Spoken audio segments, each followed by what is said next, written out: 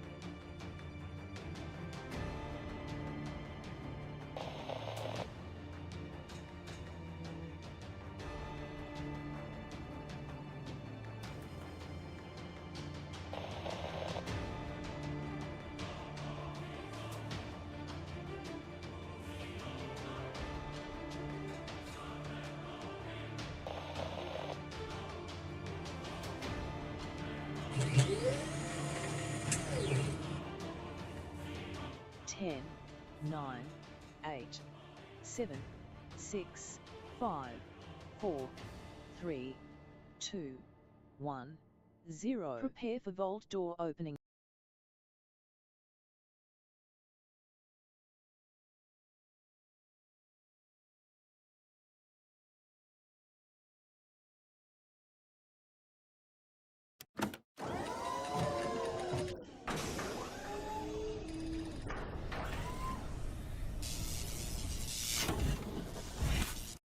Sometimes it's nothing short of a miracle that this stream even starts up, everybody. Hello and welcome. Put a 1 in the chat. I'm starting up super late, everybody. There's like pushing yourself. Then there's like the line that's way behind pushing yourself. And then there was where I was today. I was really pushing myself big time in the gym today. Was in the gym with the family.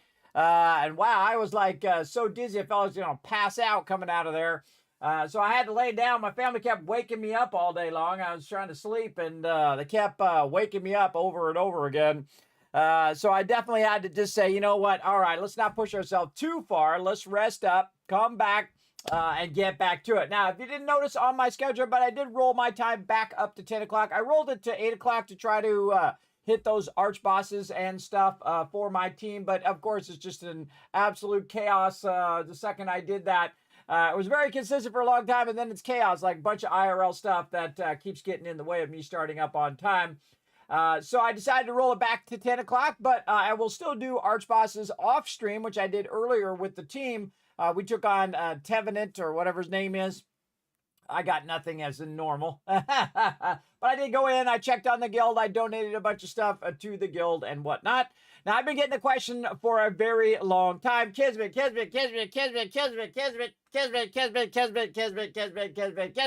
when are you going back to Fallout? Well, the time is now. That's right, we've got Fallout 76 ready to go. Everybody been really antsy to get back into the wasteland. What we're going to do on Wednesdays now is we're going to make Wednesdays our Learn to Play Day. So I'm going to have the Learn to Play sign on. That means you can backseat game all you want. Don't spoil any storyline, though. Basically, you can just say, hey, Kismet, check this out. Go look at this. That kind of thing. So did an awesome job in the gym. Did a whole bunch of other stuff today. Man, I had a giant list of stuff I got done today. Man, I'm just knocking them out one at a time. And I have a massive list anyway of stuff I need to do, stuff I want to do, and stuff hopefully one day I can do. Like great example is the Vault van life right down there. That's a hope I can do that one day. We're basically building up funds toward that, so I'm going to build a van that looks like a vault. That's right, Vault 45. And we're going to put your name on it if you donate more than $15. We're going to have you in there as well. And we're going to build it out very much like you see in videos of Vault Van Life. Now, of course, it's not going to be worth $100,000. Everybody's going to be a cheap van with cheap stuff in it. And that will allow me to travel. See, I have an issue. I have a constant dizziness and vertigo, which is much better now than it was over 10 years ago. And I've been working on my health. I've lost over 50 pounds now, trying to go for 60, and then 70, and then maybe even 75. We'll see. We'll see how we get there. But been working on it slowly for a very long time. I finally had my throat stretch, and that really helped a lot. I've also been taking other steps as well, like, again, losing weight, which helps a lot with your sleep apnea, which I also have, and I have a really bad insomnia and sleep apnea. And then, of course, dizziness, because I'm partially deaf in one of my ears. So I have a lot of problems, but and they all kind of aggravate each other, too, which is kind of a bummer. But I've been working on them little by little every single day. And for those who've been in the stream for a long time, know the way I used to be and the way that I've been, and then how I've improved over time tremendously. I even got to the point where I went to TwitchCon a bunch of times, everybody. I know it was very scary the first time I went because I was all by myself. And then I thought, I'm bringing my mods. My mods will have a good time. So I raised funds for 6 months to bring my mods. And then I would then raise funds for me to pay off the thing I just threw on a credit card later on for the other 6 months. Yeah, it was pretty awesome. So again, I started that trend. Then the next year after that, everybody started bringing their mods. You can thank me if you're a mod and you got to go to TwitchCon or some convention, because I started that whole trend. And I appreciate all my mods that did go to TwitchCon. We had a great time. I appreciate each and every one of them. We did a whole bunch of fun stuff together. So that was very, very fun. And so my big goal now is to get that Vault Van Life going, build out that van, and then, of course, journey to all the gaming locations you see in Fallout, like Boston, West Virginia, California, all of those places, and basically just go there and kind of do a video piece on that particular location, and then how it ties into the game and the lore and all that kind of fun stuff.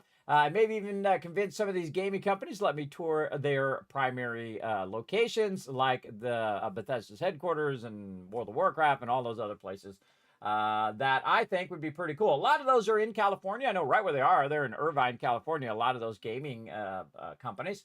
I lived in California for most of my life, or actually almost not now. For over 30 years, I did live in California. I loved it. It was great. The weather's fantastic. It's just a crazy ton of people. If you don't know, especially if you're not from the United States, California is actually the most populated state. And that's because the weather is great all the time. And you have gigantic tornadoes rolling over the entire state like you do in Florida, though Florida is beautiful as well. I've been down in there. But the great thing about the West Coast is, again, that great weather, but of course, it's crazy expensive to live there. So we didn't want our kids to grow up and be snobby bastards. So me and my wife moved to Tennessee, and we have been raising our kids to be decent human beings. I know, right? That's my big goal, everybody, that they turn out to be decent human beings. That's it. They don't have to be much more than that. They're very strong, independent women, just like my wife. My wife takes no crap from nobody, and I love that about her. I love that she's feisty. I don't like it when she gets grumpy, but I like it when she's feisty. There's a difference, everybody. There's a between getting too grumpy, and then there's the feistiness. I've always been kind of the wild one, even though nobody knew it. I ran with the dirt bags, the crazies, the people who would punch you in the throat without a word. If you talk smack to them, you're disrespectful to them, who all ended up in jail. Some of them died, some of them got killed, some of them, all that kind of bad stuff that happens to people who go off the rails like that. And then I switched to the geeks, the surfer geeks, as I like to call them, surfer friends of mine that I had. And then I transitioned to the full geeks, who are all into gaming and computers and all of that other stuff. Later in life, and that's probably why I'm still alive, everybody, is hanging out with my friends back in those days, because again, making that transition is very important, everybody. Otherwise, I would have been around the peeps who were going to jail, and I might have been there when they were doing something stupid, and I might have got arrested. I've never been arrested. Thank goodness, because I don't do stupid stuff. I watch a lot of people do stupid stuff. I'm not a snitch. I don't snitch on people, but I don't. Get involved in it. I'm like, no, bro, that's all you. I don't want to be involved in it. I know where this road leads.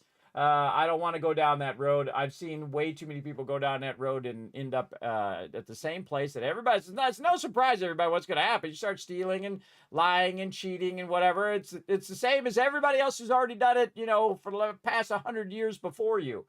You end up in the same place, in a bad place. That's where you end up.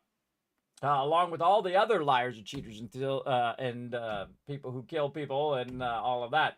All the scary people in the world, everybody, the people who have no morals. They don't see. Some people don't realize that there's people in the world who don't care about your emotions or your feelings. They have nothing. They're dead inside. They will kill you for $2, and that's it. They don't care. There are those people in the world. Now, of course, there's a lot of awesome people in the world as well, everybody. You got to keep that in mind, too, so you don't get too depressed in the state of the world. I've met people from all over the world who are just fantastic, everybody. Great human beings. And that's what I try to be. I try to be a great human being every single day. I try to get up, bring a little joy and positivity here on the stream, try to radiate it out into the world. That's my goal here. That's my primary purpose here in the stream. So let's get to it. Let's say hi to everybody in the chat. We got Bommel. I see you there, Bommel, saying hello to everybody. What's up, Bommel? How you doing? How you been enjoying that Throne and Liberty, man? That's too good, too good. I mean, I just loving that the new content. I spent so much time, for those who missed it, I let the team know, but I spent so much time redoing my spreadsheet of my gear and got a little bit more ambitious with my gear. And then I went through and I removed all of my stuff that's on my Discord for my character and went through and put 3 different sets that I have for my character. I have one set, which is like staff 1, which is just DPS, and then I have a diminished heal, which is for that boss, that Diagon Alley boss, as I like to call him, but basically his name is Diagon. That boss, I have a diminished heal for that. And also I've noticed that it actually works great for contracts as well, because it just gets rid of the healing and just goes very, very much DPS in there as well. And then I have another one, which is just full heal, where I do basically wand bow. And I posted all of that stuff, including not only just my character and his points and all of that stuff, my gear, what my gear I have, but I also have all of my skills that I have, and you can see in my bar, I usually put my skills in order, so you can just follow the skill order that I do, as well as all the mastery that I went in and did. Now, I still got a lot of work to do on my character, which I like. Same thing when you're playing a game like Fallout 76. You always have something to do, some new weapon or item or whatever. Now, I've missed a lot of seasons, everybody. They're on season 20. I can't even tell you what season I was on. When we took a break to go play some other games, we went and played Astroneer, of course, which is up here somewhere. You'll see it go by. We played Astroneer. We're playing Satisfactory. We were playing Aloft, which is a really fun game. And, of course, some 7 Days to Die. And a whole bunch of other stuff, which I can't remember at all now, but it's a lot. A lot of various other games. Assassin's Creed Shadows, we played some of that. Indiana Jones, both of those games I really, really enjoyed. I just didn't have enough time to, play them all the way through. And that's what we got Wednesdays for now, everybody. Wednesdays is for Learn to Play. So that means you can backseat a game. You say, hey, Kismet, try this, click this thing. Oh, I was playing 76 the other day. They added this or they added that. So, again, gets that out of your system. Just don't spoil any storyline if you don't mind. Now, of course, in 76 right now, they have the Ghoul Within, which you can become a ghoul in there, very much like the protagonist in the Fallout TV show. I think that's one of the greatest things they have added for the Fallout universe. I absolutely love the Fallout TV show. I watched it on day 1, and I watched it all the way through, so no spoilers for me. And then, of course, what I'm going to do when Season 2 comes out, I'm going to watch Season 1 all the way through again, and then watch Season 2, which I like to do. I like to make sure we get there. And I very rarely ever watch any TV, everybody. I'm typically watching Twitch or YouTube videos on how to edit or how to do something in a game that I'm playing, like Throne and Liberty, guides and highlights and things of that nature. I very rarely ever watch TV. So if you get me to watch TV, you're doing it right. That's all I got to say about that. So Paul coming in, showing some love as well, bringing that Kismet love train. We got Foggy in there. Now, again, if you guys want to join me for some Fallout 76, get it installing if you haven't played in a while. I am so out of it, everybody. I have no idea what has transpired between, number 15 or 16, wherever I left off. And then now they're all the way to 20. So we're going to look at that. We're going to go look at, I got the news page off to the side here. If I can find my cursor. There we go. I got the news page here all about the updates that we've missed all of these times. And again, I love playing Fallout, everybody, and I have massively enjoyed playing Fallout 76 with my team. I used to play during the day with the crew, but I've kind of switched my hours back to the nighttime, which is where I normally have it. And now I just stream longer at the nighttime, so it becomes the daytime. So there you go. So you're always welcome to join me, so feel free to jump on in. If I don't have you as part of the friends list, then there we go. Oh, hydrate and make it rain. Yes, I'll get that going here in just a second. Remember, those don't play on the startup screen. This way it gives me time to talk to the chat and all that kind of stuff, and those things typically play on the other screen. Dragon Wolf coming in as well. Thank you very much for that tip of the hat there. I see you there. Hello, hello. Whis with the one. We got Paul. We got Foggy. We got Unforgiven. Going there. Kismet, are you okay? I appreciate you asking there, Twitch Cops. I wouldn't say I was okay. If you've ever had pneumonia, imagine having pneumonia every single day for over a decade. That's pretty much how my life is. I'm sick every single day. And I've seen so many doctors. I've spent tens of thousands of dollars every last bit of my retirement to pay off these doctors and pay these doctors to find out what was wrong with me. And I did find out what's wrong. I had lost hearing, and I have a middle channel ear imbalance in my ear, which is causing my dizziness. Now, I could go deaf, and potentially it could fix the problem, or I could just be deaf and still be dizzy, which I'm like, nah, that's not worth it. 50-50 chance is not worth it, bro. If it was like 80-20, 80% chance or 90% chance it's going to work, then fine, but no. I have learned to live with it now because I did go through a bunch of years of physical therapy where I learned to deal with my conditions and whatnot. And so I've been working on it little by little. And then about 6-7 years in, or 8 years, I can't even remember how long ago it was now, I did discover that also my throat had been closing up and I was being asphyxiated really slowly. So basically it's like someone just choking you to death, and I didn't realize it because I thought my throat was just sore. And I was having trouble swallowing food, and then every time I try to eat anything, I'd have to drink some water just to get it to go down. And they said, yeah, you have to have your throat stretched. So I went and had my throat stretched, and my dizziness went from like this, boom, like that.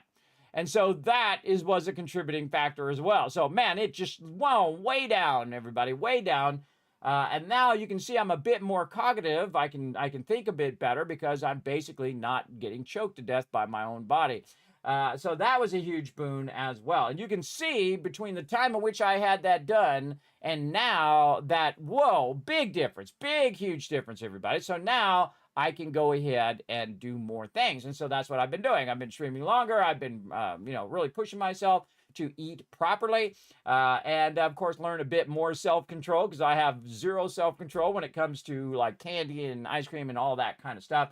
I think it's a coping mechanism that I've been using because I'm always under a lot of stress because when you have kids and family and all that stuff, you're always trying to keep the family going, as well as I have so many medical conditions that make it difficult for me to function like I used to when I was younger. So that's my everyday. But you can, attack it two ways, everybody. You can lay in the bed and just waste away until you die, or you can get up and say, you know what? Today I'm going to do something.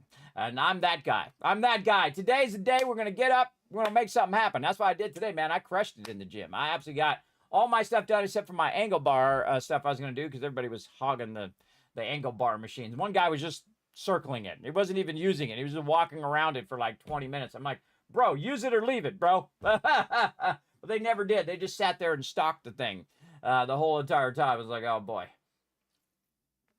Get it done. Get off the machine. Other people are waiting to get in there, people. So I had to skip that one today, which is a bummer, but I did crush all the other stuff. And I'm trying to get, as a warm-up, I'm trying to get like a half mile in on the treadmill. And I crushed that. I've been trying to get, what I do is I go about 3, get warmed up for about 5 to 8 minutes. 5 to 7 minutes, and then I run at like 4.6 for a couple minutes just to try to get that running instinct back again. Now remember, I used to crawl to the bathroom. I'm not kidding. I would just slide out of the bed and I would crawl to the bathroom because I was that dizzy all the time. That's how I was when I first started. Like I'd be sitting here streaming for like 30 minutes and I would get so dizzy I would literally was going to fall out of the chair. Because I don't know which way's up. So it starts, the whole room goes like this. It's like when you're running on the treadmill for a really long time and then you get off and the world's still moving. That's how I am all the time. Now, again, I go back to all those doctors, but basically they said this: nothing we can do. I was like, oh, it's something I can do, not die. Thanks for nothing. So yeah, I wish I had all of my money back from these useless doctors I have. Now, there were two doctors who did really help me a lot. My neurologist and my primary doctor, my primary doctor came to me and said, Kismet, this is something you'll probably have to live with for the rest of your life. So you're going to need to learn to live with it and still function as a human being. So at least I added that last part. And I appreciate him being so honest with me. And so that's what I did. I got up and I said, okay, now we know it's not going to just go away, because that's what you think. You go to the doctor, you take a pill, you do the thing, you do whatever they tell you to do, take some medicine or whatever, and then you'll be all better. But what happens if you don't get all better? If it's now a permanent thing? Then what do? Well, you learn to live with that permanent issue. It's kind of like if you have an amputation of your arm, right? You got to learn to live with that. Or if you have some sort of problem along the way, if you have a problem with your eyes or ears or whatever, with your heart, maybe with your blood sugar, things of that nature, those are things you now have to learn to live with. Or high blood pressure is a great example. You got to learn to live with that, and then you can make it better by taking better care of yourself. That's usually how I got. Oh, we got a hype train starting up. Look out. Thank you so much for bringing that hype train in. I appreciate all that love right there. Jay bringing in that love. I appreciate you bringing in your Prime sub love with that 6 months of love. We're going to replay that again. Thank you also, Sam, for the love. You guys started up a hype train. Now, again, now's a great time, everybody. You want to get on the Kismet Love Train. Here's what you do. You go ahead, sub, resub. You can gift subs. You can go ahead and donate toward that Vault Van Life project. Any bits or any direct donations or tips here on the stream, which you can follow that link right down below here on Twitch, or you can go to kismet.gg and click that donate button there. All of that stuff, again, goes right back in the stream in the form of giveaways and other projects like the Vault Van Life project that we're doing right now. And again, when I go to do that project, everybody, because I know I'll do it at some point, just how long from now will it take? It's the largest project I've ever done here on the stream. And I think it's something I came up with 10 years ago when Fallout 4 came out first. There it is, Fallout 4. When it came out, to go and travel to these locations in Boston and go to one of my favorite games of the Fallout series and check out all those locations. Just like I'd like to go to West Virginia and go to the White Spring and all those other places as well. But again, I have a medical condition that allows me I used to be only 30 minutes I could drive. Like I drive 30 minutes to the store and then, go to the store and then I could drive 30 minutes back. I'd be fine. But I'm getting to a point now where I can drive a couple hours. So that's the whole point of the van, is that you can drive a couple hours and then lay down and rest and get up, drive a little bit more, and so on. So again, when you can't do what you did before, everybody, you then got to bend it to a way in which you can do it, right? You don't just give up, say, oh, well, can't drive anywhere anymore because, I got these conditions. Well, you just find a way. That's what you do in life, everybody. You're always trying to find a way. And so is everybody else in the world. There's billions of people doing the same thing as you, trying to find a way to do the thing that they want to do. And the truly courageous people who are still scared and still afraid of what might happen, but go out and do it anyway. Great example, my daughters, when we went and surfed in Hawaii, they went and did it anyway, even though they'd never surfed before. And they crushed it, man. First try. Boom. Right. They'd left me in the dust. Not that I was ever that great of a surfer. I've also played guitar. I wasn't that great at it either. I've also played piano. I was mediocre at best. But again, these things you do to see whether you like doing them and whether you want to put enough effort into them to become good at those things. Now, I like to do different things because it does give you a wide range of, okay, do I like it or do I not like it? It's like when you're eating food, everybody try a bunch of different food and see if you like it or like it. And you'd be surprised how many things you actually do like that you normally would just say, nah, I'm never going to try that. I don't like it, right? Because you've never tried it. You don't know.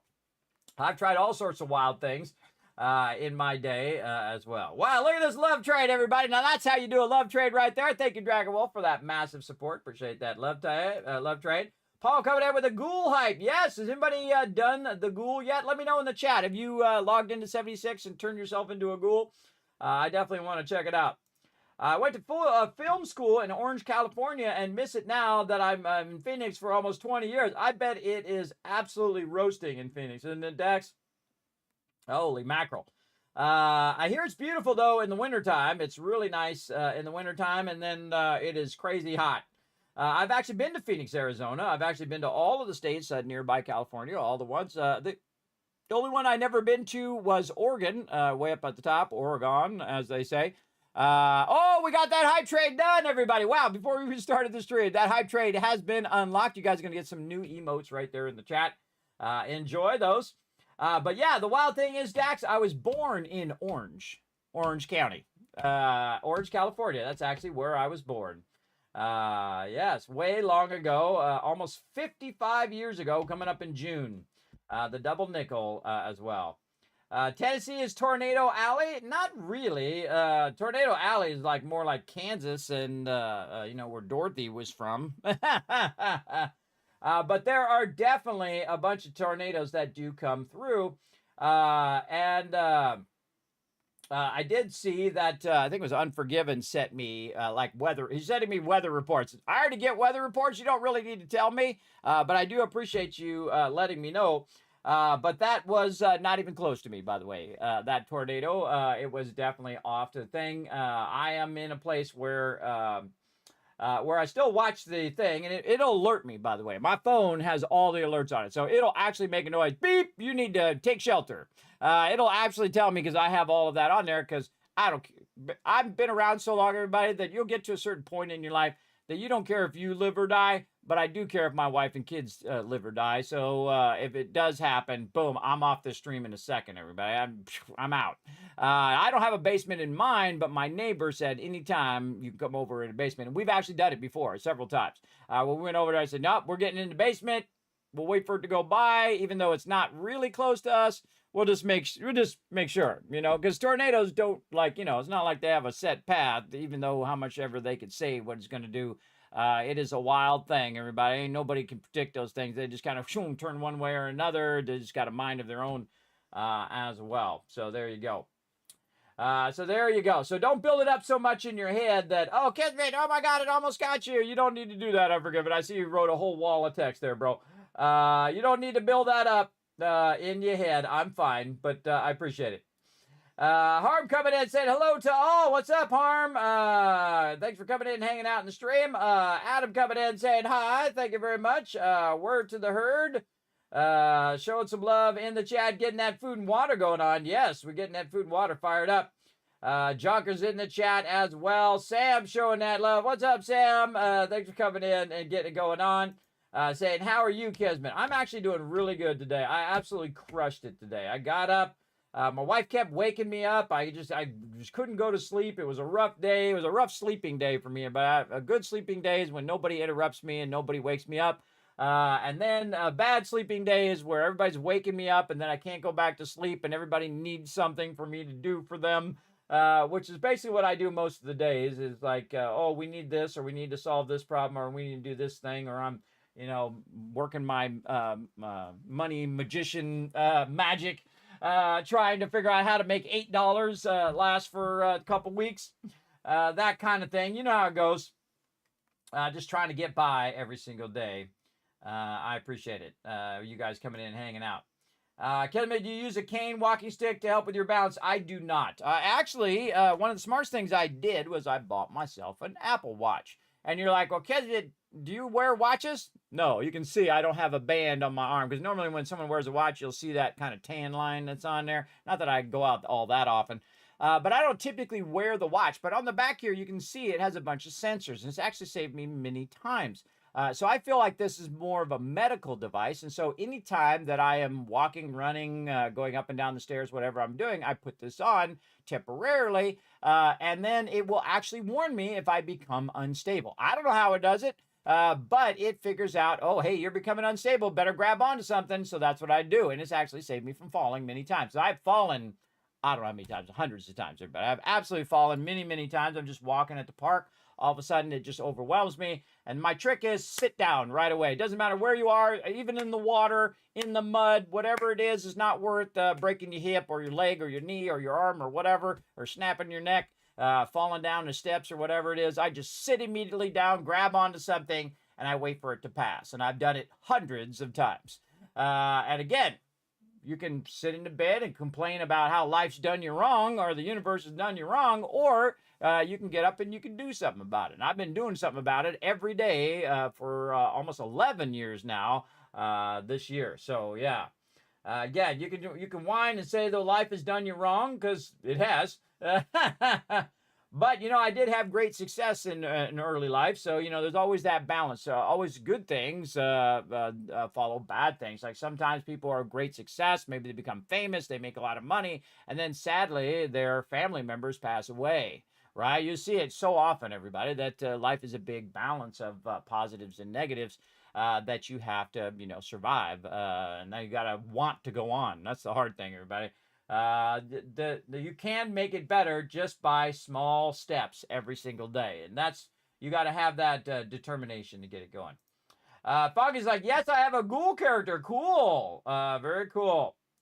You went to Chapman, Orange, was delightful small town in a huge city. Yes, I've been through all of those cities. When I was young and I first got my driver's license, I was like 17, 18. I drove every single road in California, pretty much, at least the Southern California. I would get on the road and I would just go and go and go. There's one out there called Lincoln, which is after, of course, the President Lincoln. But there's a road called Lincoln, and it goes for like 8 hours, bro. I got on that thing because I like to see where roads end. So I would get in the road, and I'd just drive and drive and drive. I always loved to drive, even though the traffic in California is nuts and only worse now. But you can just drive and drive and drive. And that's what I like to do. Turn on some tunes and just drive my car until I'm, getting low on gas. I get some more gas and then turn around. If I'm running out of time, then I got to run back. Then rest up and do stuff. So I just drive and think about things and, make lists in my head of all the things I need to get done that day. It's kind of like walking, everybody. I either like driving or walking for thinking. It does work fantastically, I find. Especially if you're on a treadmill or if you're just walking up. Like when I take a break, I typically walk up and down my hallway, which is behind me here. You can't see it because my green screen's up. But I walk up and down the hallway for 15 minutes or so. And while I'm doing that, I'm making lists of, okay, these are all the things I need to get done tomorrow. I'm a big fan of it, and it has worked so fantastically for me. Everybody. That's why I get so many things done in my life, is that I make a plan for tomorrow today. And so I'll list a bunch of things I need to get done, and then I'll organize them into the top 5 things. Then I'll take those top 5 things and I'll take the hardest thing and I'll put that as number 1. And now I know 5 things that I'm going to do tomorrow when I get up. And it's very effective, everybody. It's massively effective. Always take on a hard thing early because you're going to run out of steam typically in the afternoon or later afternoon if you're in normal schedule as well. Let's go. Yes. Hey, there we go. Getting fired up there. Big time. Yes. It's pretty scary. They said it was a big tornado too. That's what's really scary, because I did get a notification again on my phone of that info. But I appreciate it. Hey, keep us up to date if there's some scary stuff out there. We can help some peeps as well. They're Unforgiven. I appreciate it. Sarah and Sam coming in, says choo choo. Uses brand new emote. Oh, I didn't use my emote. Hold on, I want to get my hype reward over here. What do we got? Oh yeah, T. I got the T one. Check your hype reward, everybody. Throw it in the chat. There we go. Very nice. Kismet, I have epilepsy, and I've learned that if I use sunglasses, I can play some of my favorite games without an issue. So like you, I've adapted. Yes, that's the way to do it, Lord Winter. Yes, I have adapted also to games. I turn off motion blur. I turn off depth of field. Those things make me, those accentuate my dizziness. And if I keep those things off, I can play games. See, the thing also about gaming, and this is for me, is that gaming is a calming thing. I don't get, like, when you're running raids, or if you're running like something in Fallout 76 here, dungeons, and all of a sudden there's a bunch of mobs and you're like, oh my God, we're all gonna die. I actually have the opposite effect. It relaxes me. Even if I die and everything goes wrong or whatever, I don't get stressed about it. It's really kind of an odd thing, I think. I think it's from playing games for so long that it's become a kind of calming effect that works for me. So it actually helps me with my dizziness, because when I become stressed or anxiety, or have a fit of depression or whatever about my situation, this actually has a calming effect for me. So that's why I love playing games. And I've always loved it. I've always been a gamer forever, since the very beginning. But yeah, check out my little choo-choo. A little choo-choo there with my little teacup. I spilled the teacup. I don't know if that's a reference to something. I'm sure it is. Sarah Sav, get going. Can we get a channel on Discord so that I don't flood community creations? Nah, just keep throwing it in there. I don't think it needs a separate thing. I already have too many things in there as it is. But if people need it, they'll go in there and they'll check it out as well. You can just keep throwing in there. It's okay. There's not too much stuff going on community creations anyway, so great double use for that particular channel. So there we go. Dax Batman going, choo-choo, you got a little baseball guy. Oh, I'm jealous of your little baseball. Looks like baseball bear or something. Maybe it's a dog. I don't know. It's very small. It's hard for me to see. Very, very cool, though. I like it. Okay, let's actually go play some games. I can sit and talk to you guys all day long. I love talking to the chat. It's like my favorite thing ever. But let's go check out some 76. Haven't been in this game in a while. Let's go.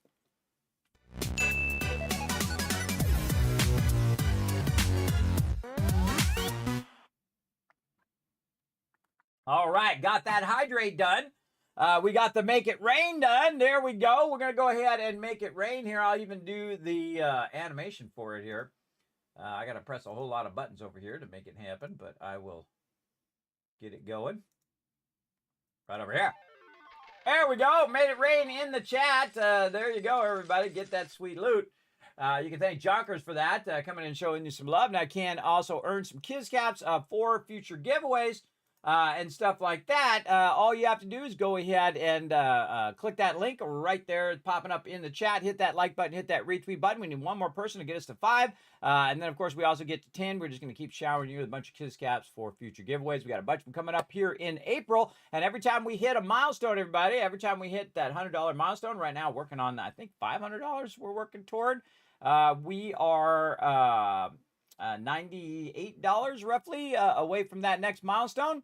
And again, if you donate $15 or more, you become a Vault founder and you get your name inscribed on the van. So very cool. It's going to be on the interior of the van, on the part that blocks the front of the cab and the back of the cab. I actually already have a design for it, a rough design anyway, for my patrons who get to see all that exclusive stuff. Sketches and designs and all sorts of stuff, and my satisfactory blueprints and all sorts of neat stuff up there. Early access to guides and highlights, all of that. So check it out, patreon.com/Kismet. Very easy to find. Okay, so again, everybody, what we're going to do is we're going to kind of split today up into 2 separate things. We're going to be doing some Fallout 76. We're going to try to catch up in Fallout 76. And then I have another really fun game. You might have noticed it there in the title. It is called Stellar Settlers. So we're going to show some love to the indie devs tonight. And we're going to check that out. Now, I appreciate them sponsoring the stream as well. I appreciate them. I think they sent me a code, or maybe it was free. I can't remember. But just in case, you know what I'm going to do is I'm going to go in here, and I think I might have forgot to do it, but I'm going to do it right now, though we haven't really got to that segment yet anyway. But let's just go ahead and put sponsored in the title before I forget again. Right there. Now, again, we're going to do some 76 first, and we might want to do this over here on the YouTubes as well, just to get ahead of ourselves here for when we do come and play that. There we go. Oh, man, all sorts of buttons I forgot to press here at the start of the stream. There we go. Very nice, very nice. all the things. My word on stream finally started working. Okay, good. All right. Now, I did say I was going to rest up. Now, again, remember that my start time, everybody, is more of a guideline because, again, I do have a lot of medical conditions, a lot of IRL stuff going on right now, and really trying to push myself to get more healthy. I'm trying to get healthy enough to get to go on the Vault van life thing. And I think the more I work on my health, the more I can do here in stream and here in life. So here it is, Stellar Settlers. You can find it on Steam, everybody. And I think they did send me a code, so I appreciate them sponsoring the channel. And that was a while ago that it did come out. It is on 1.0 release right now, and it does have a mostly positive rating on Steam. And I love little building games, and this one looks really fun. And again, I especially appreciate them reaching out to me and say, Kismet, this might be your type of game. I do apologize to them, though, that I don't always have enough time because of my medical conditions or IRL things or other projects that I have going to always do it right away. I do try to show some love to the indie devs here, everybody. And that's what we're going to try to do on Wednesdays now. Is just keep rotating in some indie games on top of this as well. You got addicted to this about a year ago? Oh, you mean Fallout 76? Is that what you're talking about, Dax? Would you consider becoming a ghoul? I wouldn't, but you guys might. I mean, maybe in an alt character, but I'm not a big fan of becoming. You could always, by the way, you could have became a ghoul earlier, because in your stats you can become a ghoul as well. So I'm probably not going to become a ghoul, but we're definitely going to take a look at it because it's not my play style. I don't typically go and play that type of style. But I don't know, maybe. Never say never, really. All right, so what do we got? Now, again, we have missed a massive amount. I should probably start off with the community news over here. Now, if you don't know, there's actually a community news page. And one of my friends here on Twitch, the awesome Ma Tater, got highlighted as well. So big congrats to her. Definitely go check out her stream, everybody. She is wonderful, a fantastic streamer. And big Fallout fan like me. So big love to her. See, there's some people who will be jealous, everybody, and there's some people who are genuinely happy for other people's success. I'm that second one, everybody. I am old, and I am of the kind of end of my time on the planet. So I am always in the state of congratulating people for their success. I don't say, oh, well, this person, I'm better than this person at Fortnite. I should be more successful or whatever. You don't want to do that, everybody. It'll just poison you inside. What you want to do is be happy for people who succeed and have great moments and not think about just yourself all the time. I know it's a crazy thought to not just think about yourself. I did that when I was in my 20s, everybody. And a good friend of mine came to me and said, Kismet, you'd be a great guy if you weren't such an a-hole. And he was right. I give it to him. He was right, because that's all I ever thought about was myself and what I wanted to do, And you kind of level up in real life, everybody. You level up in real life and you learn this thing called empathy and caring for other people. And believe me, it's actually way better than just thinking about yourself.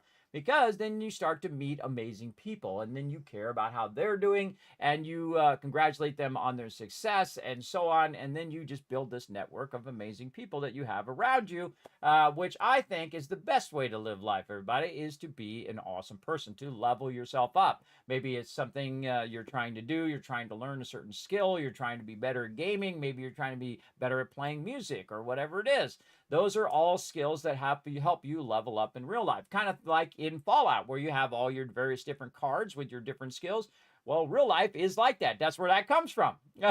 Real life, like me, I have a lot of graphic design skills. So I know all about color and printing and paper and inks and all of those things. And I can go on and on and on for hundreds of hours all about graphic design if you really wanted me to. About how this header is created and how this thing is in the columns and the column widths and all of that and the various different colors based on what you're doing, whether you're printing it to paper or whether you're doing it on the web or so on and so forth. I go on and on about that. Also, I have a lot of technical knowledge. I have a lot of background in computers. I started when computers started, right? Modern computers anyway. And basically, I have massive knowledge about networking and hard drives and CPUs and how to build computers and how to fix computers and all the software that goes along with it and how to fix all of those and microphones and editing and 3D animation and so on and so forth. And these are all little skill cards that I can play whenever I need them, right? If I need some fireworks, well, guess what? I can just make myself some fireworks and shoot them off anytime I want.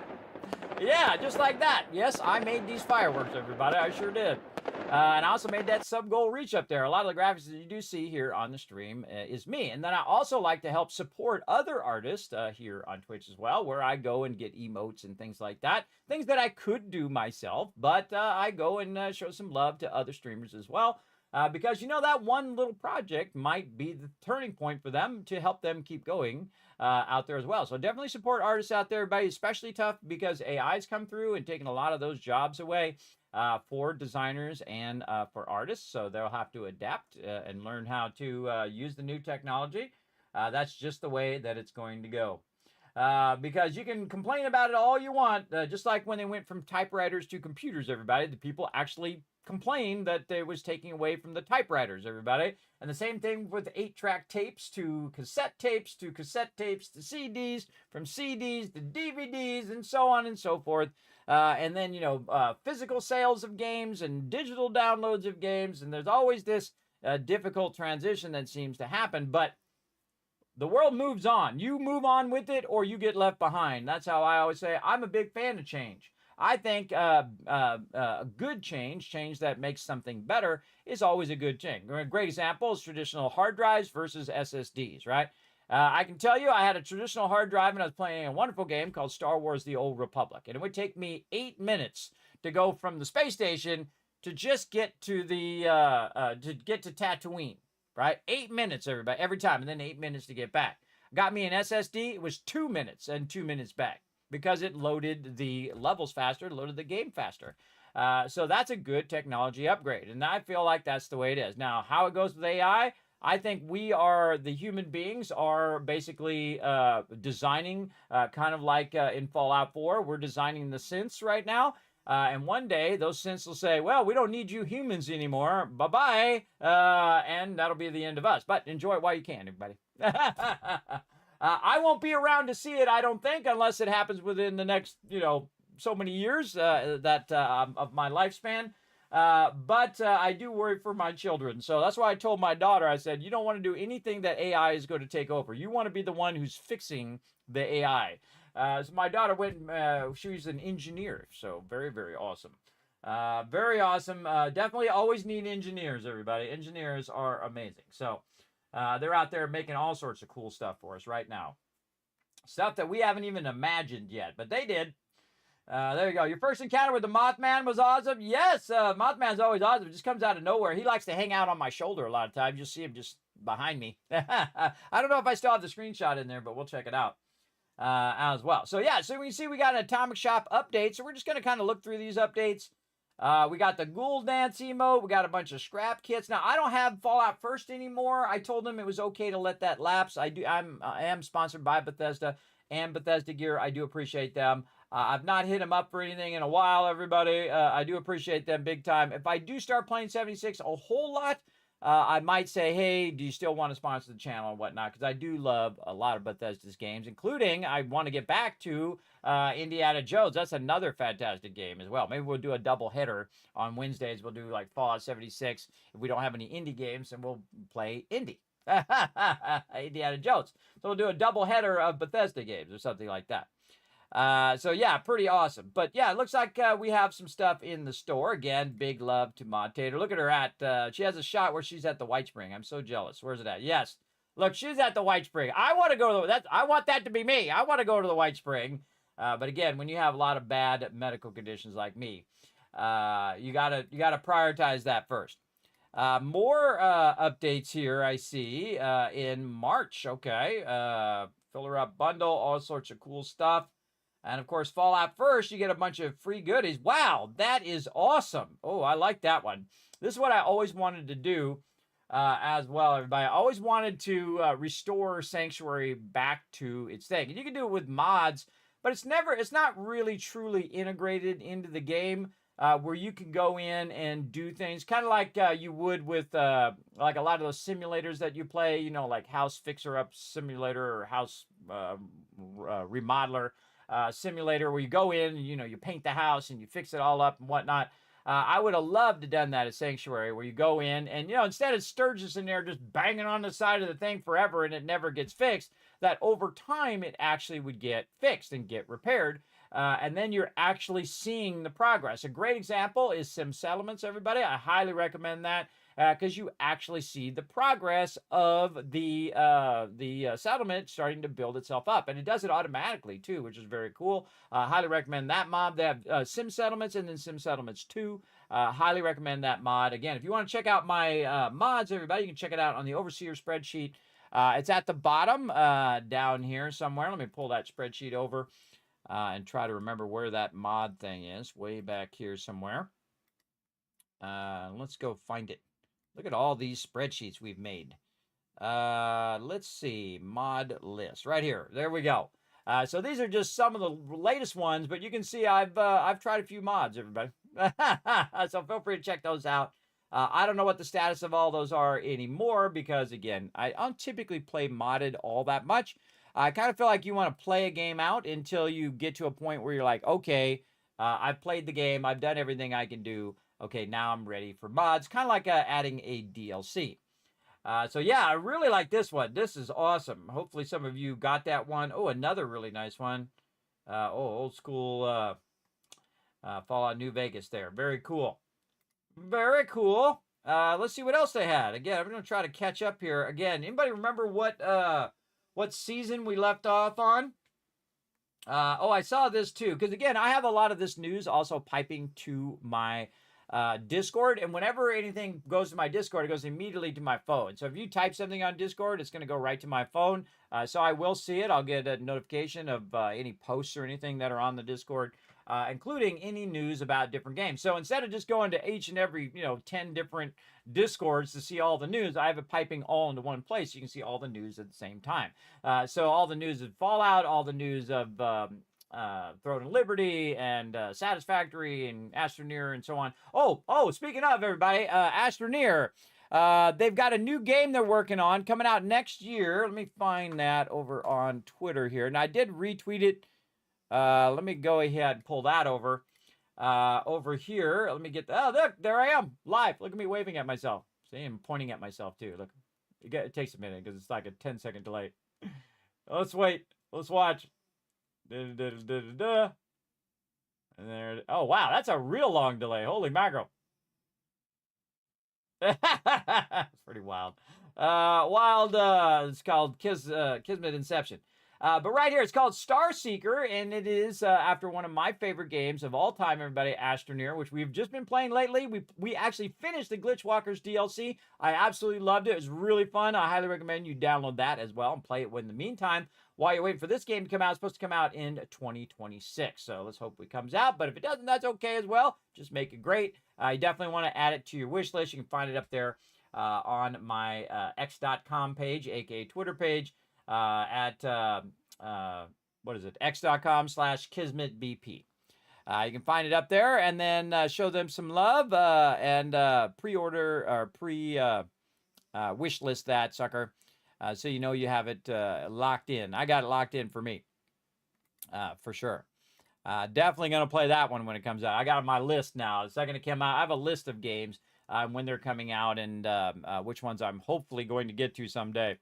And this is one of these moments, everybody. I was hoping to get back to Fallout 76. Well, today's the day. So again, I have all that stuff, all the tons of games listed, especially all the games that you guys have suggested. Those are all on a giant list. But remember, I'm only one person, and I can only do so many games in a week, all right? So how many games in a week, in a month, in a year? But I do try to rotate them in when I can.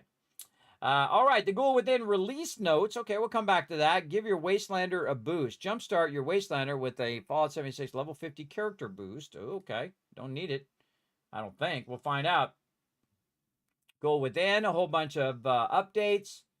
Glow of the Ghoul, it's a preview of it. Fallout 76 Guide to Playing a Ghoul. Okay. And inside the vault, a ghoul. Volution public test server update. Okay, so they did public test server. They had Foshnot as well. We had weekly updates. Very creepy. Fall in love with science back in February. We're in February now. Oh, look at the kitty. Oh, so cute kitty. Let's see. Oh, that's really cool. Look at that Nuka-Cola place. Yeah, neato.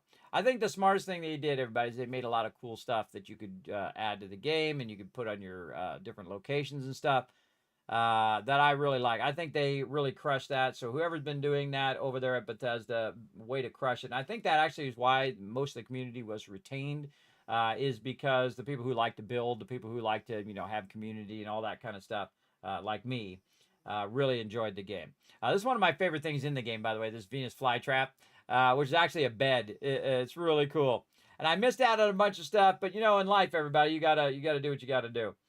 Oh, I like this serving thing. That's really cool. That'd be really cool for your vendors. You put your vendors on there and people can find your vendors nice and easy. Holiday Scorched.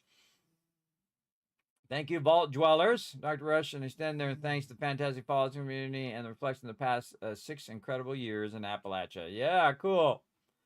I didn't read it, so my bad. Or maybe I read it at the time it came out. I might have. Again, sometimes I read this stuff, but again, I'm not playing recently because, again, we played some other things. Gleaming Depths. Ooh, okay. I don't think I played that one. The Gleaming Depths. Depths improve and fix release notes.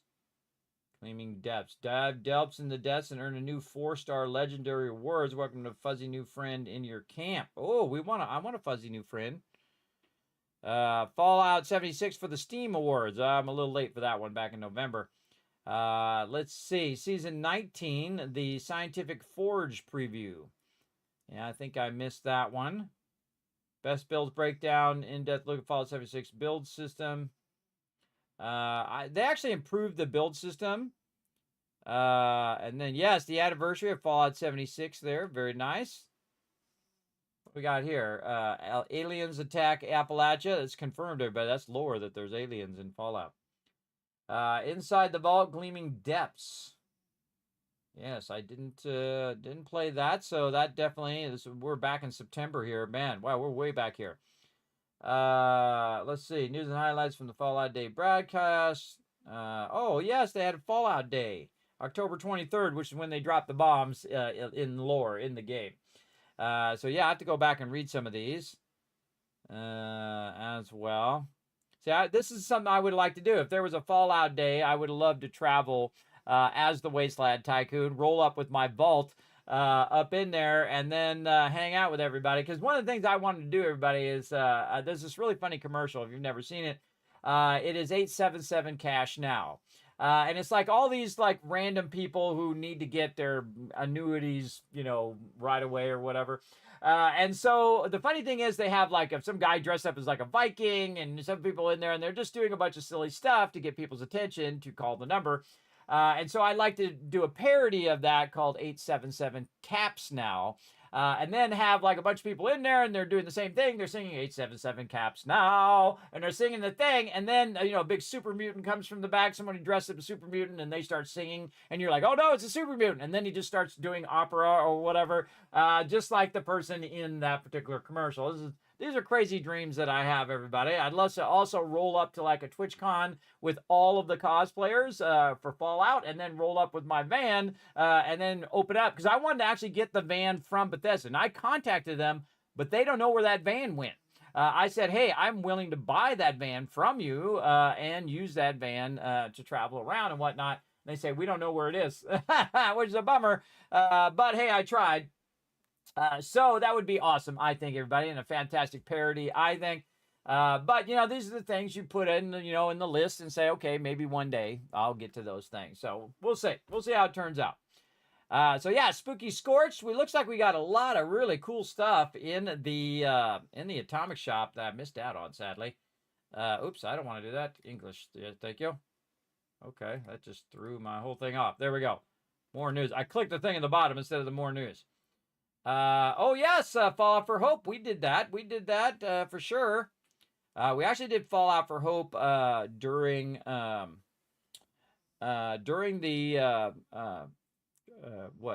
during the holidays as well. We raised a bunch of funds for Fallout for Hope, which is St. Jude Children's Research Hospital, as we do every year. I spend the entire December raising funds for Fallout for Hope, or at least most of it, all the way till the 25th. Spooky Camp Contest. I kind of remember that. I'm trying to think if I... Oh, yes, Milepost Zero. Okay, back in September is when we got all wrapped up in other stuff. So, yeah, okay. So, not too far back. Not really, really far. Milepost Zero. Caravans. Oh, yes, I remember this. It was like caravans that you had to protect, and then you could get like a location and then build up that location. Yeah, right about in September... because they just came out with a ton of awesome games at the same time. 7 Days to Die went full release. Satisfactory went full release at the same time. Astroneer, of course, came out with an update. All fantastic games that I really enjoy that I wanted to, spend some time on. So we did, and now we're back, as I said I would be when I did take a break from 76. Now, I actually had played the game since it started and actually never stopped playing until about September of last year. But not because I didn't like playing the games, because I just had too many things on my plate, if you know what I mean, everybody. Too many games to play them all, kind of thing. But yeah, all right, cool. It looks like she's at some sort of grouping. Look at this. You got all the Fallout peeps. These are my peeps right here, everybody. These are my peeps. So you got to find your peeps in life, everybody. Those are my peeps. All right, so let's go ahead and get going to it. Let's dive in, see what we got. Now, right here, we got the Abandoned Clinic bundle. We got the weekend events, April 3rd through April 7th. West Coast Duster outfit. Oh, good hat, too. Too bad it can't make it yellow. That would be awesome. Let's go take a look at the... and there's an event. Let's go take a look at the Atomic Shop, see what we got. I don't hear any sound. I hope we don't have a Fallout 76 sound problem. We'll figure it out. So what do we got? We got a lot of cool stuff. Now, again, I don't have Fallout First anymore, which is the thing that allows you to store like massive sums of resources. But if you already have it in your storage, you can still use it, even though you no longer have Fallout First. At least you used to. I guess we'll go find out and see if all my resources are still in there, which I hope they are. Solomon Hardy, which I actually already own, apparently. Yes, I own him. Nurse Guinevere bundle. Privacy screen. All sorts of cool stuff. Abandoned Clay. I probably missed a bunch of stuff, too, that is like shelters. Oh, there it is. The Red Rocket resource bundle. How much do I have? Oh, man, I've been looking for this vendor forever. 12 days. All right, let's just spend our... big love to Bethesda, who basically gave me a bunch of atoms a long time ago and also gave me a bunch to give out to all of you quite a while ago. That's why I have so many down there in the corner. I've been trying to get this forever, this one right here. So I guess it's just fate, everybody. We're going to get that one for sure. There we go. Yay, we've got new stuff to put in the thing. Oh, look at this one. What's this? This is a jetpack. Oh, that's really cool. Along with the armor and a 50 cal to go with it. Oh, now I wish I had more. I wish I had more to go ahead. You need more atoms to buy this item. Okay, I'm just trying to scroll. I'm not really trying to buy it. There we go. That's really cool. I like that one. You got the mole rats in there playing poker. Okay, that's awesome. Burned house. See, I love all of this stuff, everybody. I love all the detail that they put in there. And then you can, of course, make a unique place that's yours so yours don't look like everybody else's as well. I believe my camp is still in there. I actually have several camps. Reaper paint. Yeah, it's got little bones on there. Bet that looks cool when it's spinning. So, yeah, the greatest hits. Oh, free carry weight booster. All right, we'll take that. Oh, no, I can hear it. Yeah, I can hear it going off. There we go. And yes, I don't have my Fallout First. The Pittsburgh Palace. Wow, look at that. Now, I feel like Fallout First is totally worth it, everybody, because you do get a bunch of loot along the way. I feel like actually the bundles are probably your best gear. Oh, they got a kitty. Oh, you can get a kitty for your location, or you can get, of course, the wonderful shepherd. Probably best known as dog meat. Oh, look at me, such a good puppy. Such a good puppy. By the way, if you don't know, Dog Meat is actually my favorite companion. He's a bit crazy. He runs off and gets you a bunch of new friends that you didn't ask for in the first place, but he's wonderful, lovable. And I also saw a thing, I forget whose Twitter that was, everybody, that showed the stats of Dog Meat, and they had his charisma at 4. I totally don't believe that. He has a charisma of 10, just like me. So me and Dog Meat definitely have that charisma 10. I always turn my character right to max charisma, everybody. Because it's a great way to convince people to tell you all their secrets and to do what you want them to do in the wasteland. And you get so much more, I think, out of the storyline by the fact that you can get all of those speech checks, whatnot. But man, they got a lot of really cool bundles in here. Dang. The Apothecary. Look at this one. I bet you this generates stuff. That definitely looks like it generates some stuff there. Yeah. Oh, man. Look at all this cool stuff I'm missing out on. It's okay, everybody. You know, my FOMO is okay for now. Yes, I have one of those, the auto axer. This is one of the greatest things in the game, everybody, that auto axer. At least it used to be. We'll go see if they've nerfed anything or they buffed anything. I love the cold shoulder as well, one of my favorites. That is a really cool looking gun as well. Home cooking bundle. Yeah. Oh, I already have the red one, which is really cool. By the way, if you already have the thing, it already knows. You can see that it downscaled the price to 405 atoms because I do have a lot of those things already, including the Vault-Tec stuff, which I really like. Oh, I like the Vault-Tec lamp there too. Do I have the Vault-Tec? Oh, I do. I do have that. Okay. Because I have so many things, everybody. I don't even remember what they are at this point. So yeah, some Fallout First stuff. Sadly, I don't have any of the goodies from all of that because I missed out on a bunch of that, but that's okay. Apparel, skins, let's see, camp, styles. Oh, wow, yes, like the Far Harbor DLC guy. Different poses and frames, emotes, icons. Trying to remember what all this stuff is. And then Fallout First, unavailable, click for details. Level 50 boost. And special and all that other stuff. Okay, so we're good. We're golden. All right, so yeah. Okay, so a bunch of cool stuff there in the Atomic Shop. Highly recommend if you like that kind of stuff. Go ahead and get it going on. Now, because I don't have Fallout First, I can't have my own server, which I think is one of the biggest benefits of it. And I think that's pretty awesome. So if you want to just go off in your own server and play over there, you totally can. Has 12 degrees in computers. He's an awesome computer tech. Wow, that's a dude who's been really working at it. I have 0 degrees in computers. I did it the old school way. I did it in real life. I learned component level repair back in the day from some awesome people in the tech department. I was a stock boy in a computer place because I wanted to know all about computers. And they could see I was very enthusiastic as a 17, 18-year-old version of myself. And when I wasn't stocking all the computers and whatnot, I would go in the tech department and they say, oh, well, this is a hard drive and this is a computer. And I already knew some of that stuff. But they're like, okay, now this is how you take the chip off. This is how you solder. This is how you do all this stuff. And it just, while they were working, they would just explain what they were doing. I got a whole education in it just from working in real life, which is really awesome. Pretty awesome. There you go. There's an actual shelter that is in the Sanctuary Street. Came out last year. Oh, really? There's an actual shelter that is in Sanctuary Street. Oh, and then they have the houses as well. Okay, cool. Fallout London. Yes, I do have that on the list, Unforgiven. I might go back to that and play a bit of that as well. I kind of feel like I want to start over again because I missed out on all that loot. All that loot at the beginning I could have totally used.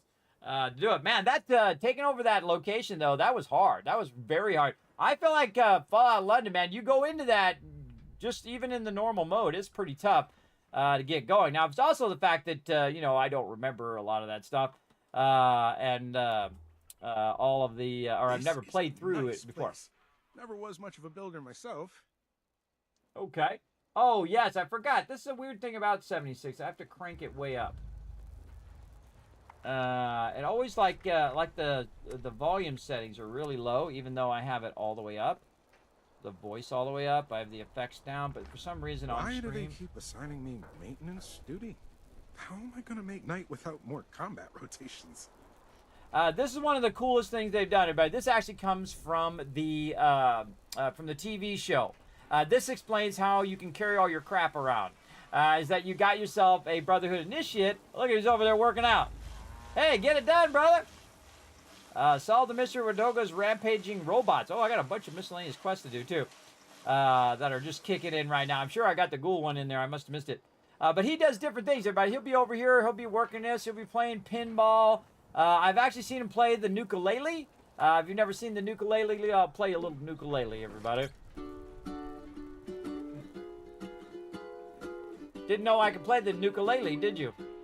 See, I'd love to have one of those in real life, but there's certain things that are in this game. Hey.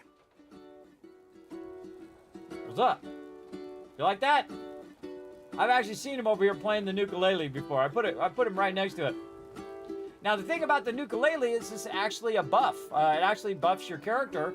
I honestly forget what it does. I think it's something like AP points or something like that. It's been a while. Let's go look at the effects. Holy mackerel. I have a whole lot of effects going on right now that apparently I had on when I logged out. Fully fed, fully hydrated. What is the thing? Action boy, homebody. Oh, this is actually showing the detail of your stats now. Watch your step. I might have spilled some grease around here. Sorry about that. Hey, pick up the grease. Don't put no grease in my place. Bro, do your thing. Yeah, it looks like they put all of the boosts in there. Now, I got Kindred Spirit going on right now because I do have a companion here at my location. And this showing me all of my particular cards. Now, I did see a thing about how it said it reset my cards, so I need to go in and probably check those.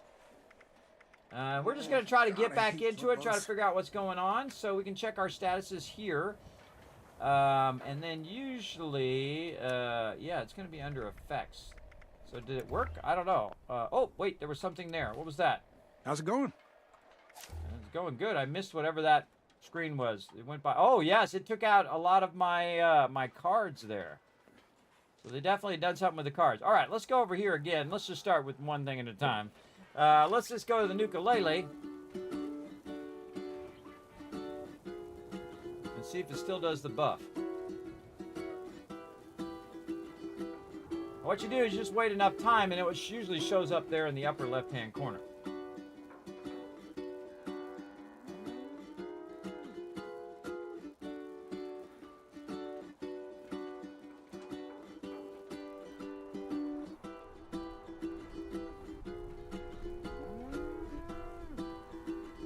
Yeah, there we go. Well tuned. There it is. Go see what that buff is. I actually forget. Well tuned. Yes, it is AP regen. Wow, I actually remembered that. Look at that. Amazing. And then all the stuff I have out here is for random people who walk by, everybody. So random people walk by, they see my base, they're like, whoa, big gigantic mega base. And of course, they can go ahead and do all these buffs. Now, I like insta buffs, so I can walk up and I can click this, and bam, I just got +2 charisma. Right here, bam, +2 right there, which I forget which one this one is. This is intelligence. There we go. This is luck. I know that one's luck. Now, so you can just click it and walk away. That's what I like about it. I've also got the beer mystery machine and, of course, the Nuka-Cola machine. And then over here, we have some pinball. Now, the pinball actually gives you multiple buffs at the same time. But it does take longer to do it. And often you'll see me mute the sound for the game, too, because the NPCs talk on and on. But I actually learned something in Throne and Liberty, which I'm going to try here in Fallout 76 as well. There it is. And you can see I got perception and agility. So I just got charisma, intelligence, luck, perception, and agility. That's 5 different buffs in just a few seconds for my character. That's why I have those. Now, if I do want to get perception and strength, I can get those as well. And, of course, my buddies over here, Bottle of Cappy. And then we got the Slocum Joe's Donut guy, and of course the Vault Boy himself, which we now know the origin of the Vault Boy, which is very cool if you've watched the TV show. If not, go watch that TV show, everybody. It's a 10 out of 10 for me. It might be an 11, as a matter of fact. It's pretty awesome. All right, looks like we've got something over here, some Tato thing. Let me see if I can remember how to build here. It does look like it's not connected to the power. So let's see if we could get... Does it need to be connected to power? Oh, what's going on with my power? Can't seem. Can I place the workshop as it? Oh, it's been exceeded the budget. Yeah, that's my camp for sure. Everybody exceeds the budget of what you can do. All right, let's. Does our turkey do anything? What's our turkey here do? I don't know. Let's take it out. God, I got to remember how to take this stuff out. Scrap is what we want to do because you want to scrap it, not store it. If you store it, it'll still stay in your budget. Over there. Okay, so we can go ahead and run a line down to there. Aha, there we go. Now we got our little tomato thing. I think that's one of the last things I did there was to do my tomato thing. Over here is Morbid Well Collector. Now, one of the things that I think is one of the most advantageous things here in the game is your ability to collect items as well. And basically collect items and get things backlogged so that you can basically let that run while you're doing something else.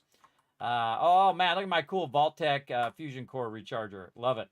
I think they're fully recharged since they've been charging for like, I don't know, 6 months or so. I think they're probably good. I don't use Fusion Cores as much as I used to, but pretty good to get that going. This is one of the greatest things in the game, everybody. This coffee, it can be used to boost your action points at any time. Very cool. I have some sort of map table here. The little cookie jar. Get them caps over there. Get them caps. And you can see we have different locations on this really cool map table, which is, I'm using this map table basically to hold the coffee machine and the cookie jar. Also some wood scraps here. We have some spoiled fruit up there on the tree, some popcorn, turbo fertilizer, excessive adhesive there, some apothecary stuff, some fertilizer, and of course how I make my money, and the reason why I got the nickname, the Wasteland Tycoon, is purified water. Now, purified water is one of those things that is an endless thing that you can take and actually sell to the vendor and basically make an infinite amount of sum. To the sum of like not millions, not billions, I'm talking trillions, everybody. I've made a lot of cashola in Fallout, especially since I've played every single Fallout. That's right, I've played every single one, including Fallout Tactics and all those other side games. Now, I can't tell you everything about those games because it's been a while since I played them. But of course, my favorite one actually is Fallout 4, and that's because I have the ability to do what I'm doing here, which is building and all sorts of fun stuff like that. You can see I'm getting a bunch of Ragstad meat here. We got some honey out of there. Oh yeah, pemmican connector. That's something I did probably right at the end there. Some acid there, some cooking oil, some Brahmin meat. Now, the problem with having all of this, everybody, is normally I would go over here and I would go to my scrap box and I would say scrap and store all that stuff in there. You can see I still have 11,000 aluminum and 9,000 copper and whatnot. Kind of makes me want to make a new playthrough. Every time I come back to a game like this, it makes me want to go in there. I have 21,000 gunpowder. But if I don't have Fallout First, I can't put it in here. And this is an infinite storage, so you can store as much as you want. So I have to be careful because your stash box is very limited at 1,200. It used to be like 300 when the game first started. So it's very limited in what you can do. But you can store some of your junk in there, which I'm going to do to keep my character from being overburdened. As well. And honestly, I can't even remember what I have in my inventory or anything like that. Let's go look at my favorites. We've got our purified water, some Radaway, some stem packs, stuff we're going to need in the wasteland. We can throw some turbo fertilizer in there. We're in our Union. Oh yeah, the samurai power armor. Very cool. We have a tattered dress, which we'll throw in there as well. A whole bunch of food and drink, which I probably don't need to carry around or could probably just sell. Oh, I got my meat stew in there. Carry away booster. It's starting to come back to me now. And then we'll just put all this food in here, and my inventory is going to get full very, very quickly. But I typically don't carry much stuff around. I actually use purified water typically as an out-of-combat stem pack. Because it will heal you both in Fallout 4 and in 76. You can just use that instead. And look at all this coffee I've got right here. Nice. I'll probably put the bulk of that away because some of the stuff does weigh a good amount, right? Like these canned meat stews weigh 1 each. But they give me 5% XP. This allows me to carry more stuff. And of course, this restores my HP. Let's check the aid stuff. Roll that way. I'll probably end up selling most of this. We got Scout's Banner. Man, it's wild getting back into this again. Okay, and then this, when you're miscellaneous, everybody, the first thing I would do is sort it by weight. So anything that weighs anything will be at the top. The only thing that I carry on me that typically weighs anything is these quest items, which I really need to get rid of because they are sucking up my inventory space. But these improved repair kits that you get from the Scorch Beast Queen. So you nuke a certain area, you go fight the big boss, which I absolutely love the Scorch Beast Queen. When you shoot off that Scorch Beast Queen, everybody on the server typically comes and gets involved in the fight, which is really fun. Wow, I got 18,000 caps on my character as well. Wow, okay. I left them in a good state. We've got a bunch of stuff here, and again, I need to really get all that stuff off of me as well. We got some plan for protective lining marine armor. Okay, and some Wizard's Fortune there. Now, one of the things that I do, everybody, and some people get upset about it, but it doesn't bother me at all. And that's where I go and I sell everything for 5 caps. That's right, for 5 caps. Doesn't matter its actual value in the game. This could be worth thousands, and you know what I do? I just sell it for 5 caps. Now, why don't I just sell it for 1 cap? Well, the weird thing is, I find, and this is a human being thing, that if I sell it for 1 cap, they'll come in and they'll get everything.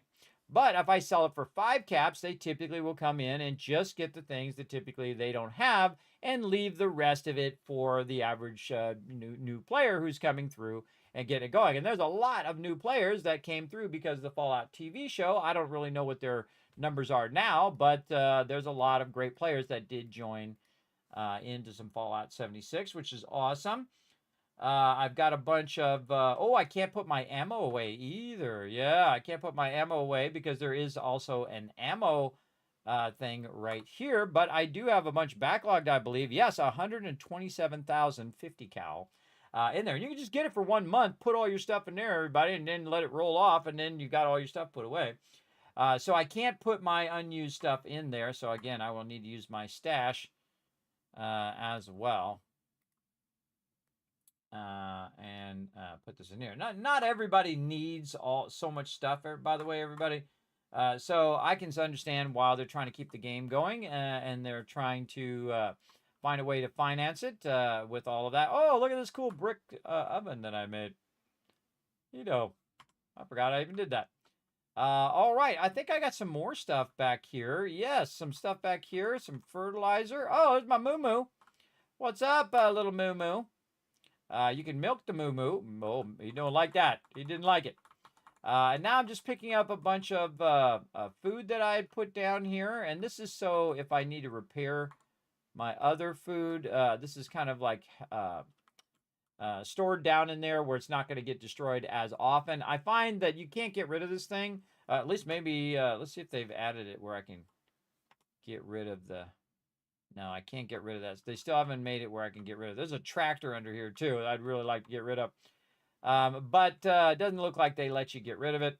Oh, yeah, over here as well, we have our concrete scrap there, our Mothman egg, and our fillets here. And then our Fetchtron, which is basically a robot dog meat who's out collecting you a bunch of loot and bringing it back to your base. You can see I have my own vault. Again, Vault 45 right here. You can see it's got the vault number on there.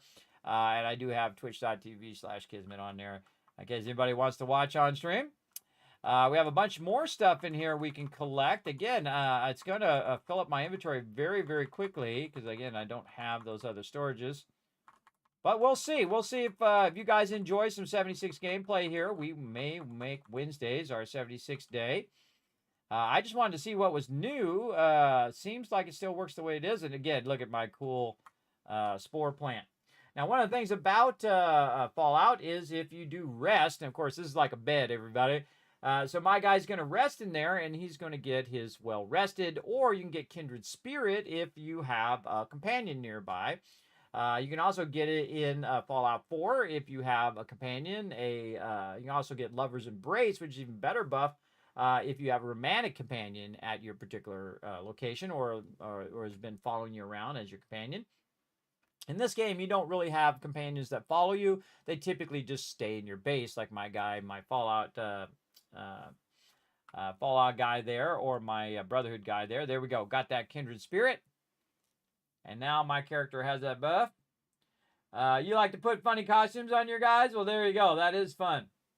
Absolutely. Now, again, if you've seen some cool stuff come out, feel free to let me know in the chat, everybody. I do have the Backseat Gaming light on, or I have the tag down there, so you can backseat game. Just don't tell me any storyline. If you saw some cool stuff between last September and now, because I haven't played since then. Because again, I was out playing Fallout. I was playing Fallout London. I was playing 7 Days to Die. I was playing Astroneer, Aloft, a whole bunch of other games.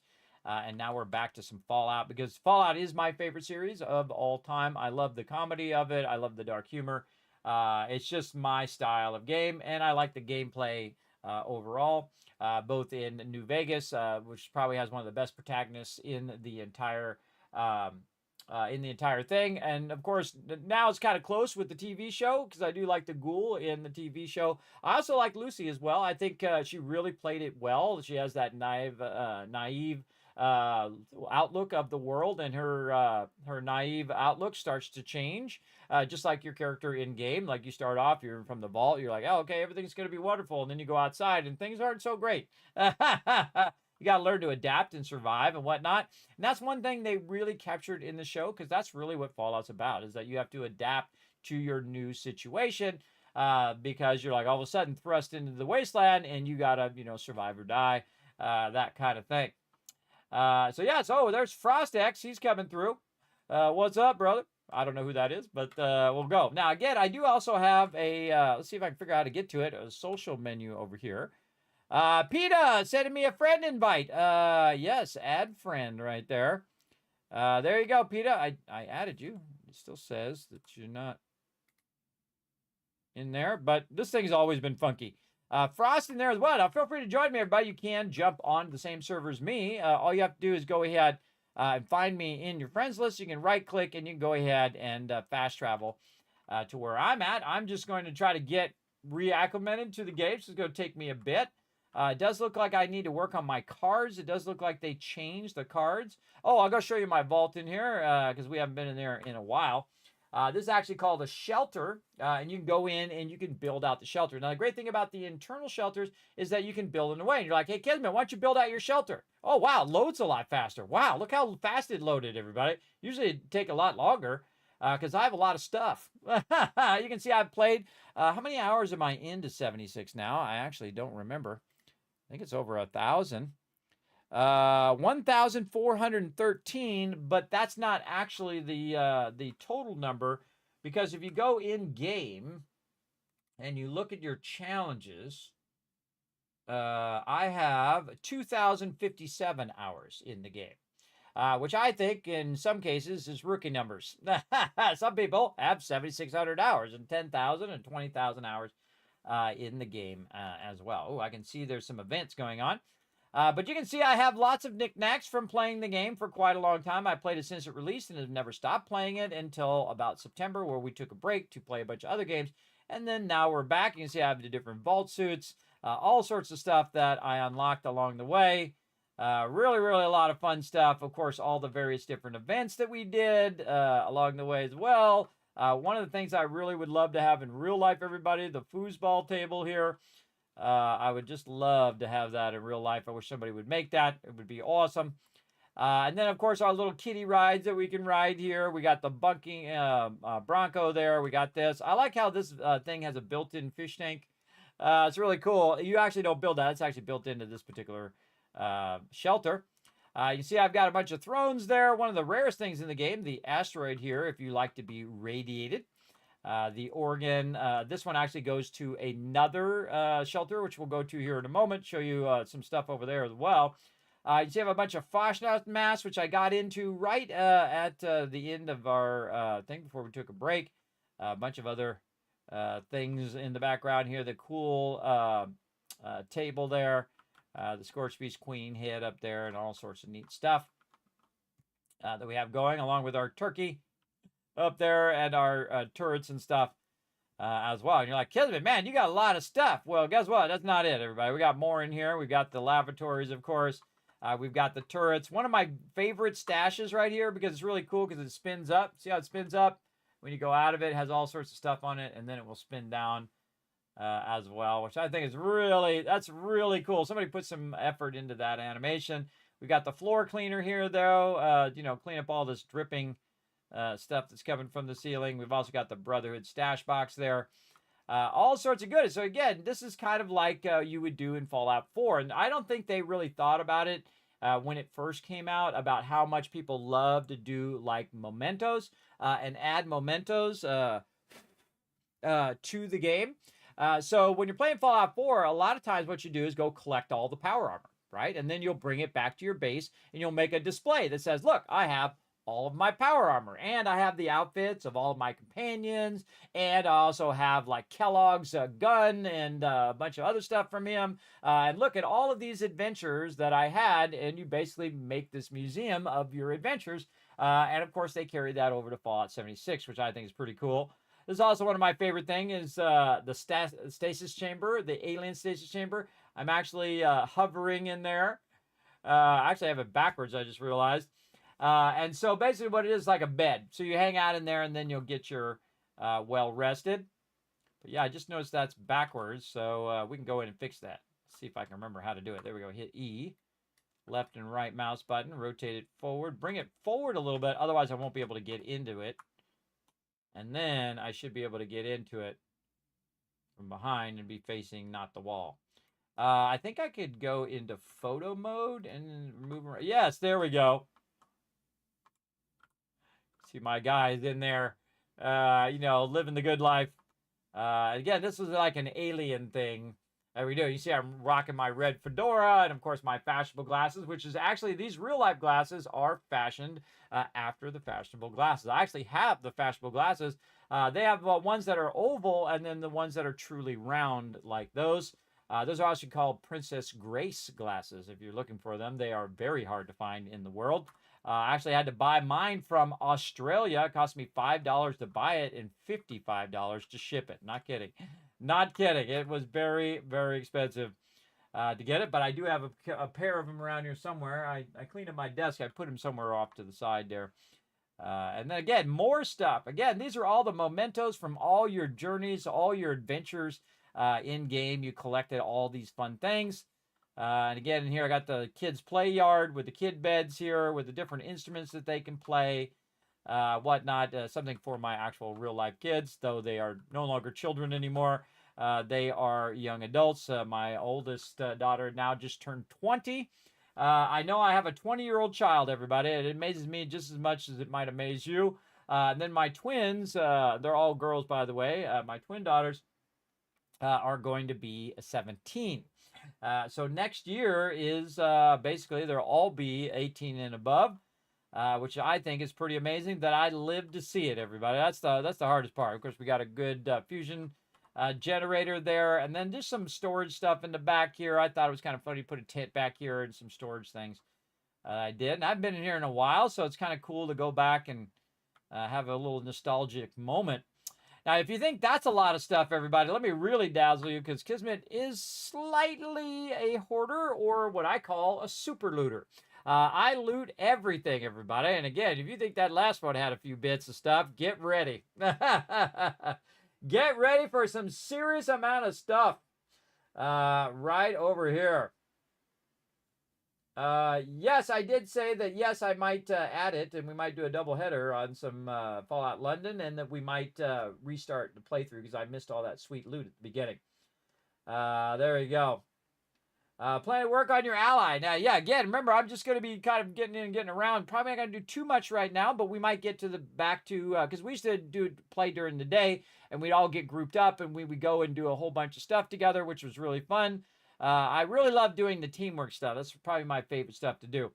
Oh, yeah, I have my Pioneer outfit over here and a bunch of other stuff that I was going to add later, which I never got to. And then, of course, we have all of our workbenches and whatnot. But check this out, everybody. This is my warehouse of stuff. I don't know what you're talking about. I'm not a hoarder. Oh, man, look at this cool stash box. Oh, see, it's like rediscovering it again for the first time. I love it. Oh, I haven't put anything in that one yet. So there's room in there to throw a bunch of stuff. And I put stuff down so I can think, oh, man, I could use that in my base, or I could use that in my build and whatnot. And you can see I have a tremendous amount of stuff because I've been playing a long, long time. And there's people who have way more than me as well. Everybody, you think this is a lot. There's some people who really, truly have like every single thing in the game, which is pretty awesome. Oh, another super rare toxic waste pile there. The little getaway wagon, which is cool. It'd be fun to do a bunch of these events again, see what new events there are. You can see we've got a bunch of various rugs over here, including the enclave there. And, of course, a whole bunch of stuff. Kind of like a display area, so I can look through it and say, oh, I could use that green awning with this, thing with a bottle of Cappy. And then, of course, this picture right here and so on. That's why I have that. I also have a bunch of decorations. Look at this cool alien rotated thing. Again, this is the most genius thing I think about Fallout 76 is the fact that you have all of these fun things that you can do. I don't even know who these guys are here. Who are these guys? Leaders of Vault-Tec or something? They look like scientists if I've ever seen it. This guy looks like a politician, and that guy looks like a scientist. But that's just my guess.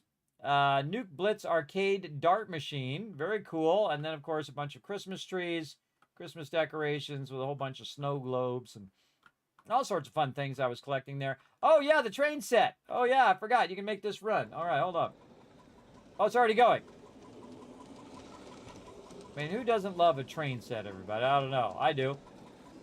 Diner. Ooh, that reminds me of Fallout 4's diner. Yeah, the Nuka-Cola plant. That's cool. I have another train set in the other one I was just in. Again, you can see how when I get new stuff, I love... This is another thing I'd love in real life, everybody. The bottle cap hot tub. Again, if I hit the lotto, everybody, I'm going to commission a bunch of this stuff. To the ire of my wife, by the way. But, oh yeah, I'm definitely getting the bottle cap hot tub done. For sure. Absolutely. So yeah, again, a bunch of cool stuff from a bunch of different events. Oh yeah, all of the Nuka World. Nuka World, by the way, is one of my favorite DLCs. I actually got to be on Bethesda's channel, their Twitch channel, along with the creator who did Nuka World, which I absolutely love. Probably my favorite expansion so far in Fallout 76. Very, very fun. And of course, you can see I have my bed here where if I'm in game and I'm just letting stuff run or whatever, I'm just AFK in here. Because this is a safe zone in here, everybody. And you can also, it doesn't have the physics of the same as outside, so you can't have stuff floating in the air, and you can build however you want in here without the issue of disturbing people outside. They do that so that people don't block people or trap people. Because there's always those people who make it tough for the rest of us. That's why we can't have nice things. Yeah, I've got a room back here that doesn't have much in it. And over here, yeah, a couple more rooms. Oh, we got to get some stuff. Fill that up. Just like fish, everybody, humans are the same thing. They will fill to their environment. So if you have a small house, you'll fill that small house up with a bunch of stuff. You get a bigger house, you'll just fill that up with more stuff than you had in a small house. And if you have a ginormous house, you do the same thing. You just fill it up with a bunch of stuff, and you would have even less space in a ginormous house because you would fill it up with a bunch of stuff. The real trick is to have a small house with not a lot of stuff because then you don't have to deal with your stuff. That's what I do. I try to keep it very simple. I'm going to get even more simple as well, trying to reduce stuff down. Now, there's more shelters, and again, these shelters are nested in kind of like a Chinese nesting doll or a Russian nesting doll, where you have a thing within a thing within a thing. We can go here to the pit, see what we got over here. I don't even remember what I have in a lot of these places as well. Have you played any of the ghoul content yet? No, this is basically I'm just kind of looking through all my stuff because, again, it's been about, I don't know how many months, so September, October, November, December, January, February, now we're in March, April, so 8 months, let's call it 7 months. 7 months since I played. So, and again, I played since it launched and played all the time for years and years and years, 5 years or so. Basically every week I would play. That's why I have so much stuff. But I did take a break because, again, a whole bunch of games went release, like 7 Days to Die, Satisfactory, and a whole bunch of other games came out with updates or released. And again, there's only so many games I can play at the same time. And a lot of people come in and say, Kismet, when are you going to play Fallout? When are you going to play Fallout? Right now. I definitely was going to come back to it. It's not like I was just going to never play again. I do enjoy playing the game. And I get the question all the time, Kismet, how would you rate Fallout 76 out of all the other games? I would actually put it at the bottom. of all the games. But that doesn't mean I dislike it. I just think the other games are way better made, especially their questing systems. Their what's known as breadcrumbing, where it takes you from one quest to the next quest to the next quest. But they did go in and massively improve. They took the Z team or whatever team was on it, and they got them off of there, and they put their A team on it, and the A team has been crushing it. Yeah, even B.A. Baracus was in there taking care of it, for all of you who get that reference. He's in there taking care of it. Word to your mother, take good care of your mother. That's what B.A. Baracus always says. He says, take care of your mother. It doesn't say word to your mother. That's another whole thing. But he says, always be kind to your mother. Yeah, big time. And so, again, we have a bunch of stuff. Oh, we have this planter in here. Yeah, planter. And again, this is a Brotherhood thing there. I have some Nuka-Cola stuff. Man, tons and tons of stuff here. Oh, yeah, the firehouse, the Brotherhood firehouse. This is really cool. We can go up here. I think it's up here somewhere. Let's see if we can find it. Is this the firehouse? I don't think this is the firehouse. I think the firehouse might be over there. This is just the command center or something, whatever they call it. Command center. Oh, and I can hit V to go out. Oh, yeah, I forgot. I forgot you can go out and show your character from the outside. I used to have a whole camp that had this thing, and I had all my stuff inside here. It was very fun. Where is that... that firehouse? Huh. Might be in another... your firehouse is in another shelter. You see I've got a big facade of a boat here, a bunch of other stuff here, and a water slide, which you can actually go on if you go up here. Walk our way all the way up here.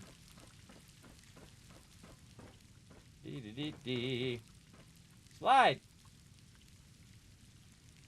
Yeah, I like the things that are active things. Let's go. Again, another genius part of Fallout 76 is they made a lot of the stuff that's interactive. You can interact with it, you can ride it, you can cook the thing, you can make the train go. All of that stuff, which I think was really, really smart of them to do.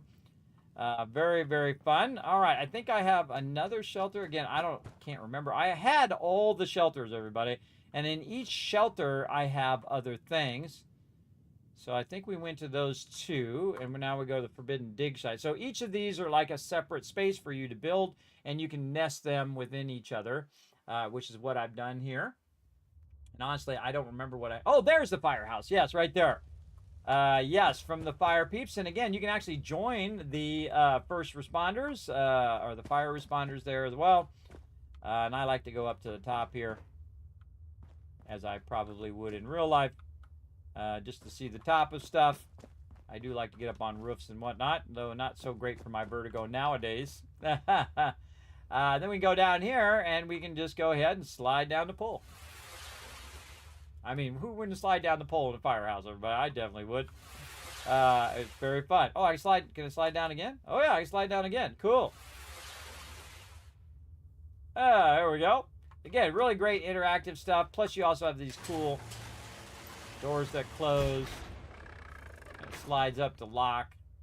That's really cool. Charleston Fire Department. Honor sacrifice. Very cool. We got ourselves a cable car over here. And we also have the Slocum Joe's snack area with a very cool rounded stairwell here. Escalator kind of thing. Neato. Again, it's like cool to come back to it, everybody, because I forgot all of this stuff that I have. And I'm sure there's some other stuff in other ones. And I think we've already here's the exit. All right, let's go exit to Appalachia and see what's going on. So it's been a while.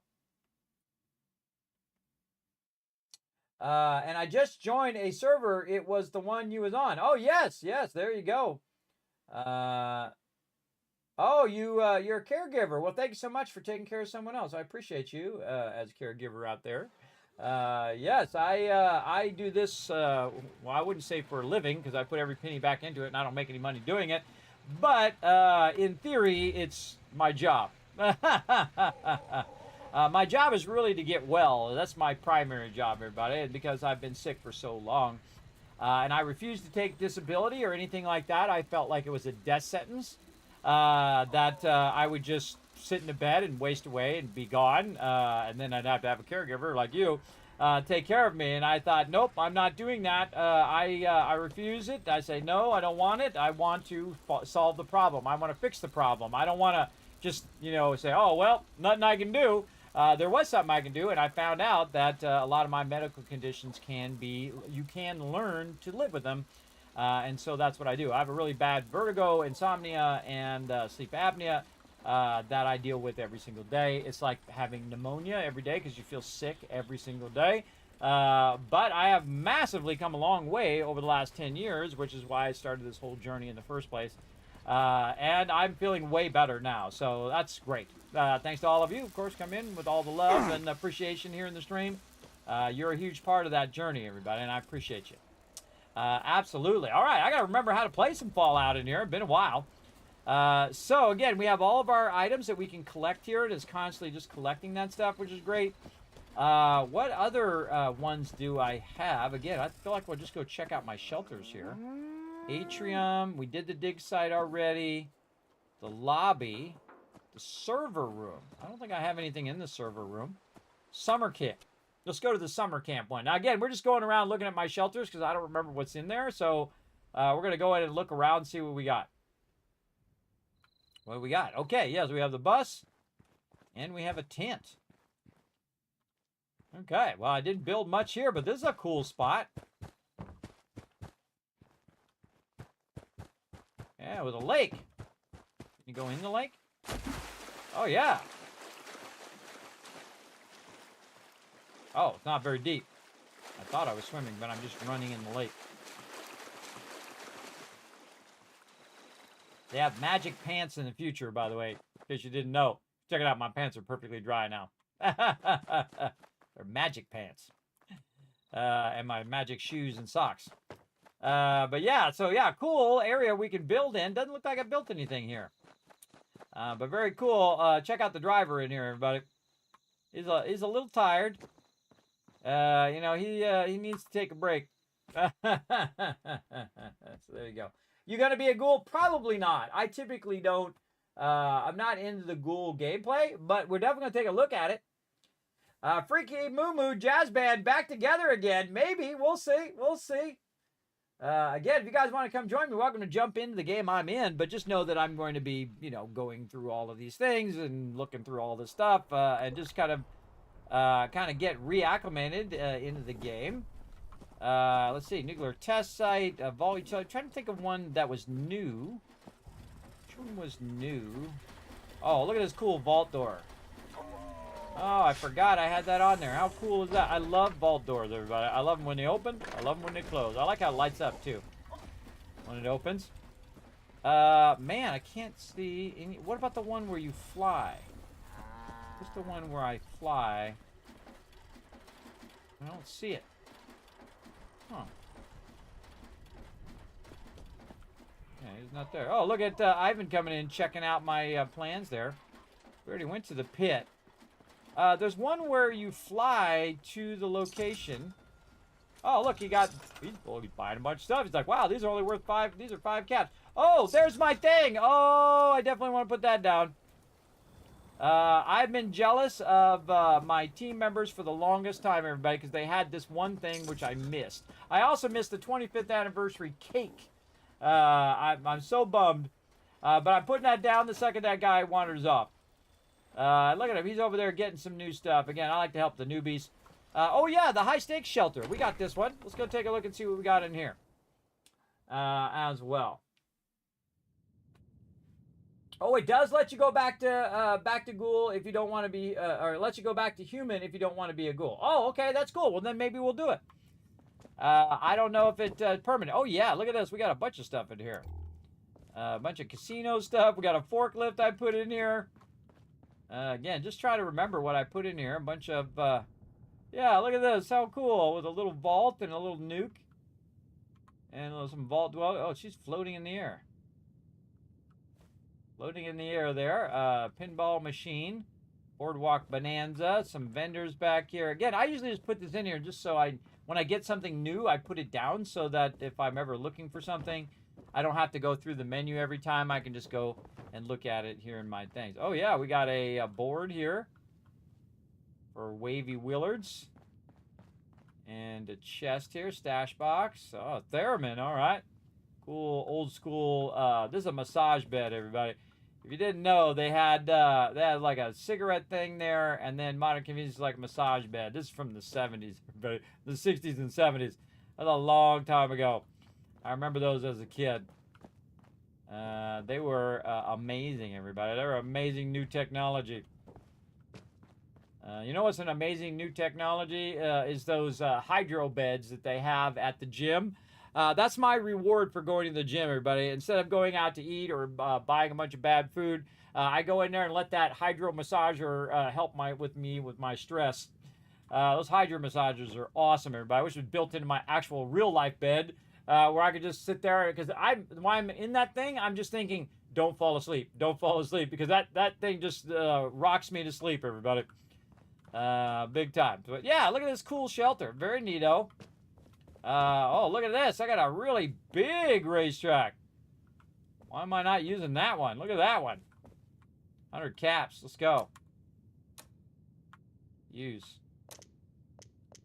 Lane 1. E to continue. I have terrible RNG, everybody. See? I lost. I forgot I had that, everybody. I had no idea. I should put that in my regular base. Awesome. Yeah. You failed. But yeah, I forgot I had that. There's also a big slot machine around here somewhere. Did I put the big slot machine down somewhere? I thought I had that big slot machine. Now again, everybody, you can see I got the cool thing there. You can see that I have a lot of stuff, everybody. And each of these things has like sub things that you have, right? Like walls, and then these walls have like sub things of that.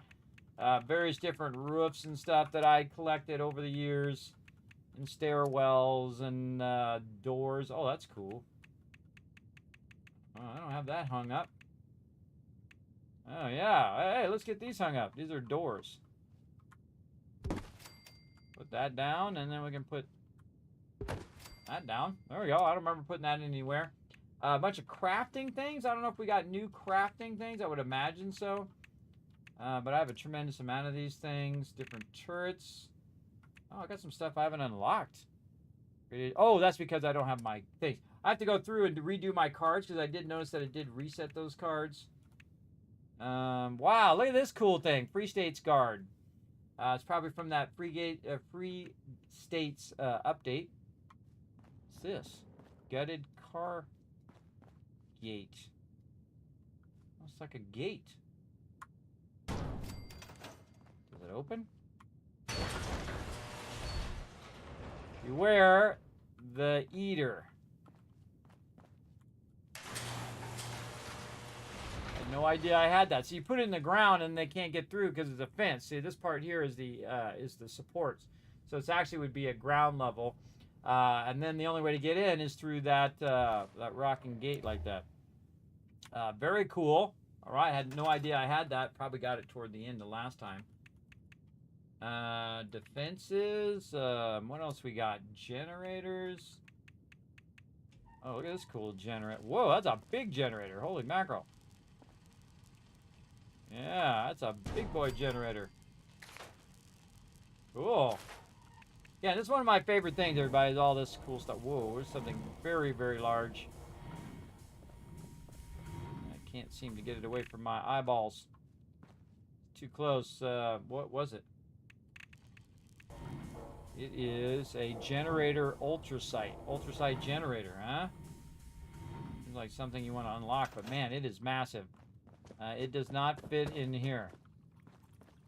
Let's maybe over here. We might have to go outside and check it out, because I don't think it fits in here. Oh yeah. And see, normally you can scroll wheel. Yeah, there we go. Scroll wheel a little bit. Oh, that's cool looking.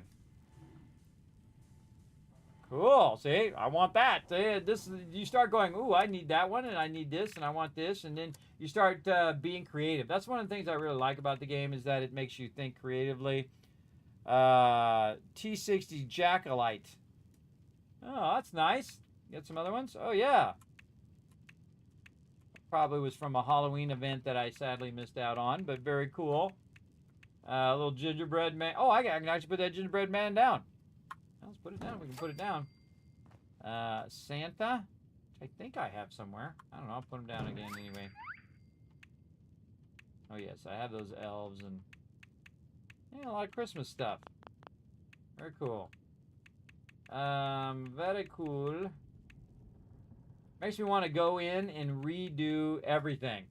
Redo my base, redo everything, put down take it all out of my shelters, go to my warehouse shelter, and then put all the stuff that's like each other together, like the Christmas stuff all together, and then do the next thing, and put every single thing down to catch up to wherever I was. I bet you I missed some of these things. I already have one of those down, and I already have one of these, really. I have one of those somewhere. Oh, look at this one. It's a Nuka-Cola version of that one. Oh, it's a cryo freezer. Did they fix this? No, I think it still sucks. Yeah, you gotta do them one at a time. Yeah, that sucks. But I like the fact that it opens. See, I like that animation that they added to it. Oh, I will leave it there. Very cool. Again, we're just kind of looking through. Ooh, we got something here. Busted radio. Cool. I'm sure there was some storyline that went along with that. We've got a bed there. Again, I'm looking through stuff that I don't have. Well, look at the love bed. Valentine bed. I don't think I put that down. Well, hey, you know, I just put it down randomly. When I see it, I was like, oh, have I put that down? Oh, that's an Iron Maiden. Can you go in the Iron Maiden? Oh, you absolutely can.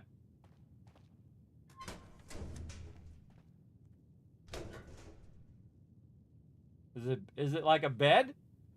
I think it is. Let's go find out. Great place to hide if you don't want people to see your character. If you're trying to hide in your main base, though they can usually see your name in there anyway. Let's see if it acts as a bed. We'll know because we'll get a buff from it. So very cool. Again, we'll eventually get to the storyline. We'll get back to doing questing and that kind of stuff. And again, we're not going to play for too long because we also want to get to some other learn to play stuff. But yeah, so it is a bed. All right. How he didn't get impaled in there, I have no idea. But yeah, I got a lot of cool stuff. Look at all my cool stuff, everybody. Very, very cool. And I'm sure I missed out on just an absolute ton of cool stuff as well. So I like to just go through and see which ones I don't have. Because those are the ones that are interesting to me. I got like a bench. Wasteland love seat. Oh, it's got the vault suits off. They don't have their vault suits on. It's kind of like they took their vault suits off and they're swimming in the lake or whatever. Kind of like a Halloween thing. Wow, look at this. Got a cool throne made from the thing. Neato. Goliath's brain case throne. Okay. I'm sure that was from... Oh, this is really cool. Look at that circus bench. Neato. Neato. All right, what else did we miss out on? Again, just look for the red circles. It'll show you. We got a park ranger supply boxes. I'm not sure. Maybe something that gives you. And then a safe. Find plans to build this object. Find plans to build that object. Okay. Now, again, there could be sub-items in here that I don't have as well. Small glazed pot. Bigger pot. Ooh, a bunch of different pots. Okay, cool. Honey Beast flower display. Okay, got to find plans for that. Moss of West Virginia mounting board. And West Virginia stuff there. Floor decor. Yeah, cool Halloween pumpkins. Rolled Persian rugs. Oh, I bet you they have variations on that. Oh, actually, they have the Persian rugs itself. Okay, cool. What's this? Canoe planter. Oh, that's cool. Look got a little X on it. You can mark what it is. Oh, look at this cool thing. Straw goat. Very cool. Very Norse-esque. Or Finnish-esque. Rug. Swiss rug. Okay, they had a bunch of rugs. Oh, I have all these rugs. It's one of my favorite rugs there. Pretty cool. And then, of course, the Enclave. Very neato. Very Art Deco-esque. All right. Look at all these cool things I got in here. What's this? Wrapped presents. I don't have. Oh, it's a TV aquarium. You know, I always wanted to do that with a Mac Plus. The original Mac, or the original Mac actually before it was Mac Plus, it has, of course, like a square, you know, TV screen, right? A tiny little TV screen. I always wanted to take that TV screen out and put a fish tank in there, and then get another older Mac, you know, or newer Mac than that Mac, and then connect them together with a pipe, and then the fish could swim between the two, data transfer. Between the two of them, it would then swim back and forth. You can do that with all the different Mac series and PC series. You could set up this elaborate fish tank that's made all out of old computers, and then the fish would swim between the different computers, kind of like data transfer. These are the crazy ideas you get in life, everybody. I never bothered to do it because I was busy doing other things. Let's see. Mow dig safety. Steel jack. Okay, again, that's probably from some event or DLC that I missed. What's this? Oh, wow. EN06 Guardian Bot Raid Trophy. Whoa. Tunneling Boring Drill Raid Trophy. Whoa, bunch of really cool trophies in here. Ultragenic Stalker Raid Trophy. And the Ultra Sight Terror. Oh, it's like it's a snake or something. Wonder if that's a new boss. You can just tell me, by the way, if you know. Oh, look at the cool little Nuka-Cola thing. Gotta find the plans for that. All right, well, we'll keep an eye out. Ah, look at the little shark thing. I like the little shark thing, wet thing. I can actually put that down. Again, makes me want to go in and just tear everything out of every single shelter, and then put all of this stuff down again, but in a more, wow, look at that thing. Yeah, Foundry Smelter. That's from Fallout 4. There's a whole section where you do that early on in the game.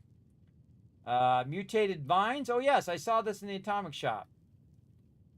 Is that a producer? Does it produce stuff? Let me know in the chat, everybody. I always like to know if it's like a generator. I feel like some of the best things to buy in there are the generators, the things that generate something else as well. A little bed there. Okay.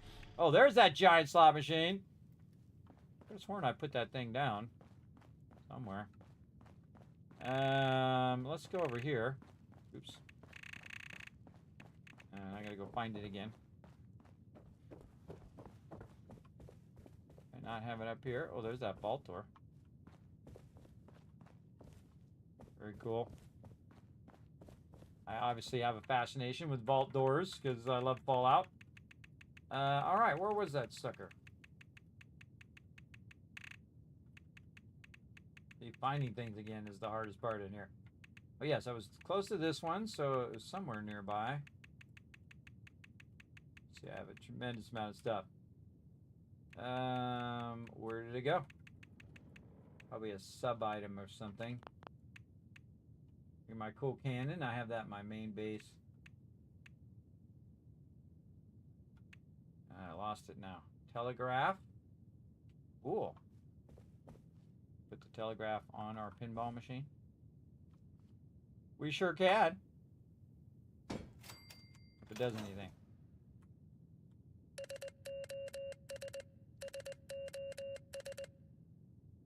All right, all you Morse coders. What did that just do? What was that code it just put out? Inquiring minds want to know. All right. Oh, yes, right here. Here it is. Okay. Stick it right here in the entryway. Jeez, it's too big for the entryway. It's too massive. It's too massive for in here, too. Well, we'll stick it down here. Right there. I have a lot of resources, everybody, so I can do a lot of stuff. All right, here we go.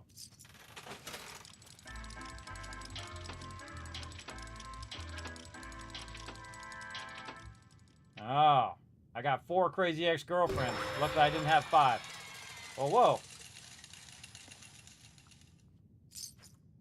That was cool. All right, let's roll it again. I got 18,000 caps. Wow, same exact thing.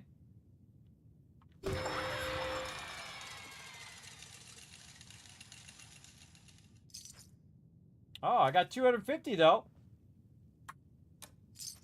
I'm actually making money. That's 250 times 2. That was 500 caps.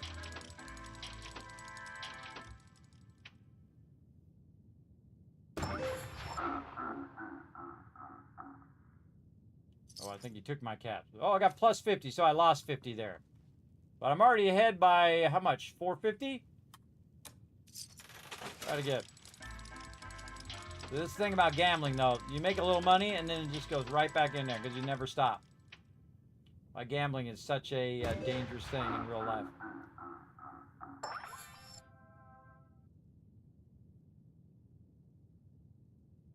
And I have terrible RNG, so okay, I got 75, so I got a percentage of my money back. What I always do if I go to Vegas, everybody, is I take $20, and that $20 is it. That's it. And so if I make any money, which sometimes you do, you hit you get $100, and then I just spend $100. When that $100 is gone, then it's done.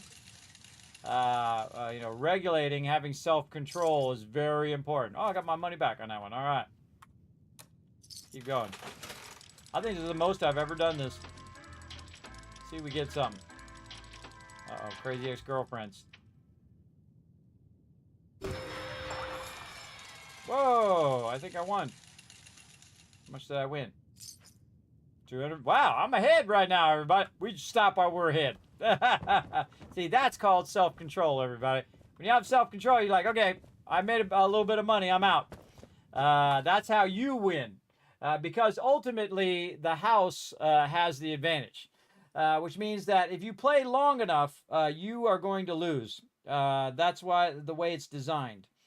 Designed to be entertainment and for you to lose your money. And for them to get the money, otherwise they couldn't stay in business. They go out of business. You wish I did your morning radio? Well, hey, there you go. You can just listen to my stream like a podcast. Kismet first ghoul, back him again is free, but if you want to be a ghoul again, it's not free. Okay. Did you know the Iron Maiden drummer called it quits? A few months later, the entire band did their final show December last year. I didn't know that. I had no idea. I don't typically follow bands. I don't really not into bands themselves. I'm into great music. So I don't care what the music is, from Mozart to Beethoven to rap music to whatever. Doesn't matter to me, everybody. I like all different types of things, and I don't limit myself to just one type of thing and identify my self-worth as that thing. Life is such a huge thing, everybody. You can like whatever you like of all sorts of things. You answer to nobody. Because it's your life. You only have so many minutes in your life, and enjoy the things that you like from all sorts of different sources in the world. So I don't try to be what anybody wants to pigeonhole me into one thing. Humans are complex things, everybody. They're not one thing that everybody's trying to make you be. Yeah, there we go. Everybody's getting some sweet loot right now. So again, I don't care. 5 caps. I'm making money, everybody. Making money on that machine. I'm making money on peeps buying my patterns over there. Very nice. But I got to put this thing down because I absolutely got to put it down because it took me so long to finally get this thing. All right, we're going to get it. And we're going to put it down right now. Very excited. Oh. All right, you gotta give something to get something, everybody. I gotta probably get rid of some of my stuff here. Maybe just take this one out now. And let's see, we'll just scrap this. I've had this in my base for a really long time. We'll scrap all of that. we'll see if we can get it to go right back here where we got Bottle and Cappy.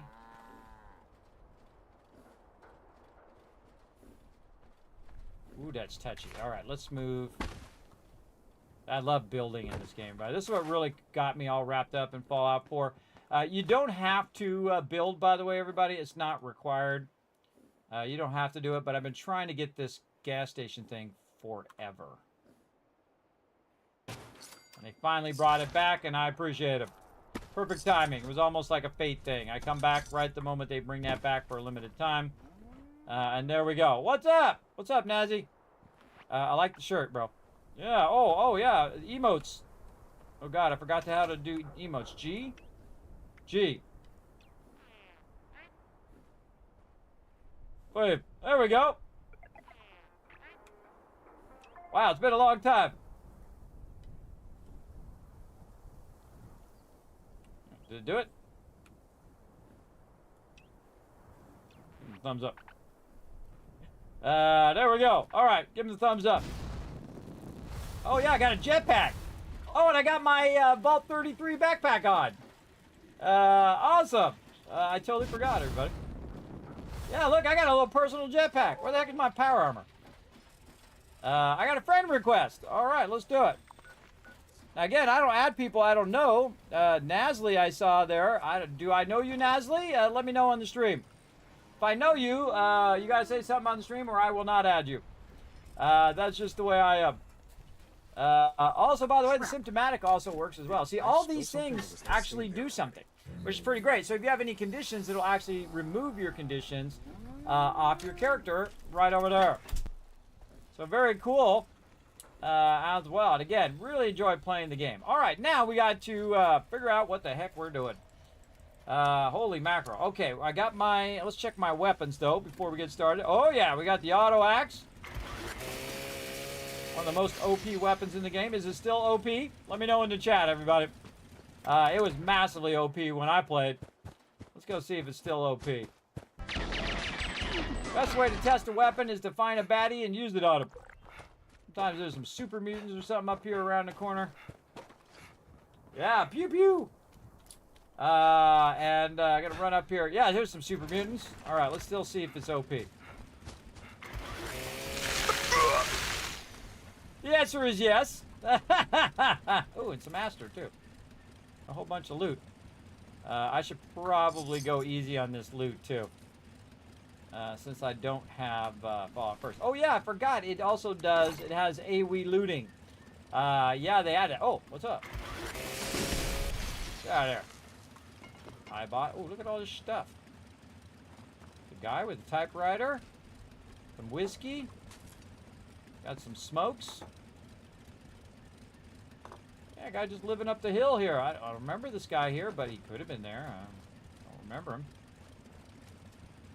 Like he was maybe a scientist. Got himself a thing. There's always like a little story that they put in. The people who do the world design. They put a little story there. It looks like he was there. He was typing on his typewriter. He was writing something. Had some aluminum cans in this thing here. He had some booze and some smokes. He's like a writer. Yeah, this is a writer over here writing a bunch of stuff. Yeah, see, just a little mini story there, everybody, which I really like. Okay, so confirmed, the auto axe still massively OP. Okay, then I have the Gatling laser. Actually, feels like it works a little better. Wow, yeah. Holy mackerel, that is pretty on point right there. Used to be like it'd be all over the place depending on what perks you had on. Then I have my 50 cal, which I probably use the most. Because it's an explosive weapon. Now, you don't want to do it when you don't have your power armor on, or the explosive will hit you and you'll get a broken leg. But really great weapon for just, you know, tagging and dragging, which is typically what I do. I don't usually kill the mobs. In this game, you can become super OP, where you can just one-shot all the mobs, which I don't believe you should do, because basically the best way to survive in the wasteland is to work together. And so if you work together, in meaning that I tag the mob, you tag the mob, and everybody else tags the mob, so you can have up to 24 players per server. unless they raised it since the last time I played. This But is if you think pretty about push- it, that's 24 times the loot. So if everybody can tag that particular mob, when it drops, everybody gets the loot because each person gets their own loot. It's an instance for each person.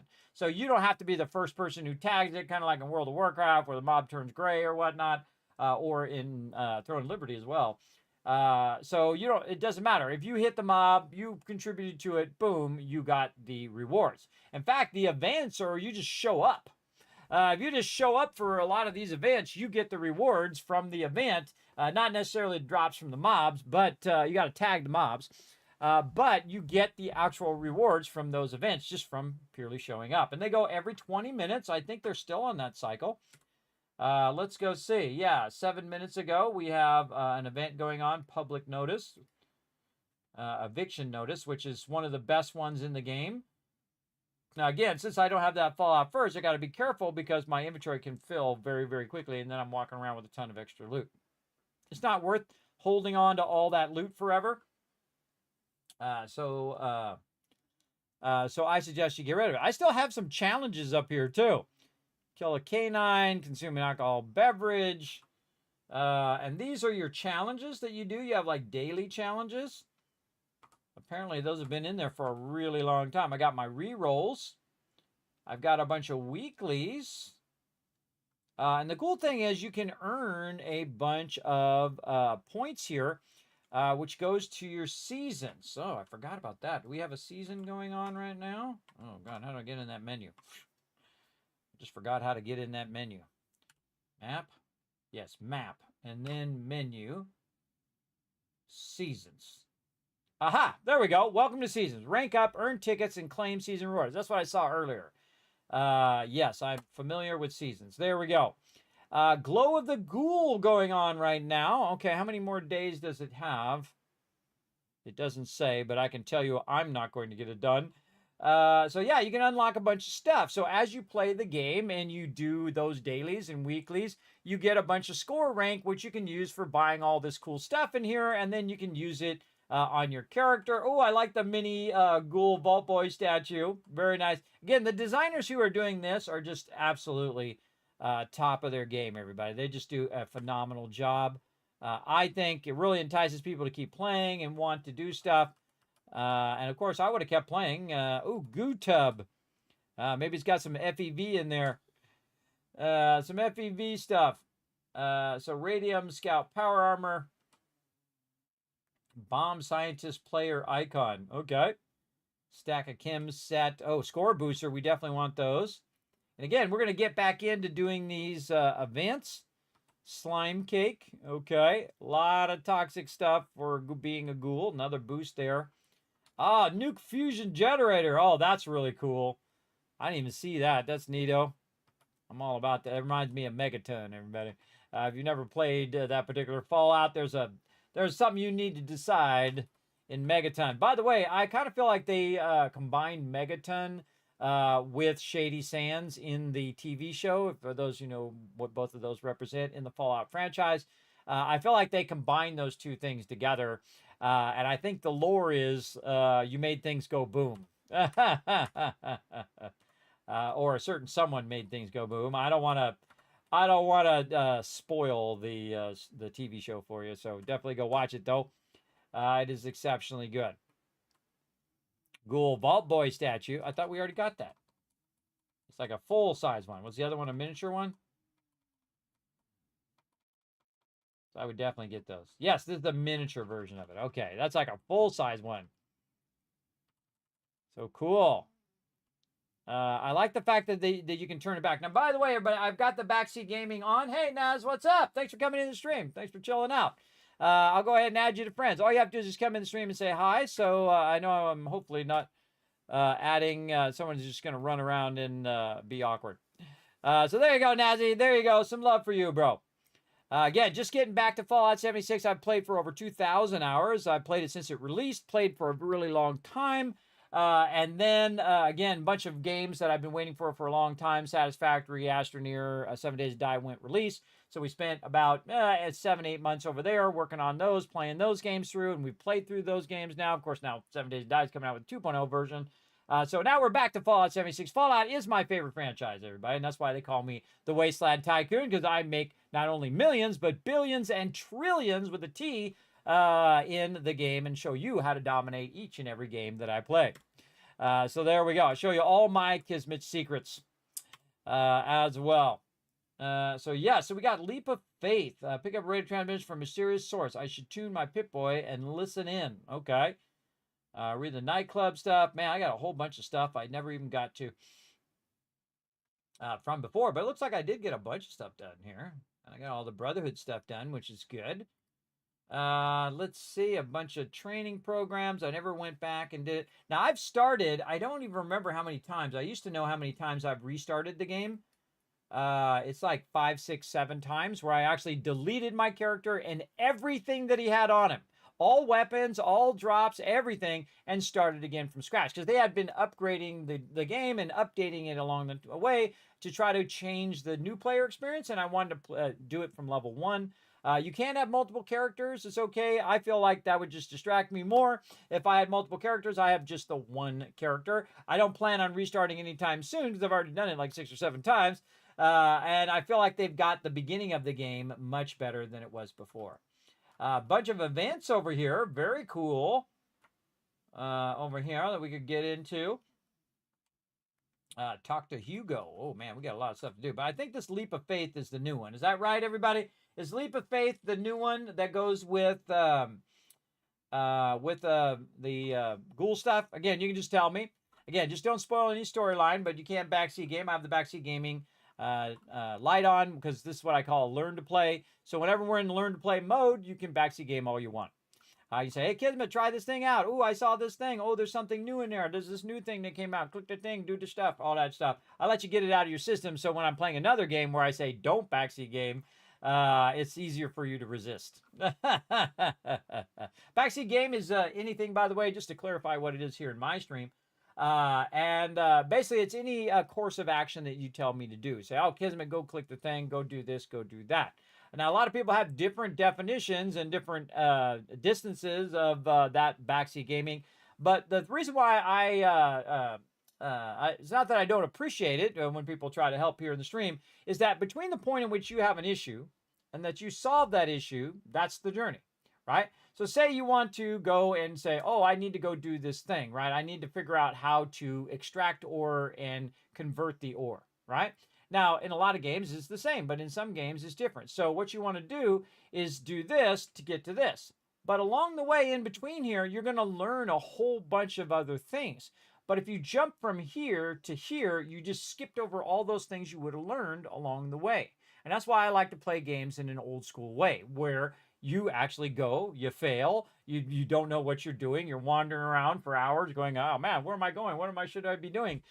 Instead of just jumping past the whole part in between where you can learn just so much in there, especially in games like MMOs, like playing Throne and Liberty with my team.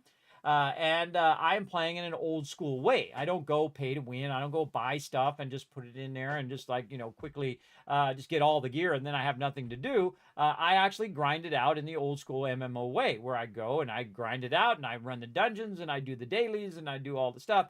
And I'm actually having a much better time and much more enjoyable time than min-maxing the game, which a lot of people do. Oh, just look it up, just do the thing, do all the events, do all the achievements, do them as quick as possible, get them done, and bam, now your journey, which used to be like this, is like this. And so this was your journey. This is what you paid $100 for, or whatever it cost you to get that game. Or if you're playing free-to-play games like Throne and Liberty, your journey's still like this. You didn't have to pay anything for it, but you could have had a bigger journey, everybody. You could have the full journey, just like in life, everybody. Take the full journey, everybody. It absolutely is a lot more fun and feels much more rewarding when you get to that point, when you get that cool thing, or you level up your character, or you get that cool drop that you're looking for. I find it feels more earned and more rewarding than just a shortcut to the end. As well. Now you can see I have a massive friends list. So again, if you do pop in, feel free to come on in and relax, take it easy.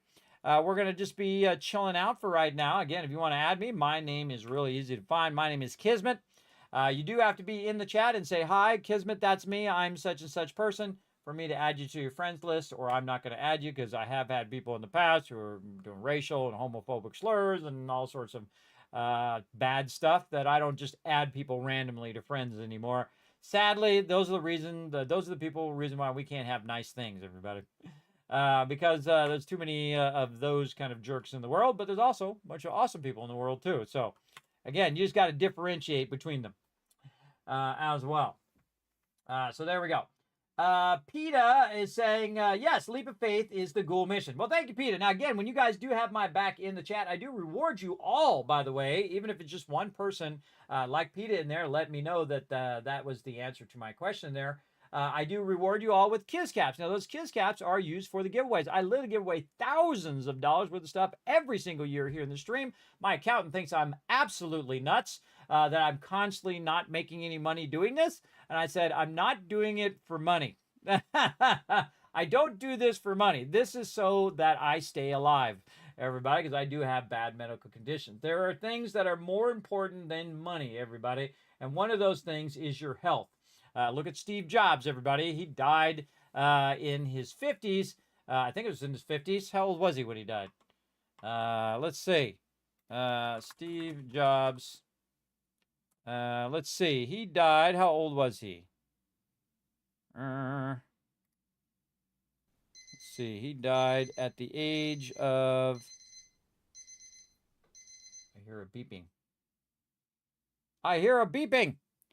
Let's see. He died in 2011. He was 56. So he was 2 years older than I am right now. Of course, I'm going to be 55 in just a couple months, so a year and 2 months older. He's born in February. But he's a billionaire, everybody, and he could now do it. Now, of course, he did prefer natural remedies to stuff and whatnot. And, you know, hey, it's his life. He can make his choices.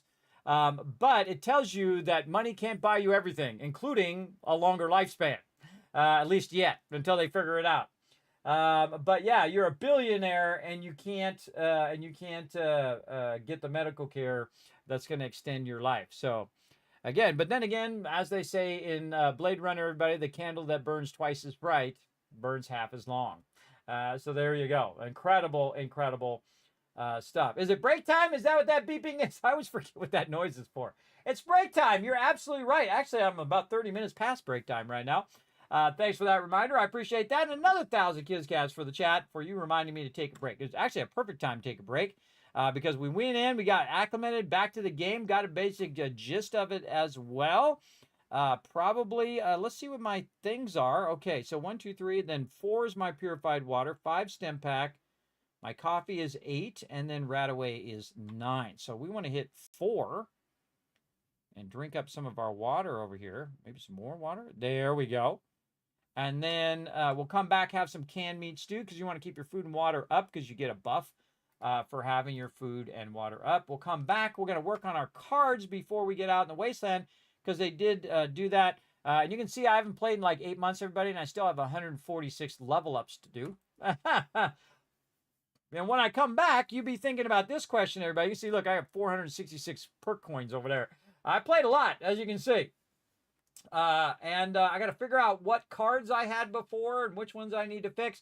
Did they add some new cards? Let me know when I come back. Don't let me know now, because I'm going to come back here in just a bit. What we're going to do is go ahead and press a bunch of buttons over here.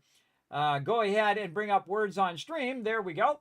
And let you guys go ahead and descramble the words to earn even more Kiz Caps in the stream. Now, all you big brains out there, remember, you can't just type in my Twitch chat. If you're watching from anywhere else, I do stream, multi-stream to 6 different platforms, including YouTube, Twitter, Trovo, and Kick, and Facebook. There we go. Can't even say it right. And Facebook all at the same time. So I don't care where you're watching me. You know, it's up to you. You watch wherever you want. It's okay. But if you do want to participate in Words on Stream, sadly, it only works on twitch.tv/Kismet.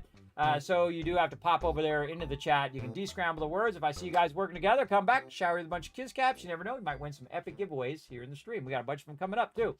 So definitely lurk in the channel all you can, because even just by lurking in the channel, you're earning those Kiz Caps passively.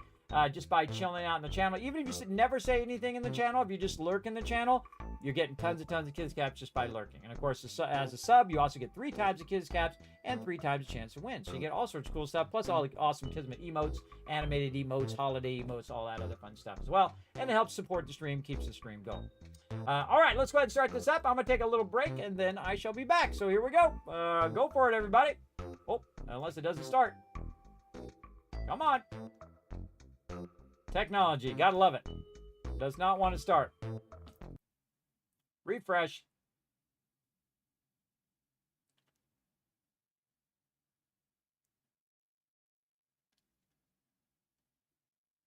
This is technology for you, everybody. I'm always doing this all the time, fixing stuff.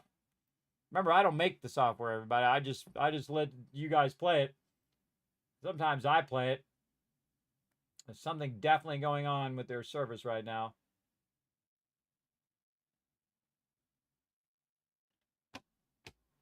Okay, maybe we might just go AFK.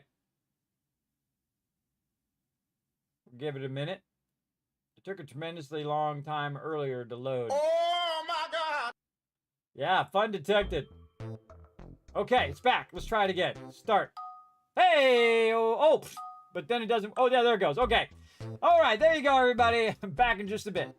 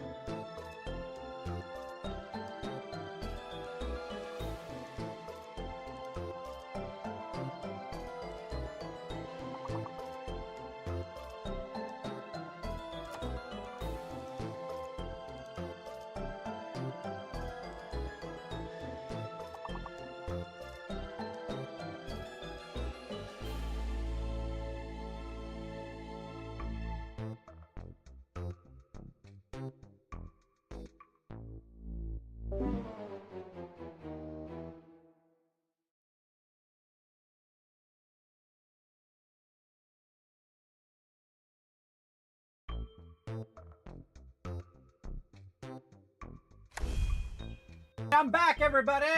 Is it busted? Oh, man. I don't know what's going on with that today. That thing seems busted. It seems busted, but you know what? I'm going to give you a bunch of kiss cats for trying. That's right. I appreciate you trying there. I see you, Sam and Rotisserie G in there trying to do some of them words. And it's very, very broken. Now, usually it works fantastically, but it seems like it definitely wasn't taking your words there. Oh, Dr. Quench was helping as well. Yeah, I see you. But again, I give you a bunch of kids counts for future giveaways to use those for that. We're going to get back to some Fallout 76 here. All right, we're going to get back to it, everybody. Let's go ahead and try to remember what the heck I was doing long and long ago. So we have strong back. We have lock and load. Where are my heavy weapons? Non-explosive heavy guns now do 10% more damage. No, I want my... Oh, they changed it. Where now it's non-explosive weapons. Oh, well, that blows. Well, that sucks. Yeah, I don't remember it being like that before. And that's typically why I would have those on. But it's okay. We'll put it back. What's my current set right now? Now, I usually have a bunch of different sets for different things. Oh, I'm on crafting right now. So let's go team battle. And then let's look at our... Oh, boy. Okay. Yikes. You see, I have a lot of charisma. I also have all my legendary perks built up. I accidentally put the word play with an E, or plays. I did that accidentally, everybody. It's kind of funny. And then one of my favorite skills, everybody, Martial Infiltrator. I love that skill. You just automatically open stuff up. Okay. So, I feel like we've got our... Oh, there we go. Okay, so we got our heavy gunner. We got our bandolier. We got our lock and load. Okay. I'm going to remember all of this stuff, too. I think by the time we get all this done, we're going to run out of time. Let's go ahead and put strong back in there. This is going to give me more carry weight based on my strength. I have very high strength, max level strength, 15. The weight of all your junk items is reduced. Pack rat. I think I was using that before. Put that in there. Now, these are based on points, everybody. So right up here, you can see I have 3 unused points. And each one of these stars down here on the card equals a point. So when I put it up there, and it's 2 points for pack rat, that means 2 of the points are used up. That's why I went down to 3 from 5. And so we need to figure this out. Common pharmacy is another one. I honestly can't remember what I had in here.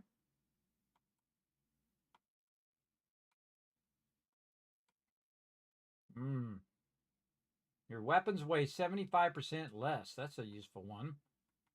What could we get rid of? So reloading faster. Ballistic weapon ammos are 90% less. Now, it's better to just put these as 1 stars, everybody, because when you go and you look at that particular card, if you inspect it, you can see that it only goes up by 5%. So if you had to use your point on another card, you would get another 10% instead of 5%. So it's actually not worth it to upgrade this card. That's why I have it only at 1 star. So better to go without it.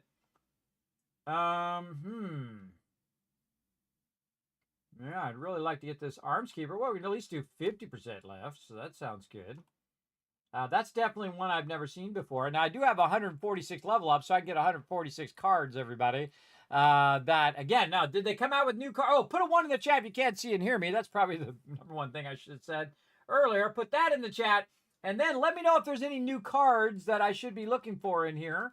You can say, oh, Kismet, in the perception line, there's some new cards in there. We can add it in if we need it as well. So it looks like we have our green thumb, our concentrated fire. Yes, our thing for throwing grenades. Gain more bats accuracy based on your perception. My perception is pretty decent. Homebody for getting more health. When you're well fed, you get 10% less rads. During the day, we get plus 3 strength.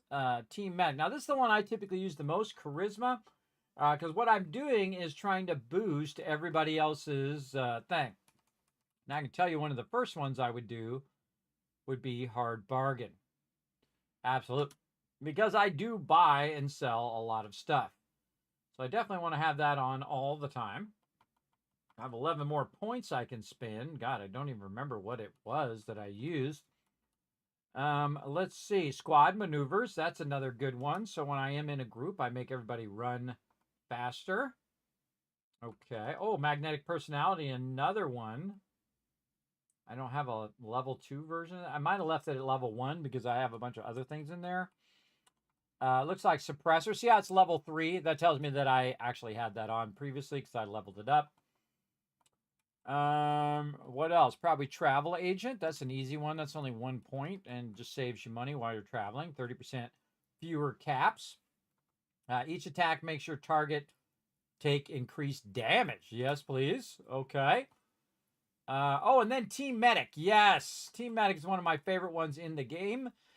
Because what you do is you can share cards. So I can share this with the team, and I always keep it shared because when anybody in the group uses a stem pack, it heals all the other people in the group, which is awesome because I'm not only using it for myself, but I'm also sharing it to everybody else, so everybody else is getting that same benefit.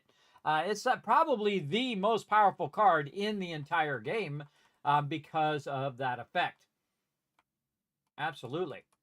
All right, what else? Maybe some bodyguards we could throw in there. Yeah, some happy camper and bodyguards. So we gain damage and energy resistance based on my charisma and number of teammates. Well, it just so happens that my charisma is maxed. So I'm going to get a lot from that. Now, I can't think of anyone else. I mean, just changing numbers if you're doing mutations. That seems about right. Okay, let's, we did our charisma.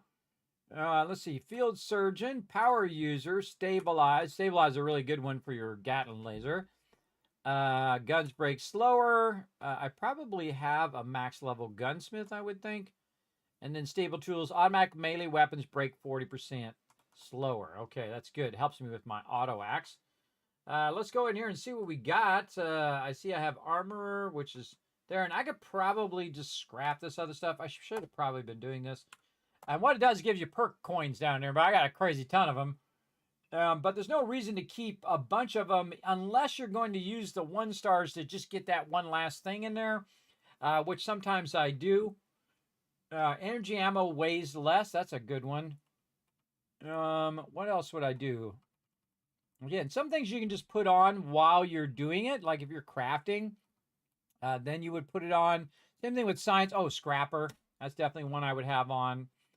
So when I'm scrapping stuff, I'm getting additional components. And then I have another set that's all about crafting or repairing my gear and stuff like that. Action Boy and Adrenaline, unless I need to cripple mobs. Oh, look, it's coming back to me.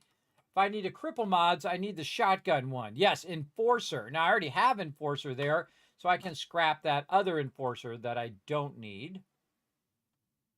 Bloody Mess, One Gun Army, Mysterious Savior. In case I die, it's sometimes revives me. Gain heavy guns. You can see I'm using heavy guns, but yeah, I think they changed this to where it doesn't do non-explosive guns. And that's a bummer because I use an explosive heavy gun. But I also use a Gatling laser, so it could help for that. What else would I use if I didn't use that? Probably Arms Keeper. So what if we reduced our heavy gunner right there? That would give us 3 points.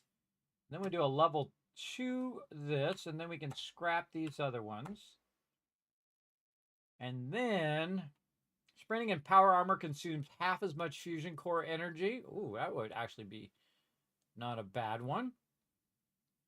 Use less fusion cores, though I have an absolute ton of them, and I can recharge them. What else would I do? That's a good question. Now, I can also hit Q to pick a perk, or it could just drop me out of there, whatever. I hit tab instead of Q. You can see I can go in and filter this as well. I can filter it by the actual stat. In this case, we were looking at strength. Let's go see if we have any in here. And again, thank you, Rotisserie G, for that one in the chat. Let me know everything's working. Let's go see if there's anything in here that I could actually unlock. Because again, I have 100. I can unlock 146 cards right now because I have so many extra level ups. Weighs less, explosives, damage and stagger enemies by sprinting into them with power armor. That's a really fun skill, especially in Fallout 4 when you're playing melee. You just basically, you get your melee weapon and you're just like zip, bam, and you knock them and they're like, ah, and then you're like, boom, dead. Really great for melee, for sure. There's also one called Slugger right here. That's also in Fallout 4. I was actually just commenting on, man, I forget the name of that guy's YouTube channel. But one of my favorite times was when the Institute attacks the castle, and I was playing melee, and I had this slugger, or the home run thing, where you hit the mobs, and sometimes it'll proc, and meaning that it'll go off, and the mobs go flying up in the air like you're hitting a home run, hitting the synths, and it was awesome. So they'd go flying up the air, and all of a sudden the mysterious stranger would show up too, and he was helping. It was just an awesome moment in the game. Oh, look at these ones. Oh, you can get to higher levels. Oh, they raised the level cap. I didn't know that. Oh, you guys should have told me that. Look at this, level 70, level 80, level 90, and 100. Ooh, now we got something to do to level up. Your sturdy arms allow you to better handle ranged weapons by 15%. Your melee attacks have a 50% chance to cripple limbs. When your glow is high, makes you immune to staggering attacks. Expend a moderate amount of glow to deal 50% more damage with power attacks and bashing. So I have a feeling that's all part of the ghoul line. I didn't see any other things in here other than armor weighs less. All power armor parts and chassis are reduced by 50%. I don't really see any other ones that I would really use in here. There's a lot of melee stuff here. I would probably use this one. Let's get this one over here. Oh, I can turn my sound back on. And then what we can do is we can merge those cars together like that. So apparently they've raised the level cap. I had no idea. So now we'll use less fusion core energy because I run a lot in my power armor. Okay, over here we actually have 3 perk coins or 3 perks that we could use. I love Grim Reaper, one of my favorite ones. Though I do Bloody Mess is pretty awesome as well. Let's see. Maybe we get some Grim Reaper going on. I just love it when it pops up, too. It's pretty cool. Mysterious Savior. Oh, I don't have my Pharma on. That's one usually I have on all the time. Kind of odd that I don't have that on. Oh, Super Duper. Oh, that's a really fantastic thing as well. We're going to have to go look through all the cards. But I normally always have... Oh, it only has 1 star now. It used to be 3 stars. All right, based on your luck. Well, my luck's pretty good. It's at 12 right now. Yeah. So I feel like we're might want to throw a couple into Grim Reaper here.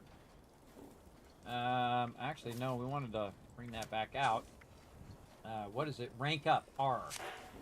Let's rank that up to 2. The following cards about loadout. In other loadouts, you have no other copies of these cards. Creating a higher rank card will remove them from all loadouts. We can do yes.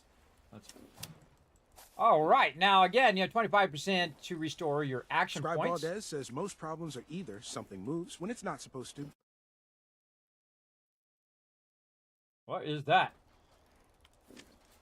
Is that the dude? Oh, it's the dude down there. I was like, man, I thought it was an ad or something coming up. That's that dude down there. Oh, and I forgot.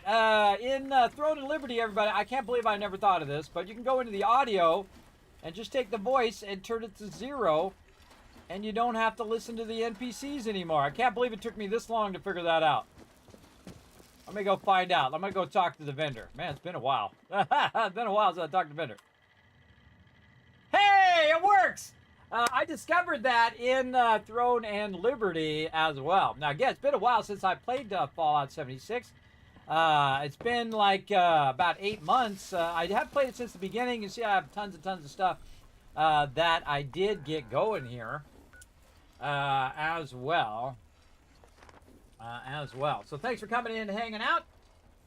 Let's see. You have a really bad name for what you're saying in my chat.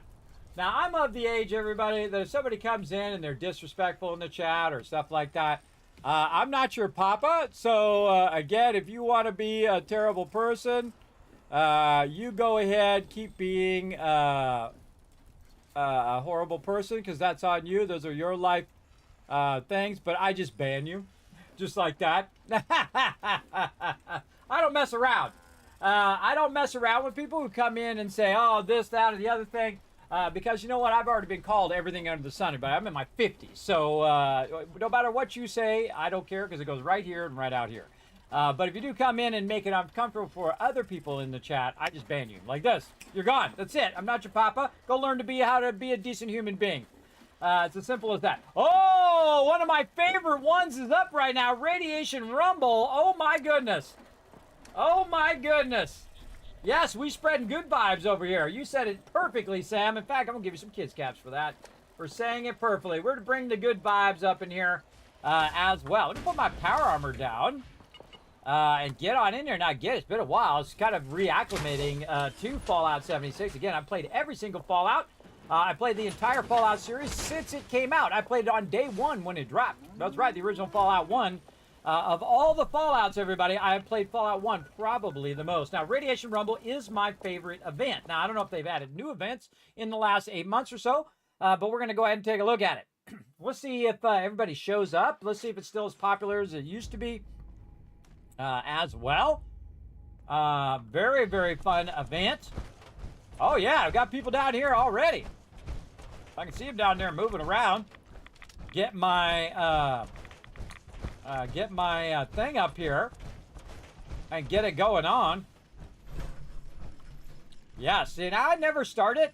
Here's one of the cool things that, I don't know if it still happens, but it happens in Fallout 76, is that you'll notice that nobody is starting the event usually. And that's because they're letting the timer run down. So they're actually waiting for other people to show up. I'm going to wave. See, people waving. I'm going to wave. Hello. Hey. Snooze Tonka, who's level 600. I don't remember what level I am. What level am I at? I don't even remember how to see. Where is it? Where is my... Oh yeah, all the buffs. Oh yeah, the lunch boxes and the scout banners and all of that. Yes. Let me go in here and check my level. I think it's in here. Level 650. Now remember, this is like my 7th or 8th character. I can't remember. So I'd be like level 3,000 right now, everybody. It's some insane, crazy level had I just kept going. But I don't bother. I do like to restart a game to get that feel of it. Kind of feel like, oh yeah, look, they're using the scout banner. Cool. So again, oh wait, I got to get up here. This is my spot. Yes, right here, so I can tag both sides. All right, cool. Very fun. There we go. Now, one of the things we got to do is see if we can get any of my team members in here. Let me go ahead and invite them to team because you do get a bonus for XP. And I'm just going to random invite those peeps that are in my friends list and see if they show up. Look at them all. So there we go. So again, the more you're in a group, I remember that as well. If you have like 4 people in your group, oh, there we go. Pete is in there. That you actually get that. Oh, wait a minute. No, we have to go and we have to do the public team. So we have to create a new team. And we go bonus intelligence, so everybody's getting more XP. And then we get the bonus for being in a team. Yeah, we got Frost in here as well. Hey, getting the band back together. Here we go. Again, this is my favorite event in the game, everybody. It's very, very fun because it's just a whole bunch of chaos of a bunch of mobs coming out of nowhere. And my job is to tag them and drag them. Now, the great thing is if you're in a group, you can just tag them and everybody else is going to get the credit. Wow, there's some people with some super OP weapons. Can't even see.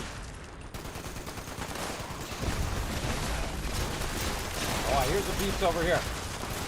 Now, I have an explosive weapon. Its weapon is not mainly about killing mobs really quickly. It's about tagging and dragging those mobs. So basically, I go in and I just go ahead and tag it all and get it going on.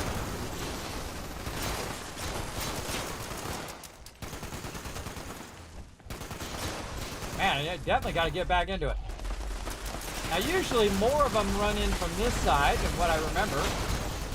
And then so you tag them a little bit here. Now, there's a bunch of, in every game, everybody, there's a bunch of tryhards. And the tryhards, what they do is they go and they try to kill every single mob before anybody else gets a hit in. And it's really unnecessary because everybody gets the drops. It's not like you're competing for the drops. You can just tag the mobs and you're good. Again, when you're in a group, you also, again, get that bonus XP, or at least it used to be. Am I in a group right now? Yes, I'm in a team. Okay. Convert team to public. Oh, I thought I did. Yes, there we go. There's that bonus. We should see that bonus up above there. Now, I don't really need any of this loot, everybody, but it does help you with your season to go in and do these events. As well as you get tons and tons of XP from this. And you never know, might get some good drops. I don't really need anything, but at least I don't think I need anything. Now look, we got another one of those XPs there. So I'm getting my rank up. And that thing is endless, by the way. You can just keep leveling up, leveling up. I'm not a big fan of just grinding levels, everybody. I feel like levels really don't display how good you are at a game. It's really your skill. Oh man, those weapons are really obnoxious. Got a lot of explosive weapons that are just like boom, boom, boom, boom. You can't see anything.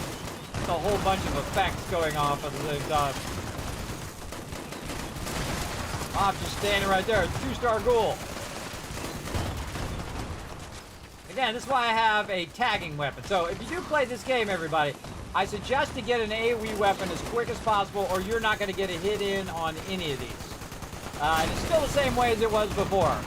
They still haven't solved that issue.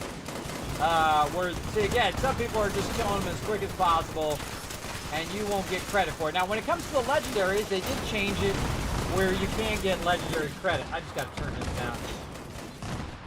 That constant exploding is annoying. And they also have, in some games, everybody, they have it where you can turn the effects off of other players. That would be really great in here. I can't remember if they had added that in this game, but they do have it in games like Throne of Liberty, World of Warcraft, and other games like that where you can turn off those effects. And that's what I would do. I really want to turn off this shaking cam, even if I miss out on some loot here. Man, where is that shaky cam? Where is it? I'll have to look for it after. I'll look for it after. Oh, some people are down! Or they're just afraid. One or the other. I don't have any place to put all this loot, by the way. This is gonna be a lot of loot. I gotta decide whether I'm going to play. Oh, they knocked me down. I gotta decide whether I'm going to play a lot again, and if I am, then I'll hit up Bethesda again, because they are one of my sponsors, including Bethesda Gear, which they've donated just thousands of dollars worth of stuff to give away here on stream, which is pretty awesome. A lot of you might have that in your Fallout collection right now. A lot of the cool things I've given away here on stream, so big love to them for sponsoring the stream in the past. Now, I haven't talked to them in a while, since I tried to buy that Vault-Tec band from them and they couldn't find it. They don't know where it's at. And so, again, I haven't played Fallout in a while. They did send me a code for Indiana Jones, and again, I appreciate them sponsoring the channel. It's another one I'd like to play. Again, there's only so much time in the day. See, I really enjoy the gunplay in this game. I enjoy the, working as a team kind of thing as well. Oh, I use a stim pack, and then I can heal Frost and everybody else, unless they don't want to be healed. Yeah, he might be too far away. Again, I have the thing where I've shared my perk card where I can go ahead and use my stim pack to heal everybody else. So I'm like the healer.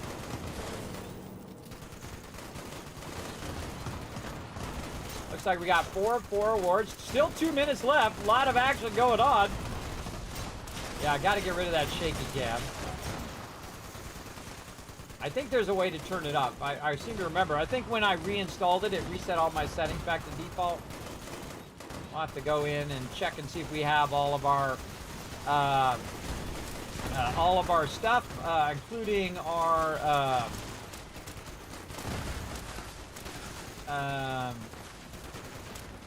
all of our settings and captions and all that kind of stuff. Now, it's actually smarter just to stand back here, because then the mobs just keep coming in over and over and over again. When you're standing way out there, and people still do it to this day, when you're standing way out there, you're actually making the mobs spawn further back, and thus it takes longer for the mobs to spawn. Wow, I just leveled up, 651, look at me go. This is a great way to level up in here, but I've come in here with a new character before, and gotten 10 levels. And then just did that over and over and over again. You get level 50 like 5 times in here. Maybe 10 times. You can be max, what's considered max level, in there. Again, getting back into it. Especially enjoy just hanging out with the crew, everybody. That's always my favorite part of playing any game. Big time. Oh, more XP, level up. Oh, look, I'm getting my rank up. There we go. This is really good for getting ranks up, and because that's repetitive. You can just do a bunch of open world stuff. We got some sort of new electric weapon. It's kind of like ball lightning versus just the chain lightning. You notice it looks different. So the great thing about an explosive weapon too is I don't actually have to hit the mob. I just hit close to where the mob is, and then I'll get a hit on him, right? Even if I hit the ground, or in this case I can just hit this wall, which is what I'm actually aiming for, is just the walls, right? Wall there, wall here. And then if they come around the corner, what will happen is it'll just ricochet off that wall, and you can see I'm doing some damage to them. Now my goal is not to kill them, my goal is just to tag them, so that everybody else can tag them and everybody gets the loot. Again, it's not a competition, but some people treat it as such. That it's a competition and they want to go in and they want to kill them as fast as possible so that more will spawn. That's great, but you're actually getting less loot for everybody else. And some people think about other people, and some people don't. I'm one of those persons who do. So yeah, here we go. Boom. And of course, they have the wonderful AoE looting. Gorman's Ripper. So basically what it does, it AoE loots all that loot in that general area. It does have a limit to how much you can pick up, how much you can carry, as well as a distance limit. So if you see these ones over here glowing over here, they also have the ability to tell where your drops are now, which is awesome. Well, actually quite some time ago. But I can come over here and then AoE loot all the stuff that I shot over here. And some of the shot I killed off screen where you couldn't even see it. I just ricocheted off the wall right here and then damaged those guys as well, which is pretty awesome. And again, I like to go around and see if there's anything else. And then if I have killed all the ones that I need, then I'll go over here. Frost Cool looking power armor, by the way, brother. Very cool. And then you go in here and you scrap all your junk. You break it down like so. And then you go in here and say, oh, I don't really need any of these weapons. Oh, I can scrap legendaries. Oh, I forgot they added that in. That's right. Yes, you can scrap legendaries. I forgot. Yeah, it's been a little while. I remember they adding that just at the end there. But I scrap all these low-level stuff, and I keep my legendaries to trade those in. Wow, look at all these legendaries we got. You get a lot of legendaries in these events, if you're doing the right events. Not that much junk, so overall pretty good. I wanted to hit B there for a second. Also check these first aids. There's one on the other side as well. Whoa. Okay, over here. Like, I thought there was an entrance on this side. And then there's one over here, too. Ah, there we go. Super Stem Pack. Sweet. A bunch of other goodies. Then, I think you can just teleport out, right? Yes, I think you can. I'll go back to my base. Because in Fallout 76, you can actually teleport from internal locations to external locations, which you only have a few instances of that in Fallout 4, but Fallout 76 makes it so much better, so you can just teleport directly into the instance, directly into those locations. So now what we want to do is we want to go trade out the legendary gear that we don't need and basically get the legendary gear that we do need, right? Or get the additions to our gear. So we're going to go over here to the Legendary Exchange, and we're going to go ahead and take out the Legendary here, put it in. We can do 500. Now, one of the things that I like to do is I'll go to Armor, and then I will do it by weight, usually. And I like to get rid of the 1-stars. Vanguard. Okay, well, that's nice. We'll get rid of that. We'll get rid of the heaviest 1-stars as we can, because really your inventory is more about weight than it is about quality of item. So you want to go in and find the thing that weighs the most and get rid of that thing first, like right here. Now again, the math will work out in such a way. Gorman's Ripper, I think I've seen that one before. I'm just kind of looking for anything that might be new. Vampire's Tire Iron. Yeah, you gain health over 2 seconds on that one. Now, most of the time, I've been playing the game so long, everybody, that I have most of the stuff. Or have had the stuff at one point. So I just go ahead and get rid of it. Exterminator's Thorn Armor Right Leg. That's an interesting power armor. I don't know if I just got that or I got that from another thing. I probably got it from the past item. Probably from some event that we were doing. I'll keep it for now, and then just put it in my inventory as well. Auto stim covered left arm. Oh, and I forgot you can extract the traits as well. Yes, and I'm getting new modifications for my stuff. Now, again, your inventory is going to fill up very quickly, and the same thing with your stash. So I just try to keep it clear. Oh, we forgot to use our canned meat stew for our XP bonus there. Yeah, man, I feel super rusty at this right now. Super rusty because I haven't played in a while, but we'll get it going on. Oh, and I forgot to sell my purified water. I did. Yes. Oh, and we got to we've got to go in and check our challenges for the day. Build turrets or traps in a workshop. Oh, that's for Fallout. Fallout First. Which I used to be sponsored by Bethesda for that, but again, I told them I'm good for now because I was going to be playing other games. So I don't know. We'll see if I if I go back and try to hit him up for it, or I'll just probably buy it myself because I think it's totally worth it. Either way, consume an alcohol beverage. Okay, now we got some dailies to do here. So we're going to go ahead and work a bit on our dailies. Let's go ahead and see if I have any alcohol beverages there. No. And then we'll go look over here. I thought I put some in here. What do we got? We've got, oh, some old possum. There we go. Looks like beef jerky. We got any wine or anything like that? No. I've also got a dispenser over here, which is specifically for this purpose. The Pixax beer mystery machine over here. So what it's going to do is give me a certain beer, another old possum there. Then my character's about to get wasted. So let's go. Old possum. Oh, and I needed 5 and I had 4. Now, another thing you can do if you do have a daily is to simply go in here and try to buy it from the vendor. Let's see if the vendor has any drinks. I only need one more. Some vodka. All right. Let's go ahead and have some vodka. All right. And now we got it done for the day. And then, of course, it applies to our season. So awesome. Very awesome as well. So we'll go ahead and use our carry weight stew. There we go. This canned coffee is awesome, everybody, because if you watch my action points over there on that side, when I'm running, you can see that my action points go down. Actually, not very quickly. Wow, okay. Seems like they're going down a lot slower than they used to. Oh, because I have that buff that uses less action points. That's right. So when I'm running, it should be burning up my action points. Now, I have my coffee here on number 8. So I'm going to hit it on the side of my mouse. I have one of those mouses that have the 12 buttons on the side. So what we're going to do is we're going to run. Now, another thing we can do is also use our jetpack to burn some of those action points. There we go, just to kind of give you a gist of it.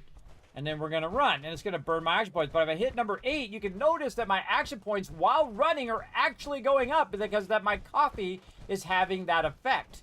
Now, your normal boost that you would use is in your perk cards. Right over here, your Action Boy. Your Action Boy gives you a 45% regeneration, but that's when you're standing still, not when you're actually moving. So that coffee is absolutely one of the most powerful things for action points. So you definitely want to get one of those or find someone's base, or you can just come to mine. Feel free. Grab what you want. I never lock any of my stuff, everybody. Anybody can come in, grab whatever they want. It's my way of repaying the Wasteland for my great fortune that I've had in the Wasteland for so many years, being a Fallout Wasteland Tycoon. Need to get off. Time to do stuff before I go home. Well, there you go, Frost. Go get it done, brother. Thanks for coming in and joining me. I appreciate you coming in and joining for one of my favorite events there as well. Good. Feels good to get back to it here, everybody. It absolutely does. Oh, Test Your Metal, another good one that we used to do all the time. Player title, Rumbler. Okay. And we got some ammo stuff. We're okay. We're at 85 right now. Now, again, I could go through and I could grab a bunch of loot out of here, but what's going to happen is my inventory is going to get full very, very quickly. Normally, what I do is I grab all that stuff, at least the bulk of it, and I put it in my scrap box. But again, don't have Fallout first, so I can't use my scrap box. But I do have a lot of resources. I have 16,000 bone shards. I have 6,000 of this, and 9,000 of that, and 13,000 of that, and 19,000 of that, 20,000 of that. Because, again, I did play a lot. And I just kept stacking it in there to deal with later. All right, I got to kill a blood eagle. Again, hey, I feel like I'm going to feel accomplished here if we get some of these dailies done at least. Okay, blood eagles, where are you at? Man, I think it's Crimson Project. Let's go over here and see how many we can find. Now, there's some places where you have a lot more mobs, and there's some places where you have a lot less, where you just have 2 or 3. I honestly can't remember which one this is, so we'll find out. Oh, yes, this is a good one. Okay. Raider, Thief, who are they fighting? That's a Raider, Thief. Blood Eagle Dog. Raider, Thief. Oh, double Scorch Beast! What up, Holmes? Whoa, it's been a while. Oh, Scoresbees. Oh, now we're getting it going on. This is what I love, everybody, about this game. Is that all of a sudden just random stuff like that happens. Where these guys are fighting and then some Scoresbees go in and say, let me just show you how it's done, brother. Oh, man. These Scoresbees are doing a lot more damage to me. Wow, hold on a second. Look at that damage. I'm taking a tremendous amount of damage. I thought my armor did auto stem pack too. I can't remember if this is the armor that does that. Wow, these guys take a while to kill. Again, I don't know what they've changed since the last time I was in here, but we're in here getting it done. Looking at Scorchbeast's booty. Can't see a dang thing. Now I do have the thing on my power armor, which should normally just automatically do a stem pack. See, I'll let my health go a little lower. Yeah, there we go. Smoked that guy. Blood Eagle there. Who else has been shooting me? Another Scorched Beast up here. Oh, we can do our critical. Oh, well. Or we could just get underneath there. All right. Oh, yeah, that's right. This power armor has a jetpack. It doesn't look like it's healing me up, so I'll just use a stem pack. I usually end up with hundreds of stem packs. I'm getting hit by these guys, and I'm also getting hit by some Blood Eagles over there as well. There's somebody shooting a rocket off at me. Okay. Getting hit by the turret. There's another one over there somewhere. Guy's been shooting me in the back the whole time while I'm trying to take out the Scorched Beast. Raider Thieves, and again, really cool that you don't have to loot each and individual one. You can just AoE loot everything at the same time. So awesome. Awesome, awesome. All right, let's run up here, take out a few turrets. Again, this is why I like this explosive weapon. Very, very effective for this kind of thing. There's something weird going on with my graphics, though. What is causing that kind of thing that's going on there? Sort of. What? I'm trying to fix my settings. Get out of here, you scorched. I feel like I'm taking way more damage than I used to. But sometimes that happens. All right, well, we'll figure out. It's like frame interlacing or something like that. Those radios off.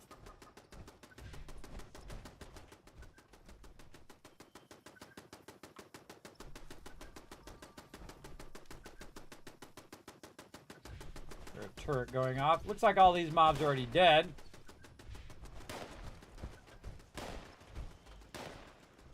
Here's somebody shooting. Yeah, definitely it's like frame interlacing or something going on. Yeah, some sort of weird stuff going on. All right, display. What happens when you reinstall stuff? Oh, I got it on Ultra too. Yeah, let's just turn it down to high. You don't really need this stuff on Ultra. But oh, I got depth of field on. All that stuff is back on. Depth of field off. Where's the shaky cam? Wow, it's been so long since I've been in these settings. You can just tell me, by the way, in the chat if you remember where these settings are to turn off the shaky cam. Show other players' pings. Show other players' names. Show damage numbers. Yes. Public team notification. Name of power armor HUD. Yes. Ah, there it is. Camera shaking off.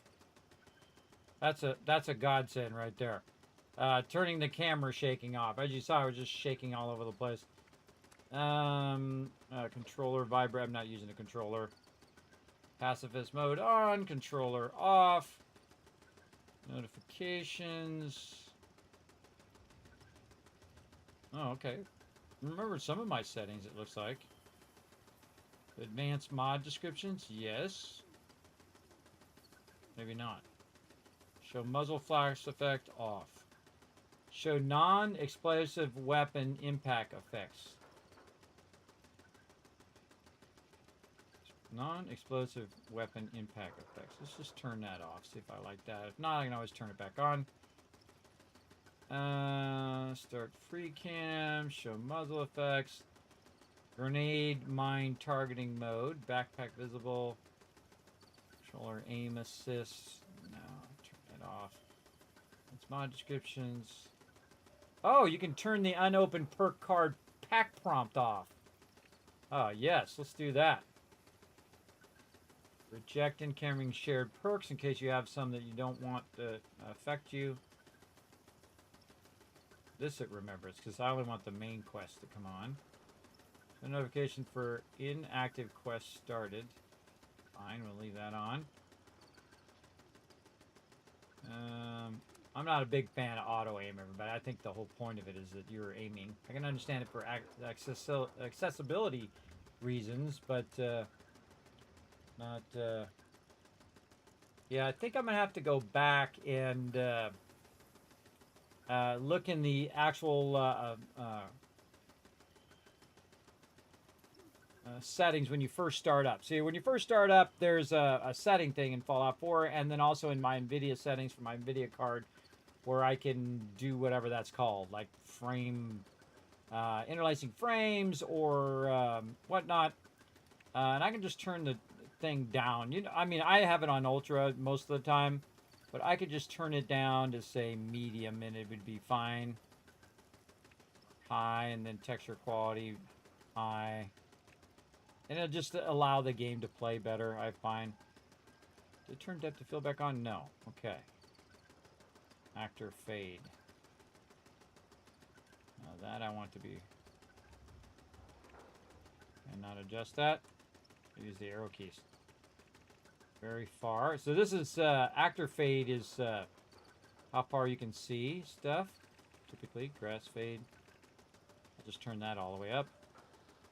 Press here, general subtitles. Ah, there it is. Dialogue subtitles on.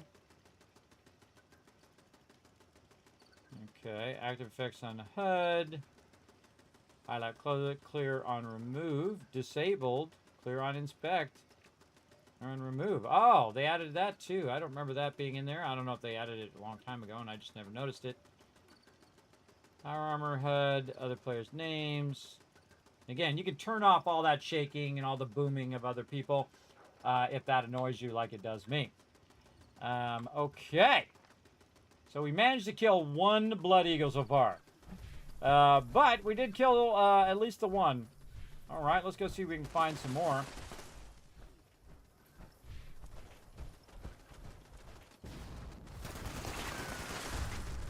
Ah, Ricochet. Where are you? Turret. Yeah, I can remember where all this stuff is now. The turret over here making noise. Notice that a lot of time I don't even bother to pick up the loot, everybody. Again, I have so much loot and I've been playing so long that it's never a worry for me to have to go and collect the loot all the time. Again, I find I just end up with a ton of loot I don't even need. 0 dudes. Okay. Now, one of the things you can do is you can flip servers and see if there's some on another server. We'll just go to some other places. Man, this is the... Oh, look at this highlighted thing. Appalachia Camp Outpost build. Oh, that's cool. Oh, I like that. It's like a highlighted... someone's camp. Oh, they're over here doing something. What are they doing? Test your metal, I believe. Yes, test your metal. Bunch of people over there doing that one. Still good to see people are active and they're doing the events and stuff. I'm not going to do all the events, everybody. I'm just trying to get back into the game here. Let's go to the Dagger's Den, see what we can find up here. They actually have a spot in the game called the Kill Box, which I think they should know. They should know that is copyrighted by me. The Kismet Kill Box is one of my famous things I invented, actually from defending the castle. In Fallout 4, I set up a bunch of turrets. I'm like, oh, it's like a Kismet Kill Box. They're going to come running right in there, and those turrets are going to blast them. And it worked incredibly effectively, and then that's where that came from.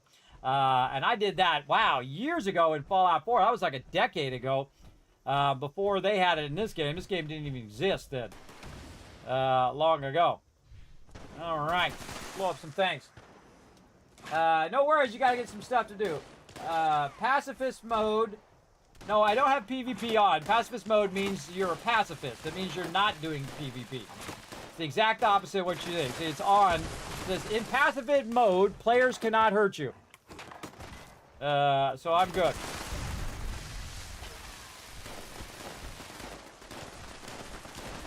Oh, it's this one. Okay. A lot of glare in this game. Surprise! Sucker! Where'd you go? Oh, you're over there. All right, just trying to get back into the game here. These are ghoul. Kind of look like they are ghoul blood eagles. Yeah, I don't think my power armor is clicking in my my auto heal. Did they take that off the power armor? What do I have on these things? I don't even remember. Yeah, I have to look at it later. Got a lot of stuff on it. Got a lot of stuff.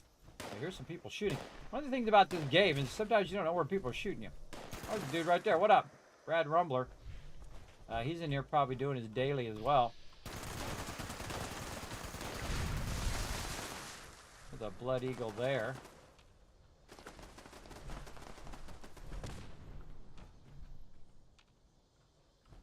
Okay. God. A while to get back into it after all this time. Again, I played Fallout for tens of thousands of hours, everybody. It's across all the years. But it is kind of cool to take a break and come back and get that re-enthusiasm for it. Getting that full-on Fallout vibe going again. It's awesome.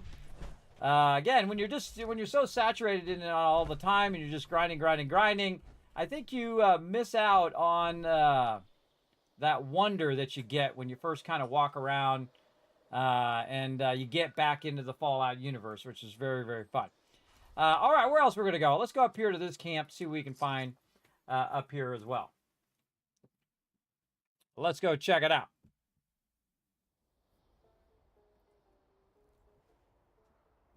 Now, the fun thing about pacifist mode is that supposedly they can't kill you.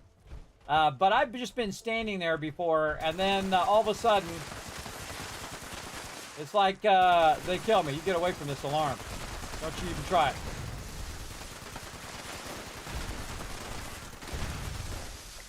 I suddenly remember there's an alarm right there.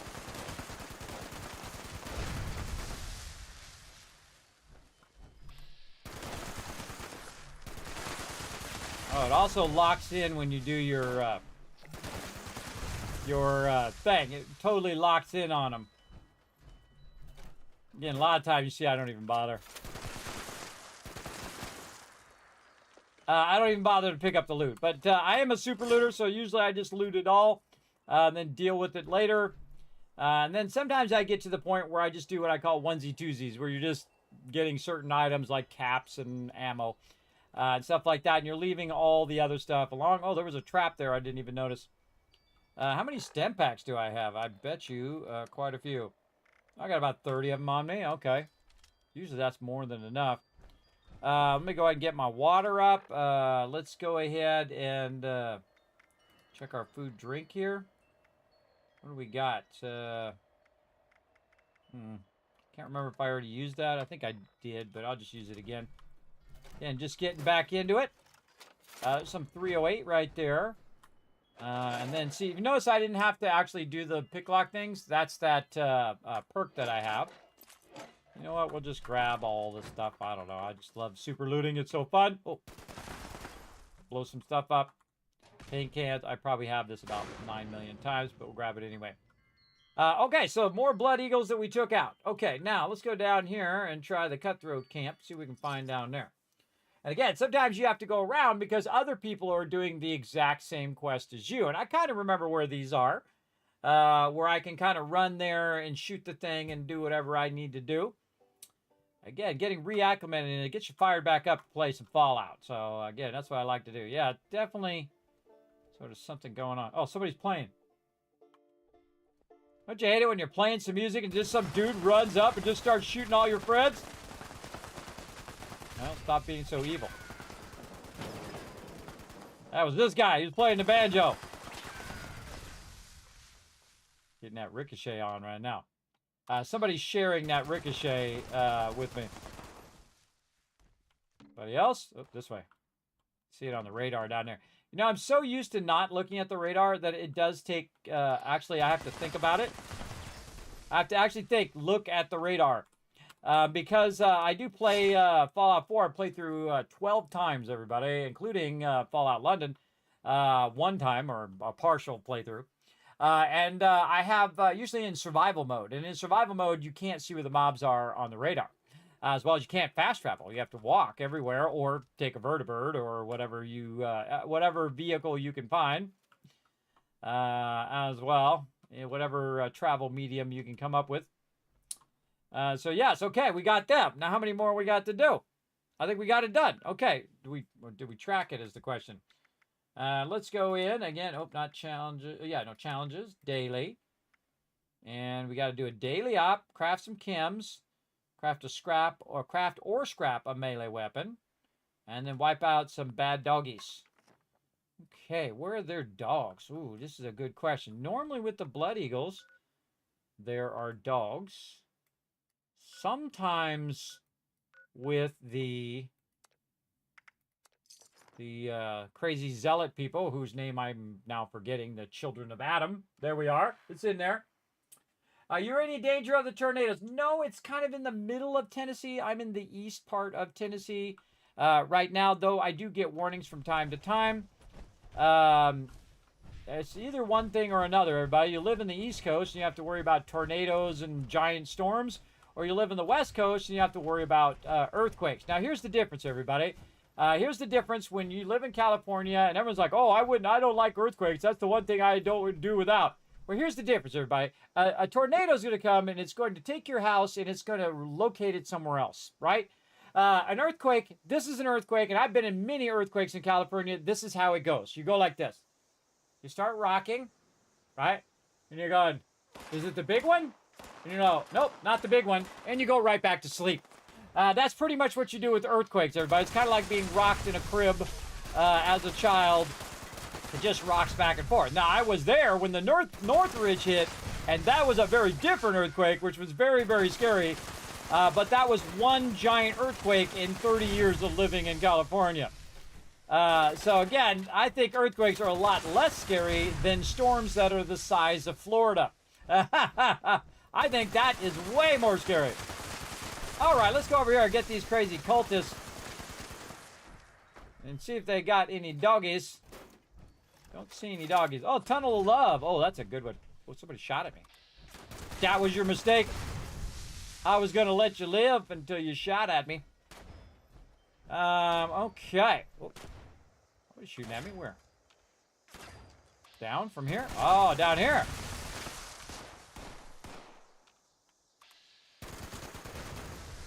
Again, I was going to let you live until you got rowdy.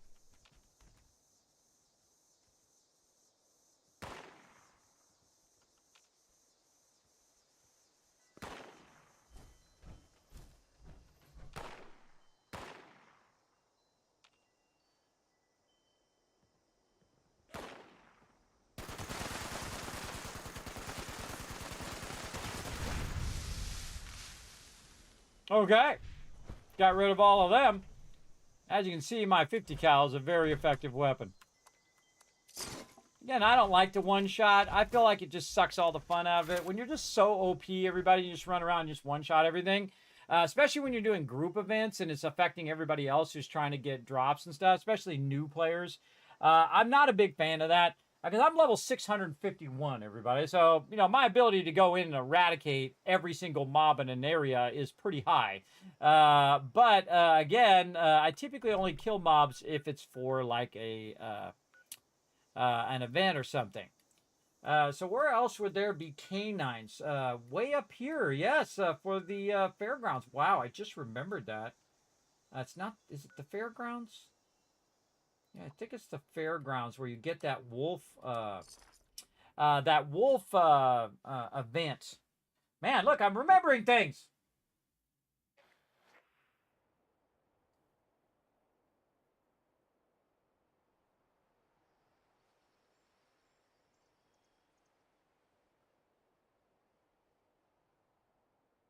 Yeah, and again, Unforgiven, you don't need to do that, bro. You don't need to like tell me the weather and all that kind of stuff. I do appreciate it, but you don't need to tell me all that stuff.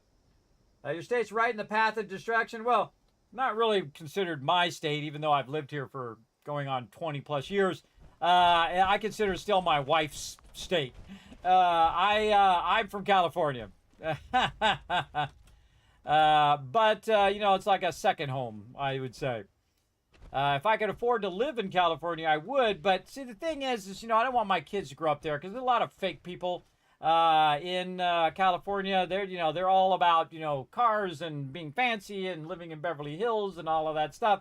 And they're very fake. They're very not down to earth kind of people, which is more like in the South. You have a lot of more down to earth people. They don't put on airs. They don't try to act fancy. There's still some people, everybody, that do that. But I like the salt of the earth kind of people. The people who are trying to be pretentious. They don't think people are below them. They treat everybody with respect, whether you're a biker or whether you're a beauty queen or whether you're the guy who scrubs the toilets or the CEO of a company. You all treat each other with that mutual respect, no matter at what level people try to put you. I find that to be very off-putting when people are acting all superior to other people. I think the second you act superior to other people, it makes you instantly below everybody. I feel like you haven't learned that lesson yet. To be a decent human being, you should treat others with respect. And you're like, well, respect is earned. No, it's not. Respect is given. And if you give respect, that's on you. If the other person doesn't give you respect, that's on them. That's not your problem. You were respectful to them. You were kind, respectful, caring person. So if someone comes in and they're bullying you or they're being mean or whatever, that's a them problem. It's like, whoa, bro, you got some work to be done on you. Because there's nothing you can do. No matter how much you say to that person or what you do, in there, ultimately, it's on them to be a decent human being. And if they can't be a decent human being, then don't be around them. And just ignore everything they have to say. Because there's a great thing about freedom of speech, everybody. You can say whatever you want here in the United States anyway. In some countries, you say the wrong thing and they will kill you. They will absolutely lock you up and kill you for saying the wrong thing. There's so many countries that are like that, everybody. Absolutely. Or doing the wrong thing. They will kill you for that too. But you have the freedom of speech. And other people have the freedom to not listen or not care about your opinion. I know it's like a crazy thing nowadays that everybody has so much opinions and they're so extreme that they don't realize that the most powerful opinion is the ability to work together. That is the most powerful human ability, is to take multiple humans, come together. Somebody has an idea, somebody else has an idea. They combine those ideas, make an even better idea out of those ideas by working together. That's why we have a space station. This is why we have rockets that go to space. Some of you are like, nah, Kismet, it never happened. Why would anybody fake that? Make up a reason why people would fake that stuff. Why would they fake the earth is round? Not only is it dumb to even do that, but it's also dumb to think that people would waste their time faking it. They don't need to fake it, everybody. They don't care to fake it. They don't have the time to fake it. They don't want to fake that stuff. Why? Because it comes out of their moments of their life, and it's just a dumb thing. Now, of course, it's your life. You do whatever you want. You believe whatever you want. For me, I just think it's a waste of time to even do that because you got to think about the perspective of the person you're saying is faking the thing. Why would they fake the thing? Why would they fake it? What would be a reason why they would have hundreds of people out there faking the Apollo moon landings? Why would they do that? I mean, sure, they're fighting with the Russians and all that kind of stuff, and all the crazy, military people would want to fake it. But the average scientist is not going to want to fake it. They're like, no, this is like an achievement. This is real. Everybody worked really super hard to make this happen. Why fake that stuff, everybody? It's a completely illogical to me. We know it's true. We know all of these things are true, and faking them is a waste of thought and waste of time. And these people would not do it because they don't want to do it. They don't want to do that. They want to do the real thing. Why fake something that you could really do? I mean, it's been proven time and time again. Now, the government, on the other hand, is a bunch of liars, cheats, and thieves who steal stuff, who mislead people, and who basically are paid to lie to people. That's basically their job. And everybody knows it. It ain't no secret that most politicians are the worst kind of people. Because they're the ones who have to lie, cheat, steal, or whatever to get into their position of because they want more power or more money or whatever it is. And of course, they'll be the same as all the rest of us in the grave, everybody. That money and power won't stop them from dying one day. As I mentioned earlier, even billionaires die, everybody. It doesn't matter how much money you have. One day, everybody has that last destination to go to. So why waste your time on the journey in from here to here? Why waste your time with all that crap in between? Now, again, it's your life choices. You make your choice. Why you would want to waste your time and why other people would want to waste their time with that. Hey, I can go over here to Homestead, too. Maybe there's some doggies over there we can take out. I think it's a complete waste of time as well. There we go. Spice Fury coming in says, I live in Alabama. I deal with hurricanes and tornadoes every year. It made me decide to move out of the area to less prone BS. Exactly. I'm right there with the Spider Fury. Yeah, family in Arizona, Colorado, so one of those is going to be where I move soon. There you go. The only thing with Arizona is it's really hot, and Colorado is absolutely beautiful. As stated by John Denver, one of my favorite artists of all time, everybody. Of course, West Virginia, you know. West Virginia, one of my favorite songs of all time. As well. Amazing, amazing. Ha-ha! There's one. There's two. There's number three. Now, there's other dogs here, and I can go kill them, but I'm going to do this instead. Oh, I forgot how sucky the jetpack is in this game. Oh, yeah, the jetpack blows. I forgot. All right, I got to use my stuff to get up on the roof here. Oh, yeah, the jetpack is terrible. Oh, I forgot. I forgot how terrible that was. Okay, there's actually an event going on right now. See, I told you that event would start up, but I'm not doing the event. I was just doing my dailies there. Okay, what else can we get done? Craft some kids. Okay, now we just do some crafting stuff. Okay, let's do some crafting stuff. Right over here in my Tycoon HQ. If I get it to teleport. There we go. Yeah, compared to Fallout 4, the jetpack in this game sucks. It really sucks bad because it's like you hold it down, your whole entire action point thing goes, and you go about this far off the ground.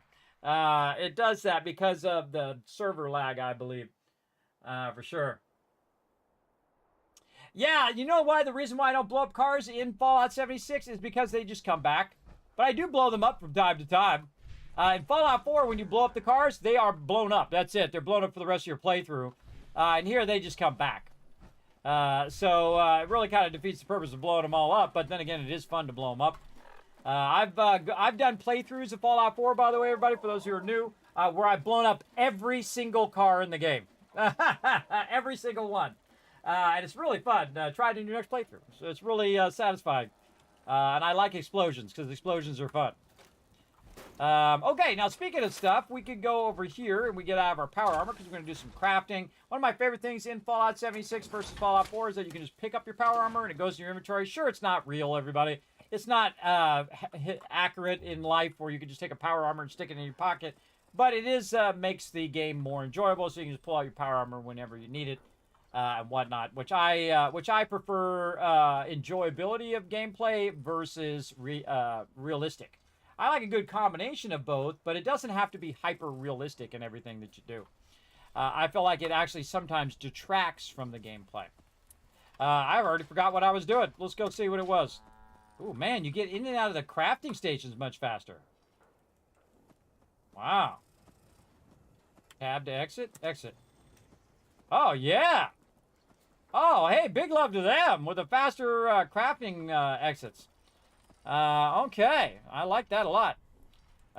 Craft or scrap a melee weapon. All right, did I pick up any melee weapons? Oh man, I picked up a bunch of stuff. That's not melee. Any melee stuff in here?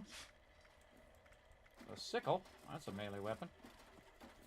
I thought we could scrap it in our inventory. How do we do that? I forgot. Inspect repair. No. Maybe not. Maybe you have to do it in the bench. Scrap items. All right. Yeah, let's just do it like this. Okay, fire axe is a melee weapon. Let's just scrap it all and see how many we get. Some people also call it melee. Melee or melee weapons. Okay.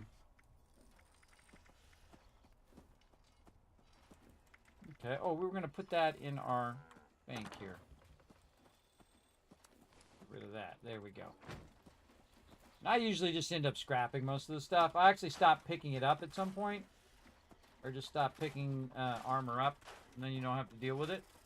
I have so much resources. That's not really an issue. Let's see. So, or make some. Okay, so we can craft some melee weapons. And I like to turn the game sounds off when I'm in my little thing here. Okay, edged melee weapons. What do we got? Combat knives. Okay, we'll make one of those. Oh, wait, we need to go to our other set, which is our crafting and chem workshop here.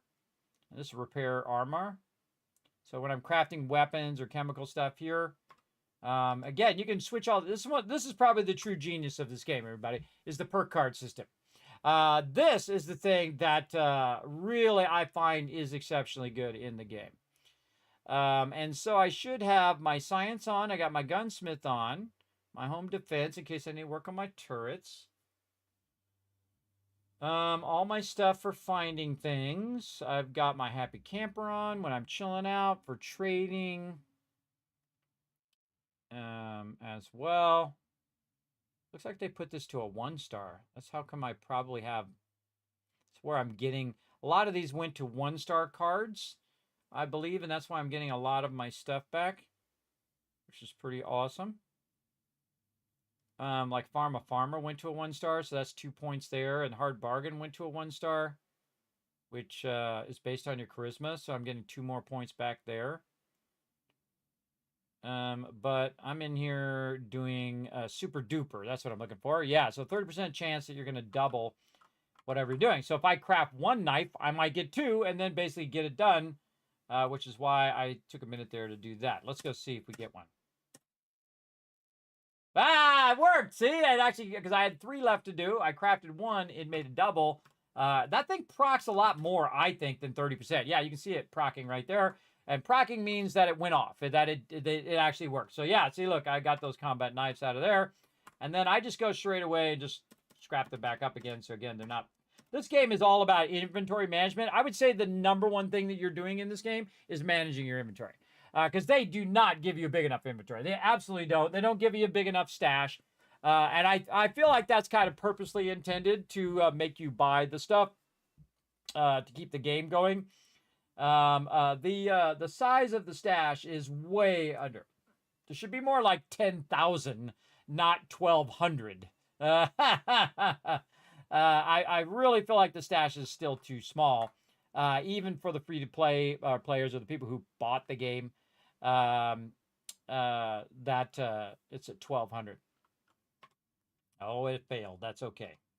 Don't really care. I'm just trying to get some of these dailies done. Craft some chems. Wow, I haven't done that in a long time. Over here. Let's go see if we can make maybe some healing stem packs. Can we make some stem packs? We can. Okay, stem packs are always useful. And we made 1. You didn't know a chem is a stem pack. Blood pack is what we need. Oh, I know where to get those. I know right where to get those. It's always dark, dingy, raining every time I'm playing this game. Blood pack right there, see? So that's what the great thing about this morbid well. You get them blood packs, and then you can make stem packs from them. Over here. We haven't even got to like going down the rabbit hole that is cooking food in this game. And there we go. Okay, got it done. All right, got some more dailies done. Oh, whoa. Ooh, cow popped up out of nowhere. Okay, what else we got? Completed daily op. What's our, did they add any new daily ops? Oh, it's uplink. At least that's good. Okay. Well, let's go and see what's up with what's up. What do we got to do? Restore level 50 plus. So apparently we can get higher than level 50. I mean, I'm level 600 in 2051.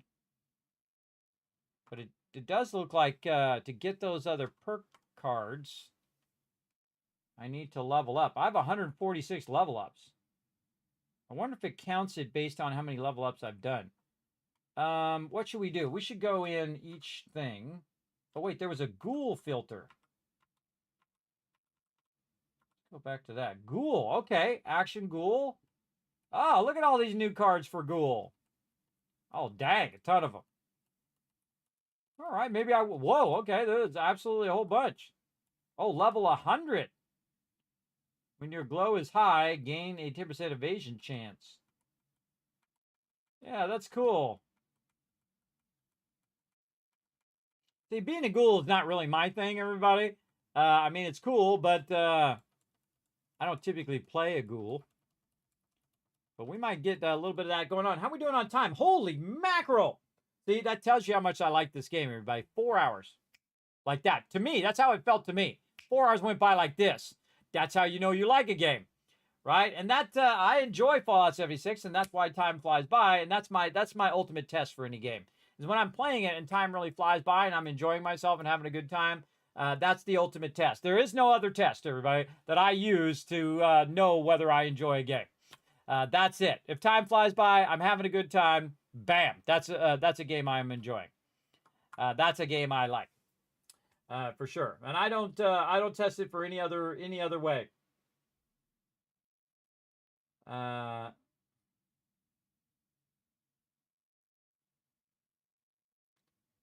Yeah, scary, Spider. Yeah, well, be safe. You got yourself a, do you have a place to go, like a shelter or something like that? Now, again, if it comes up and starts beeping on my phone, this stream is over, bro. I'm out. My wife needs me, our kids need me. I'm out like that in a second. But yeah. See, I don't like tornadoes. Tornadoes are massive, but sometimes the base of tornadoes is like a mile wide. If you ever driven a mile, everybody, that's the size of the tornado. So yeah, I think that's much scarier than any earthquakes have ever been in my lifetime. Though I have seen some scary earthquakes where like buildings fall over. We had the freeways fall down on each other. Yeah, pretty scary stuff. And it's really scary because it was violently shaking on that Northridge one. The worst I've ever seen it. I had just cleaned up my computer, which would teach me to clean out my complete computer, and I had it all perfect. Then I turned it off, and I stood up, and I was walking into the doorway to go into my bedroom. My wife was in there sleeping. I was up late working on stuff, as I always am. And I walked in the doorway, and bam! It was like a big shockwave. The whole entire place where we were living in an apartment at the time, and it just shook, man. It just shook like crazy. And I'm like, get in the doorway, get in the doorway, get in the doorway. My wife's, of course, asleep at the time. She got up, got in the doorway. Now, of course, we're on the bottom floor of a 3-story building, or I think a 4-story building. We're on the bottom floor. You don't want to run outside, though, because that ain't any safe for everybody, because people out there going crazy, doing stupid stuff that causes even more damage to people. So you had to decide whether you were going to stay inside, into the doorway, or where you're going to go, because the doorway is framed out, everybody, to be a support area. So you'd be in the doorway, you'd be in the bathtub, or be outside in an open area and watch out for big cracks coming up in the ground. There's a big crack coming your way, go that way. Go sideways. Don't try to run ahead of it. You go sideways because the crack's going this way. You're going that way, which is away from where the crack is.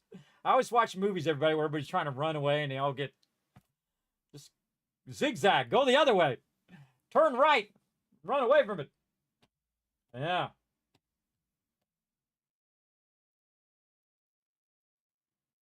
Oh, man. See, that's scary stuff. That's really scary stuff.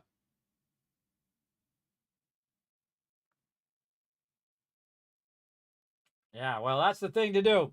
Make sure you got a place to shelter. I go in the neighbor's basement. Because if it comes through, it's going to take all the stuff on the surface first. So if you're in a basement, basically it's underground. So we'd have to take out a big chunk of the ground itself, which in theory it could. But if you're in a storm shelter like that, you're underground. And so it's basically coming across the surface and taking out anything that's at that surface level. And if you're under the surface level, you have a much higher chance of surviving. So there you go. Yes, here comes those one biddies. Thank you very much for that biddy there. Appreciate that. Bringing that Vault-Tec van in here, getting prepared for the future here, working a bit on our Vault van life, everybody, little by little. Oh, and here we go with 32 months of sub love coming in. Thank you so much, Salsa. Appreciate that. The love here in the stream. Show some love in the chat, everybody. I appreciate it as well. So, yeah, when I get my Vault-Tec van, everybody, I'm going to get away from this crazy weather. Wherever the crazy weather is, Kismet going to be very far away from it. I am going to exit any crazy weather as well. But yeah, I know a lot of people who do live on the West Coast in Phoenix and Arizona, Colorado, Nevada, all those places in there. Kind of not quite in California where the earthquakes are because there's a giant fault right down California. If you ever watched the movie Superman, the one from the 70s, where the whole plot is, I'll give you a little bit of plot. Sorry, I'm spoiling it for you, but then again, the movie's like 40 years old, so there you go. Is the fact that he's going to cause the whole entire California to slide off into the ocean, or at least a portion of it to slide off in the ocean because of the fault line. But if you're in Nevada, you're in Phoenix, you're in all of those, you're kind of away from that. And you're in those kind of middle states. Of course, those states are also full of deserts, so be careful. It can be very hot out there, over 120, 30, 40, 50 degrees as well. But it's dry heat, though. It's dry heat. It is not like the kind of humidity you have in the East Coast. In the East Coast, you have terrible humidity where you're just like instantly sweating. Or it's so cold that your bones themselves are cold, even through this kind of exterior skin and meat and muscle and whatnot. Somehow inside your very core of your body, where your bones are cold, because it goes right through you. The wind just goes right through your body and out through the back. And you're like, God, I got a sweater on, I got a shirt on, I got a sweater on, I got a thing over that, I got a big heavy jacket, and still somehow it's going through all of those things and reaching my inner core. As well. That's cold, everybody, that's for sure. Yeah, Colorado is beautiful. A lot of people go there, especially in the summertime.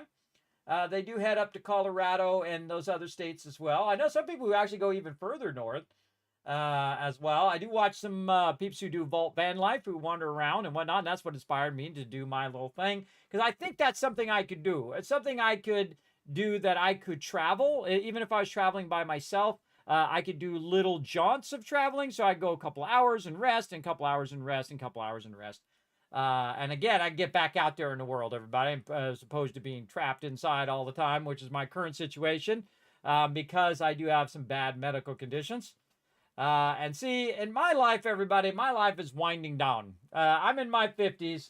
I've done all of the things that I wanted to do in life, which is like go and be a graphic designer and work for the top companies in the world. I did that. Life achievement unlocked. I wanted to do every type of graphic design you can do. 100% achievement. In real life. Not just in game, everybody. In real life, I've done every type of design that you can do. From cereal boxes to labels to ads in the newspaper or in a magazine. I've done record labels. I've done CDs and tapes and all of that other stuff from back in the day. I've done every different type of design. When you walk into a grocery store, everybody, and every label that you see in there, that's a graphic designer doing that. If you get a card for someone's birthday or for Valentine's Day, graphic designer's doing that.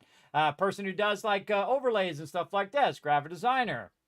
And so I could go on and on and on about that forever, because I have a lot of knowledge in that. But I did it. It's done. Achievement unlocked. It's kind of like when you play a game and you've done everything there is to do. You did it. Okay, good. Now what you going to do, right? Now what you going to do?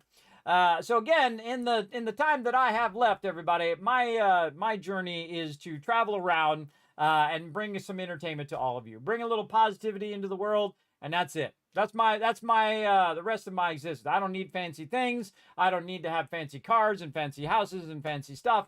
And I think my kids will be fine without me and whatnot. I just want to be a decent human being. That's it. I don't need to be any more than that. I just need to be me. And it's a good place to be in your life, everybody, when you don't need stuff.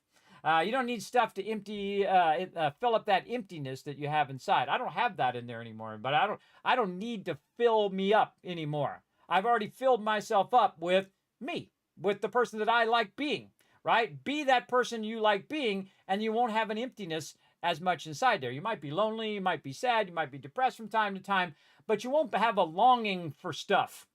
I don't need more computers or more stuff. I buy them only if I need that particular thing for something. I don't buy them because I want them. I buy them because I use them.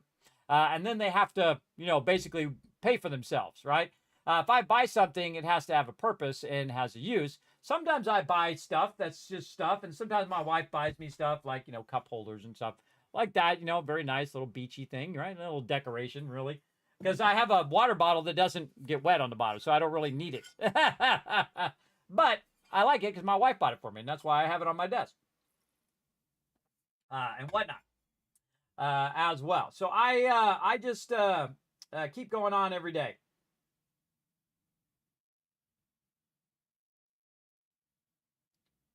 Because I'm at a state where I'm sick all the time. And so when you're sick all the time, is difficult to function as a normal human being, especially when you have cognitive problems like I do. I have a lot of cognitive problems, like you'll see me trip over my words. You'll see me, I can't recall things. That kind of stuff is very difficult to come back from, everybody. But here I am. I'm actually getting better over time. But those are very difficult things to overcome in your life. And when you're in your 50s, you're not so much thinking about all of your great accomplishments that you're going to do and all these goals and things that you're going to do. All you really care about is how your family is doing. How are your kids doing? How are they going to survive in this world, right? Are they good people? Are you helping them in all the ways that you can help them to be a good person, and also to help them in whatever endeavors they want to do? Not force them to be a football player or a baseball player or a basketball player or none of that crap. Force them to do what you wanted to do that you never got to do in your life, but let them discover what they want to do in their life and slowly transfer the responsibility for taking care of themselves, because you know that you're not going to be around forever. And I'm not going to be around forever, everybody. You will realize that at some point in your life, usually in your 30s, 40s, you start to realize that you could actually die. You know how you know that? Because all of your friends that you might have known are no longer around, and they died in their 30s and 40s and 50s. That's how you know your own mortality is on the chopping block, especially when I got very, very sick. When I got very, very sick and I could barely walk, I could barely get around, I'm crawling to the bathroom because I'm so dizzy, I can't do anything, I can't go anywhere, I can't work, I can't take care of myself.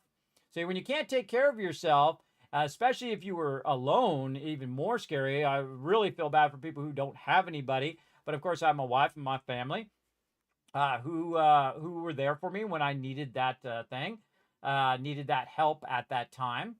And the problem with being sick also is people treat you like you're stupid. They treat you like you're defective or something like that, which I think is a horrible thing to do to somebody.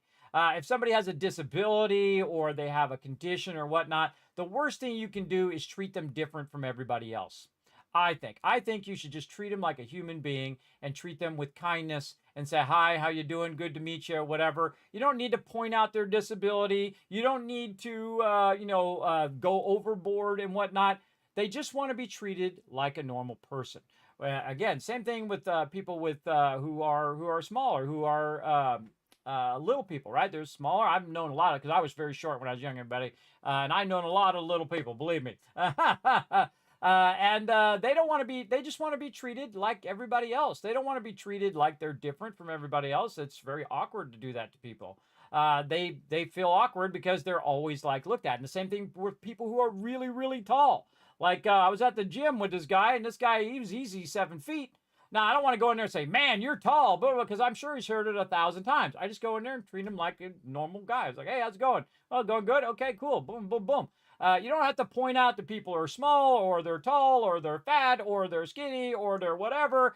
You don't need to point that stuff out, everybody. They know it 1,000 times and 1,000 times again over. They already know all of the issues that go with their life because they've lived it. They don't need you to point it out to them. Just treat them like a human being. Treat them with kindness like you would with anybody else. People who are blind or people who are deaf, you don't have to go overboard on it. Just treat them like a normal person, and that's okay. Like when I'm talking to somebody who is deaf, I will specifically try to enunciate more. That's okay. That's okay to do, but don't make it awkward. And don't make them feel like they're an outcast. Don't make them feel like they're different from everybody else, because they're a human being ultimately with just a condition that they have to deal with, and that's it. That's how they're different, is they have a condition. But other than that, they're just a normal human being trying to go about their life, the same thoughts and emotions and feelings and all of that stuff. And the same thing with every human being in the world, everybody. Every single one. We're only 1 or 2% different maximum human beings. But we always focus on the tiniest little crap. What we have different, the 2% we have different instead of the 98% that we have the same. And that's why human beings are the oddest animal on the planet, is that we focus so much on the negative and not so much on the positive and what we could do together. Like build cool space stations and places on the moon and places on Mars and travel the stars and go places we never even dreamed of thinking of going. And doing things that we never even dreamed of doing. When I was a kid, everybody, this was a dream. This thing didn't exist. We didn't have cell phones. It wasn't even thought of that it could be done. No one even thought of doing this in the 70s, everybody. They were just trying to get the rotary phone to be a push button phone. That's what they were doing. And of course, they also had the one of my favorite cartoons, everybody, Dick Tracy. Check it out, everybody. I got a Dick Tracy watch. It's a real thing now. When I was a kid, it was a fantasy. It was a comic book. It was a comic strip in the newspaper. And now it's a real thing. I could talk to people on my special Dick Tracy watch here. I can even get the Dick Tracy thing if I wanted to, faceplate for it if I want. It's a real thing that humans did together. We did it together, everybody. A bunch of people working together, all these smart people who worked together and said, no, how can we make that work? We could do this, we could do this. And oh, we invented this thing, and this thing helps us make this other thing. This is what humans do great, work together. It's only when we don't work together that things stall out. That's when we have the most issues. It's when we don't work together. Do I have anything that's close to a death sentence? Well, I thought at first that's what I thought it was. I thought it was, that's it. I can't take care of myself. And that's a scary thing. When you get to that stage, a lot of people get to that stage, usually in their 80s and 90s. They'll get to a stage where they can no longer take care of themselves and they need people to help them, whether it's their children or caregivers or whatnot, because they've reached past an age in which they can help themselves, right? They got conditions that are pretty severe, and they can't take care of themselves. And those people also want to be treated just like anybody else. They want to be treated like a normal human being with respect and kindness. That's it. You don't have to be more than that, everybody. You don't have to go overboard and, oh my God, blah, blah, blah, blah, and all that. You don't need to point out their conditions to them, their issues. They know what they are. You don't need to come to me and say, Kismet, man, you look like you're dizzy all the time, or man, you look like you're tired. Yeah, because I have issues with sleep and I have issues with being dizzy and all of those things. You don't need to tell me I look tired. I know. If anybody who's looked at my face more than any of you is me. I know what my face looks like. Looks like an old man's face has been through some stuff, if you know what I mean. Put a 1 in the chat if you know what I mean, everybody. You've earned those little worry things that are on the top of your head up here. Those little lines there, those are from worrying. You've learned all of those little marks that are around your eyes and the darkness that comes around over here from worrying about them bills and kicking some butt in real life as well. So, yeah. Yes, I just told you what it was, Spider's Fury. I have really bad sleep apnea and insomnia, and I have a vertigo-like dizziness. So it's actually called a middle channel ear imbalance. It's from being deaf, partially deaf in this ear.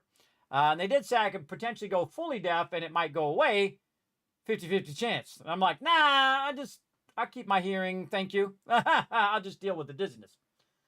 So there you go. Now, I've talked about it for a decade, for 11 years. I don't know. You must have missed it every time I talked about it. But again, it's like having pneumonia every day.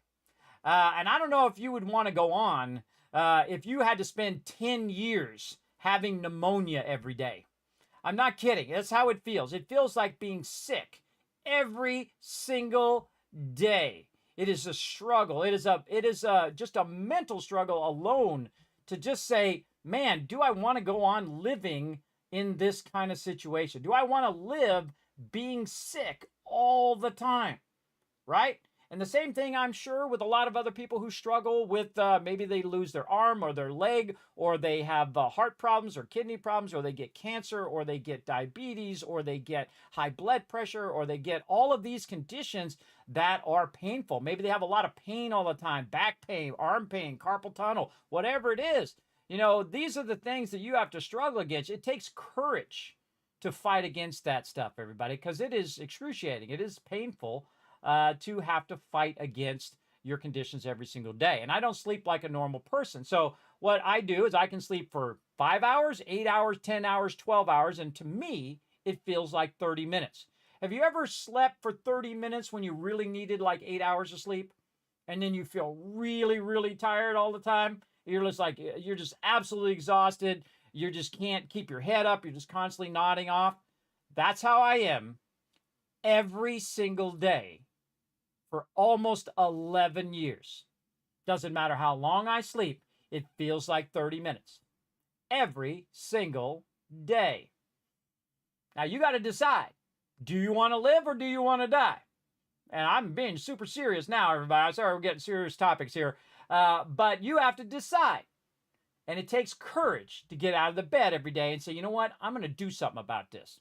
And I've been doing that every day for 11 years, going on 11 years here in June, for a very long time. And that, again, takes courage to get up every day and say, you know what, I'm going to work on my health. I'm going to stop eating so bad. I'm going to try to lose some weight. I'm going to try to work on that health that you've let go because, you know, because you take care of life. You know, you're trying to earn money and trying to pay for your family, or if your kids got stuff they got to do. They need clothes and they need food, and it's super expensive. And then your car breaks down and you got to fix that. And then your garage door gets broken, which I've had. And then they've broken the doorknobs on your cars or on your doors, which my kids have done many times. And then I got to go pay to fix that. And then I got to go pay to fix the other thing. And then they want to go on a trip. So then I got to figure out how I'm going to do money on that. And then they need instruments for school, and they need school supplies, and so on and so forth, and stacking, on and on and on until it's every ounce of your energy is spent keeping your family going. And I'm not the only one, everybody. There are millions and billions of people doing the same thing right now. They're doing it all over the world, just trying to make enough money to survive today, and then tomorrow, and the next day. There's only a select few, everybody, who are at the very top, who don't have to worry about money. Everybody else is like me and you, who need to get up every day and try to get something going on. Now, I'd love this to turn into something great, but if it doesn't, that's fine as well. I like to get it to the point where it could just at least pay for itself. It could continue to allow me to do giveaways and stuff like that here in the stream, just to kind of bring a little joy to the world. And that would be enough. I don't need to be the #1 streamer. I don't need to make millions of dollars or do any of that stuff. I've had lots of money. It is very nice. You can buy lots of fancy things and have a lot of fancy clothes and whatnot and try to impress people, which nobody cares, everybody. Nobody cares about you. Nobody cares about your stuff. Nobody really does. If they do, then they're a shallow friend. They shouldn't care about all that stuff, whether you have nothing or whether you have everything. They should care about you either way. That's a good friend. That's somebody who actually cares about you and who doesn't just want to use you for, hey, I need you to do this thing for me, and who's always asking you to do stuff for them. That's the type of friend that is a red flag or family member or, extended family members or whatnot, who are always asking you for stuff. And who always just want stuff from you, who never say hi, never say hello, they never check in on you, they never see how you're doing or offer to help you, but they always want something from you. Those are the fair weather friends that you got to watch out for. That's a huge red flag when people always want you to do stuff for them and expect you to do stuff for them, but then when you need their help, they're never there. So again, cherish the people who are there, who you can call up on the phone when you're struggling, when you're having a tough time. Those are the people that you should care about, the people who actually are there for you in your toughest times as well. And I appreciate all those people who are in my life who are there in the toughest times. Yeah. Stream helps with everything in my life. It's hectic, so I'm grateful. Well, you're welcome, Susan. Yes, I understand a hectic life. A lot of us live the same way. Know that you're not alone. You're not alone out there. So many people are doing the same thing. They're just paddling, trying to keep their head above water, especially now when everything's like 10 times the cost of everything. I went and got some glasses, everybody. I forgot to say this the other day. I went and was going to get some new glasses, not these ones, but my driving glasses. And they wanted to charge me $700. $700 for a pair of glasses. And I'm like, no. When did glasses become $700? And then with insurance, it was still $350. I was like, you're kidding me. With insurance, it's $350? Why am I paying this insurance? Shouldn't they pay for the whole amount? What the hell? What is going on with this world, everybody? $700 for a pair of glasses that are just one. They're just a one type of glass, too. They're just far away, far-sighted glasses with some, scratch protection. $700. Crazy. So I said, no, I'll go to, some cheap place like Walmart or some cheap place and get me 2 pair for $100. I don't need fancy glasses, everybody. And I'll just have them put it in the same frames. Because that's where they get you, too. They get you with those frames that are $400 frames or whatever fashionable frame. I don't care about the frames. I don't care. I did these because I did these for the stream, everybody. I did these for you guys. I originally ordered these glasses with the light frames on them. I don't typically have plastic frames or colored frames because I want them to be as light as possible because they really hurt your nose. Glasses typically do. They hurt your area here. When I'm not on stream, by the way, I'm not wearing my glasses. I wear my glasses so that I can see clearly when I'm on stream. And also it helps my eye strain when I'm sitting here for long periods of time. It really does help, by the way. I don't know about the science of blue light things that they put on your glasses, but I can tell you the difference between before I was wearing my glasses and after I'm wearing my glasses. Now, it might also be that the fact that I'm not also, stuff's not slightly out of focus. That's another thing that might be helping as well by wearing my glasses. So yeah. You didn't know there was insurance for glasses? Yes, it should be part of your insurance if you have vision insurance with your particular company. And they usually have like a certain amount that they pay, like $100 or $200 toward a pair of glasses. And sometimes you get 1 pair, sometimes you get 2 pair. It's like so much per year. They have glasses insurance, they have dental insurance, they have medical insurance. These have a whole bunch of different insurances that you can get from your employer. So look into it because it might be worth it. I mean, if you're paying, say, $20 a month on your insurance to have vision, and then you go out and you get glasses and it costs you $100, well, bam, you got $100 worth or $200 worth of vision coverage as well. It definitely saves you a good amount of money.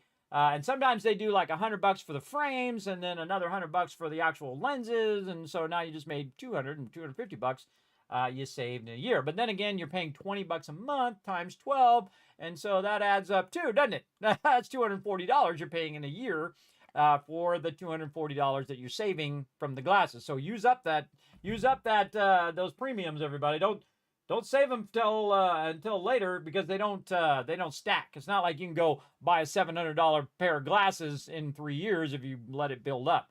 It's only per year, and then it resets every single year. All your medical stuff does that as well too, like your deductibles and all that other stuff resets every single year. And you're kind of max out of pocket and all that stuff. We go really deep into all of that, and that's some things I've been teaching my kids as well. Everybody, you need to learn all that stuff. Very vital, important. You need to learn how to manage your money.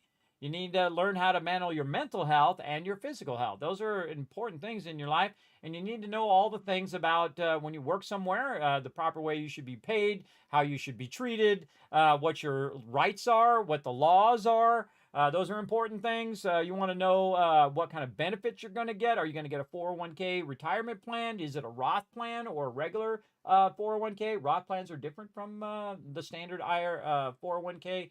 I can tell you all sorts of financial stuff, everybody. But the most important thing to do is to go and ask your employer and say, what are my benefits? I want to know what they are, right? And then you check out what kind of medical plans you have, what kind of vision plans, dental plans, all that kind of stuff. But ultimately, it still costs way too much for the average Joe. For the average Joe who's out there grinding $10 an hour, $20 an hour, I used to make a lot of money, everybody. I made a tremendous amount of money, so I didn't worry about it when I was young because I had a really great job. And in those days, they gave you full insurance. Full insurance is when they pay for everything, basically. Well, depending on where you worked. But they paid for everything. When you went to the doctor, you paid nothing. And when you got glasses, it cost you nothing. That's right, because you're already paying it out of your insurance premium when you work somewhere. And my insurance was maximum. I had it, I think it was like $280 a month or something like that in the 90s. So that's like equivalent to $700 now a month. It was pretty high, but it covered everything.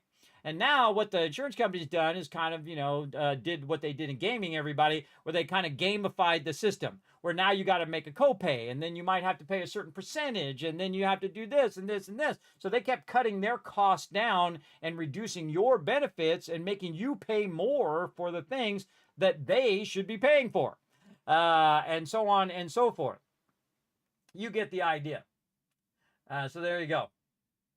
I never actually reached a millionaire. I could have, if I had stayed where I was, I could have become a millionaire. I absolutely could have. In about 3 more years, I would have been a millionaire. Absolutely. Yeah. I had like, I don't know, $30,000 in cash in the bank when I was in my 20s. Yeah, I had a lot of money. I'm not bragging, just saying I was very successful. But you know what? I didn't appreciate it in my 20s. I didn't appreciate that I was so lucky to have that at that age and at all, because I didn't appreciate it because it happened to me early in life. Now I appreciate it way more now. I appreciate just having $50 in my wallet, everybody, because I have kids and whatever. I rarely ever have cash at all. It always goes to the family. I really don't buy things for me. I have shirts that are 40 years old that I still wear and things like that. I don't buy things for myself. But I could have easily chose that path. But there was a path, there were 2 paths laid out in front of me, everybody. There was marry my wife and go down this path of family. And then there was path of think of only yourself, don't marry anybody, don't have kids, and just do the money path. Now this path is a path of luxury and stuff, and you end up with a lot more because you're spending a lot less on other people. But this path is the most rewarding. I'm so glad I picked this path because now I have my children.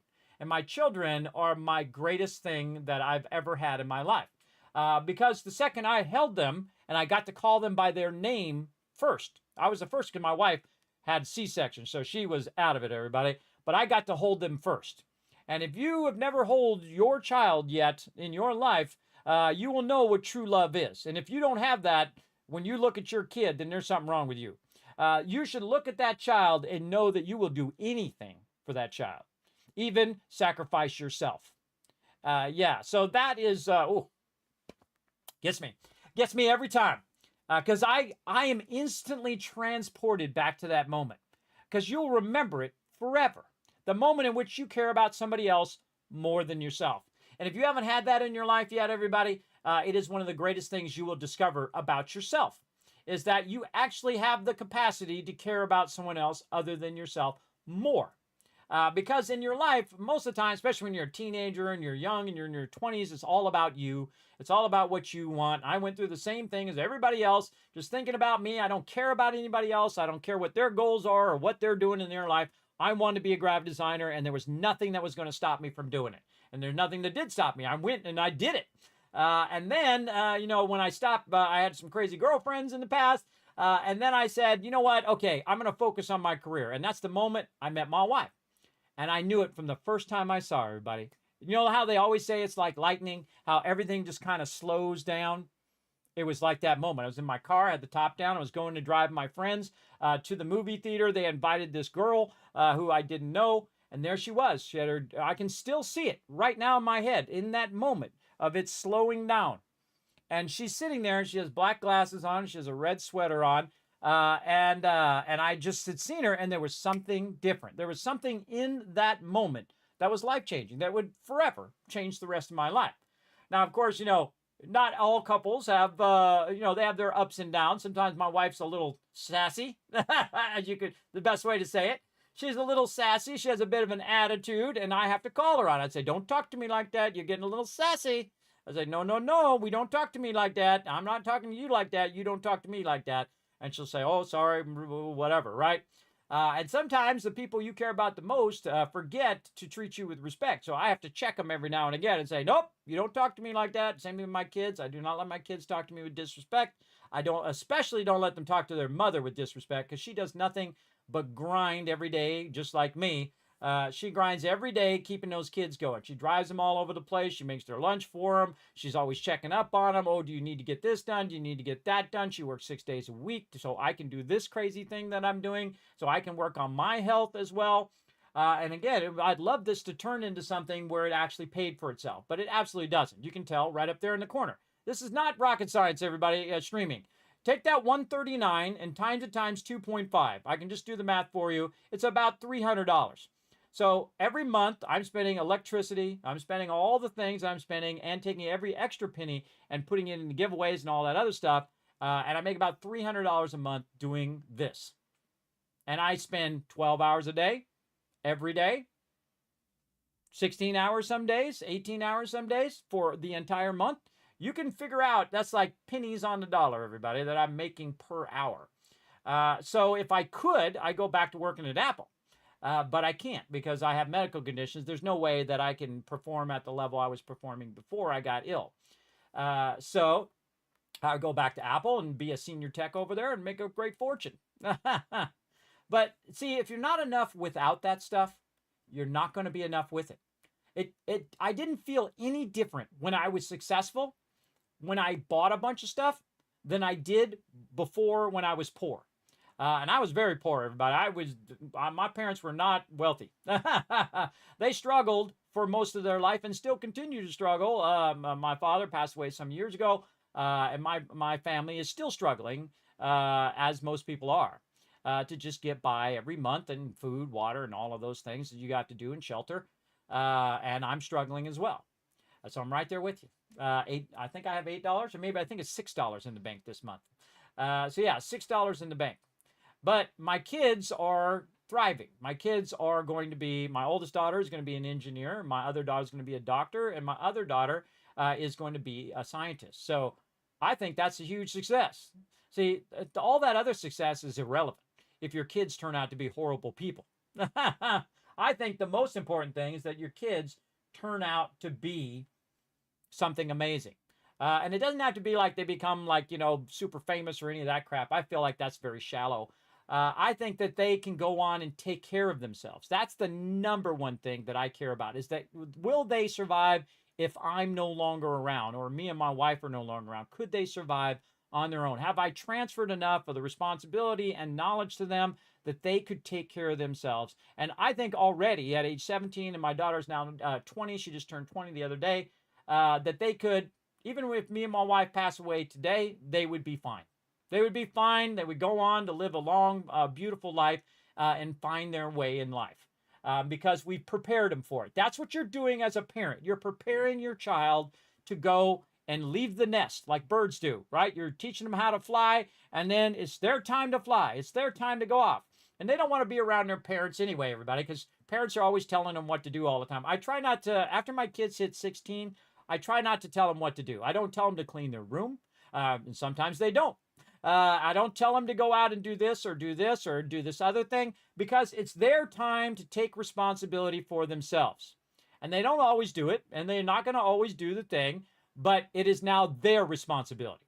It's like your responsibility to get up and be on time to school. It's your responsibility to go and get your homework done. It's your responsibility to go to work and be there on time and do all of those things.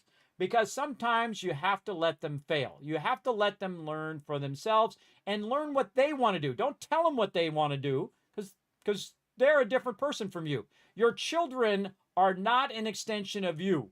They are not you. So don't assume that they want the same in their life of what you want. Your children don't want the same thing as you. They want to go be themselves. They want to go and be their individual person and have their own hopes and dreams that they want to live. Don't make them into a football star because you never were a football star or a basketball star or whatever it is. Your kids do not want to listen to you tell them what to do all the time. They don't want to listen to it because you're so used to doing it when they're little that you continue to do it when you get older and think that they're just going to, put up with it. They don't want to. They're an individual person now. They're an adult and they get to make choices, and they're going to make bad choices. They're going to make mistakes and whatnot. And the best thing to do is just say, hey, I'm here if you need my help. And that's it. If they want your help, they'll come for it. If they don't want your help, they won't ask you. My kids don't. But sometimes they do. Sometimes they come to me and say, Daddy, what is taxes, and how we got to do the taxes? And I'll say, well, this is what taxes are. This is what you have to do for your taxes. This, you have to get your stuff back from your employer, and then you go and you can either do your taxes yourself or you can have somebody do it for you. Now, I pay to get their taxes done for them.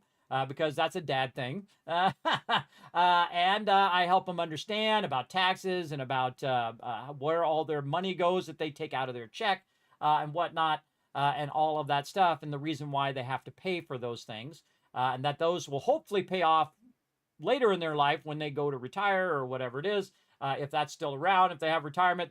Retirement's going to run out the second I am available for retirement. Did you know that, everybody? Typical. The second I'm available for retirement is the exact time in which that money's going to run out, because all the baby boomers right now burning up all that money. But such is the way it goes in Generation X, everybody. We got the shaft. We got the serious shaft. We had to beta test all the dangerous toys.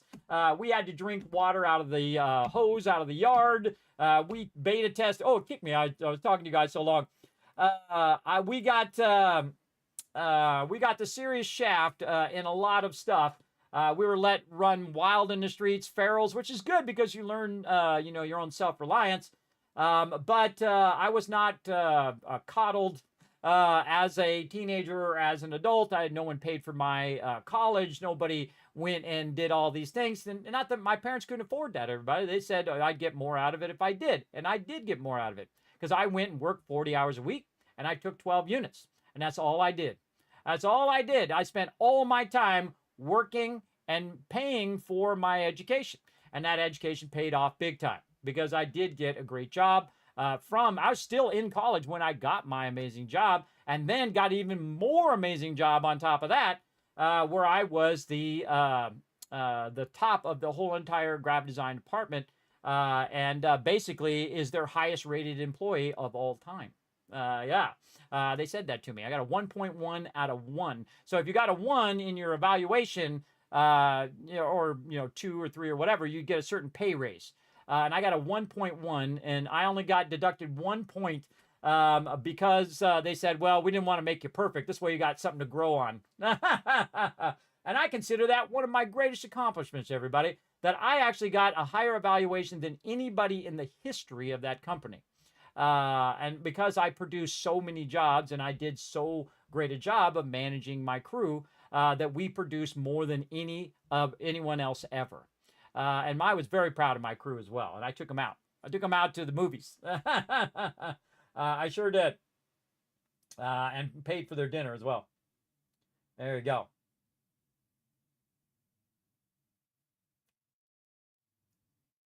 Yes, if I had bought Apple stock at 13, I would be a multimillionaire right now.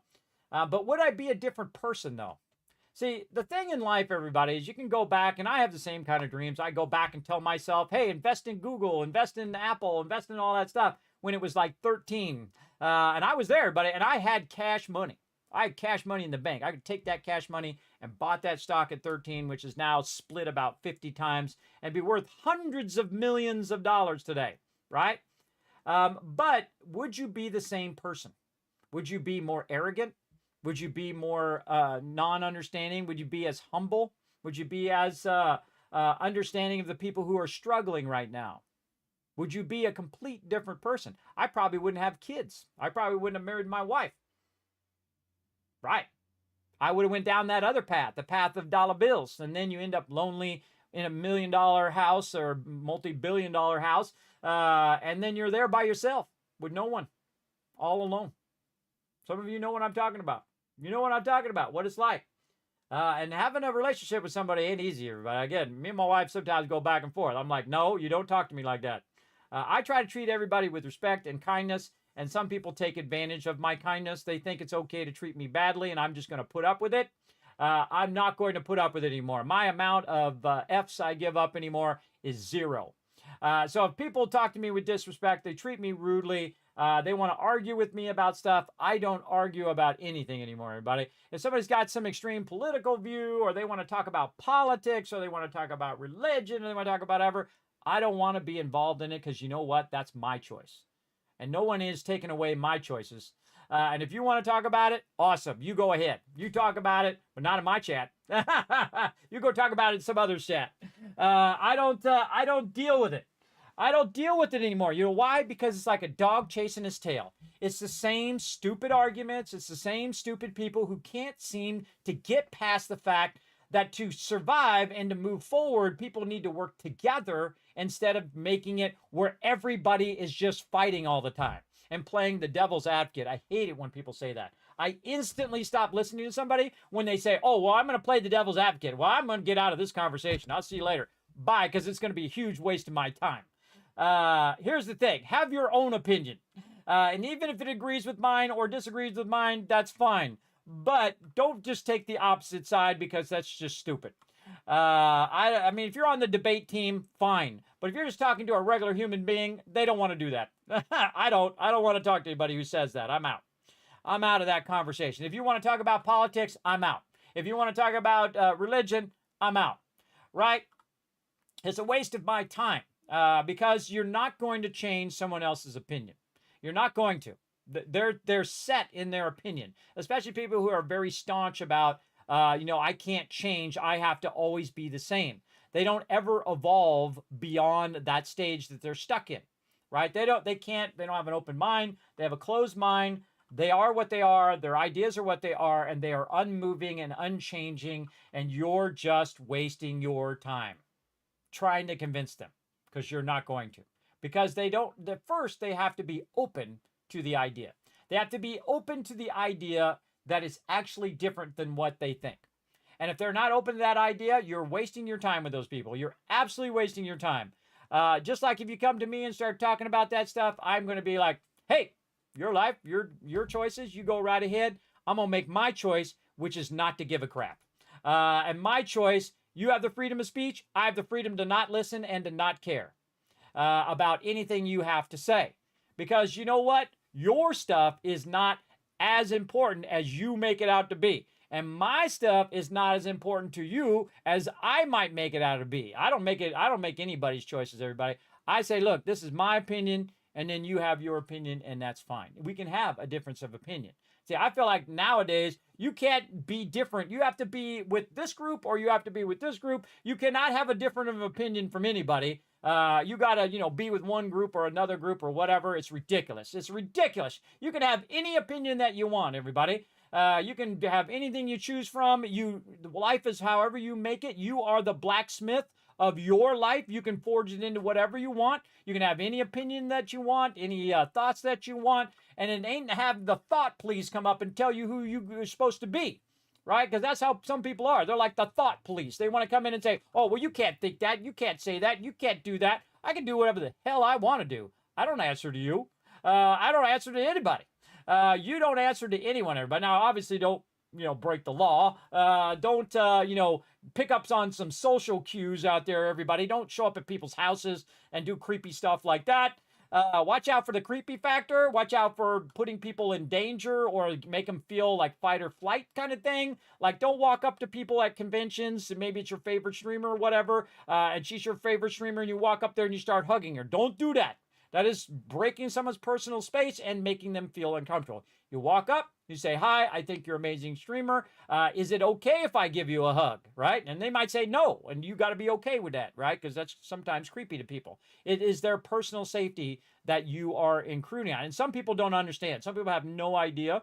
They don't understand why people don't want to tell them all about politics. They don't understand. It doesn't get in their head that the other person doesn't care. The other person doesn't want to deal with the drama.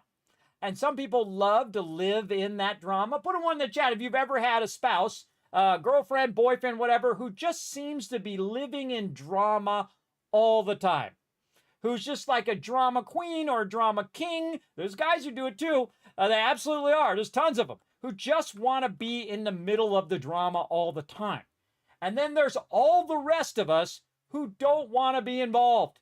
I don't want to be involved with your politics. I don't want to be involved with your religious drama. I don't want to be involved in any kind of drama. That's why you don't see me doing drama reacts to stuff. Oh, well, this person did this thing to this other person. Let me react to them doing this drama. I think, one, you're stealing other people's content when I'm displaying it here on my stream. No, that's not cool. I don't do that. There's a lot of big streamers who do that. Hey, that's their choices in life. I don't steal other people's work. You know why? Because I'm an artist. I don't want people stealing my work. I don't want them taking my streams and saying, hey, this is my stream. I did this stream. And they just cut me out and put themselves right here. And I don't want to do it to other people as well. People just love to be in that drama mode. And sometimes it's because they're depressed, they're sad, they got all sorts of issues, alcohol, drugs, whatever it is. I mean, there's people going through a whole lot of crap right now, everybody. Absolutely. And it's just more accentuated as well when people cannot learn to talk to each other, when they don't respect each other.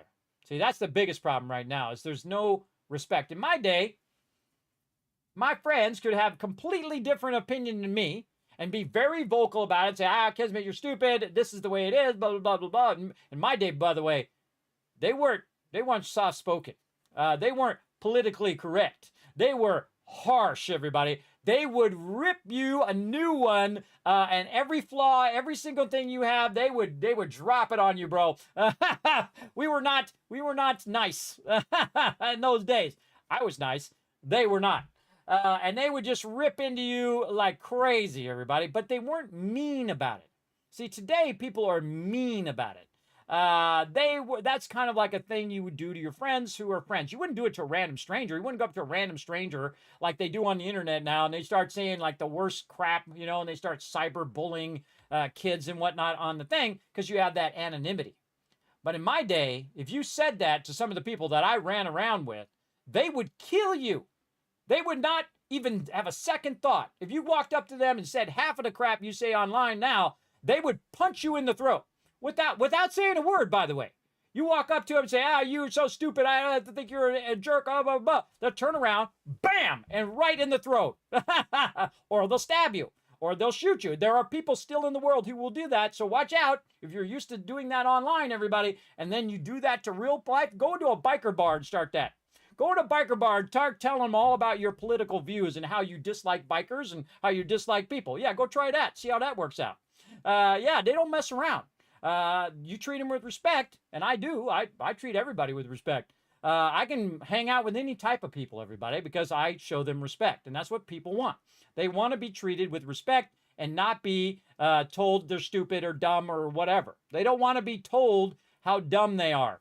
They don't want to be told that they should be doing this or they should be doing this and this is how they should be living their life and they'd be clicking this thing and doing that thing and should be over there listening to this type of music and wearing these kind of socks or whatever. I use it to an extreme example, everybody, because people are always telling you what to do in life. I'm not telling you what to do. I'm just telling you from my perspective. And you can have a completely different perspective, and that's okay because you have a different upbringing, different background. You probably met different people in your life. I've met people from all over the world. And one of the things when I was young, everybody, since we're really running on this topic now, is that when I was young, I hung around with a lot of people who were racist. And I didn't realize it. Not just racist against people of color, but racist against everyone. Anybody and everybody from everywhere. So no matter where you were from, and they would rip into you. And I was like, whoa, what did that guy do? He didn't do nothing. He's just some dude sitting there on the park bench. Why are you ripping into that guy? You don't know that guy. What the heck? He's like, well, he's a blah, blah, blah, blah, blah, blah, blah, and then throw down some racial slurs. And I didn't realize it till later that the generation before my generation is like that too. They don't even know they're doing it. They don't even know they're doing it. You ever been around, you know, your racist uncle or your family members who might be one generation or two generations back, and they're calling people by certain words that would be considered highly racist nowadays. And you just like, whoa, okay. And then I would get told by those generations before me that these people are like this and these people are like this and these are terrible people and these are terrible people just because the way that they look or how tall they are, how small they are, where they come from or whatever, right? And then You go and see, in my generation, we were left to our own devices, which is actually a good thing. You know why? Because we were left to make our own opinions. We were left to go and talk to those people and say, look, nah, they're not bad. They're just regular people. They're just trying to make a living. They're just out there going and doing what everybody else is doing. They're working their job. They're trying to pay for their kids. They're trying to, put their kids through school. They're just trying to do what every other human being in the world is doing. And you've just generalized all these people into one group, and you don't even know those people. You've never even talked to them. You never sat down with them. You don't know how they are. You don't know how they treat people. You don't know how to do nothing. So I found in my life, it's how people treat people. I don't care where you come from. I don't care what you look like. I don't care the color of your skin. I don't care if you're male, female, somewhere in between. I don't care if you are gay or lesbian or whatever. It doesn't matter to me. To me, what matters is how you treat people. And don't let other horrible people turn you into a horrible person. Don't become the evil in which you say you're against, right? Don't become the hateful person who's hateful to somebody else because somebody was hateful to you or hateful in a way that you didn't like. See, then you're becoming the hateful person. You're becoming the thing that you don't like to be, that you don't like in the other person, but now you're doing that back to that person. See, that's what a lot of people try to do. They try to get you in the same suffering that they're in. They try to make you hateful too toward whatever they're mad at. I don't get involved in any of that, everybody. I am too old and too sick for that high school game that everybody seems to play, where it's like I have to tear everybody else down so I can feel better about my thoughts and about my feelings and my emotions. I don't need to tear other people down. I don't need to discriminate against them. I just care about how they treat other people and how they treat animals. That's a red flag in anybody. But you want to find a good person? Go find a good person who loves animals, who treats their dog and their cat and whatever else animals they have kindly and with respect and caring. And they're happy to see the animals and whatnot. And of course, there are some, not nice people out there who still treat their animals nicely, but it's a good indicator, at least somewhat of a good flag, a green flag, when they treat animals well. When they treat animals bad, that's a huge red flag, by the way. Small green flag when they do treat animals right. Big red flag when they treat animals horribly. When they don't, oh, I don't like dogs, I don't like cats or whatever. And you say, well, why don't you like them? Oh, I just don't. Okay, what did they do to you? Did you get bitten? Did you get rabies? What was it that happened to you along the way? Oh, nothing. I just don't like them. Okay. That's your opinion, bro. That's a red flag, everybody. That's a huge red flag. Because what have those animals ever done to you? Other than us take over basically all the land where the animals used to live. As humans, we think we're the most important thing on the planet. So we just we'll just cut down your forest. We'll just take over your land. We'll just take over everything. And, animals, you're just dumb animal. We're more important than you, even though we are animals. Humans absolutely are. And are part of the world and not above the world. We're not elevated above the world. I feel like that's the real drawback of human beings, is they think they're so superior when they are among the most devastating thing that the planet has ever seen. We are among the worst species on the planet. We destroy everything. At least some of us do. Not all of us. Some of us just play games and have a good time. Sometimes we get into deep subjects in here, but I get real off track sometimes. You can blame the chat. You just blame the chat for that, everybody. But that's my point of view. And I don't have any problem with someone having an alternate point of view, as long as they're respectful. If you're going to be an a-hole about it, then I don't want to talk to you either. I have two rules, everybody. The golden rule: treat others how you want to be treated. I want to be treated with kindness and caring and respect. And that's not much to ask for. Just a few things, easy to do. Basic human being could do that. Well, maybe not a zero human being, maybe a level 1 human being.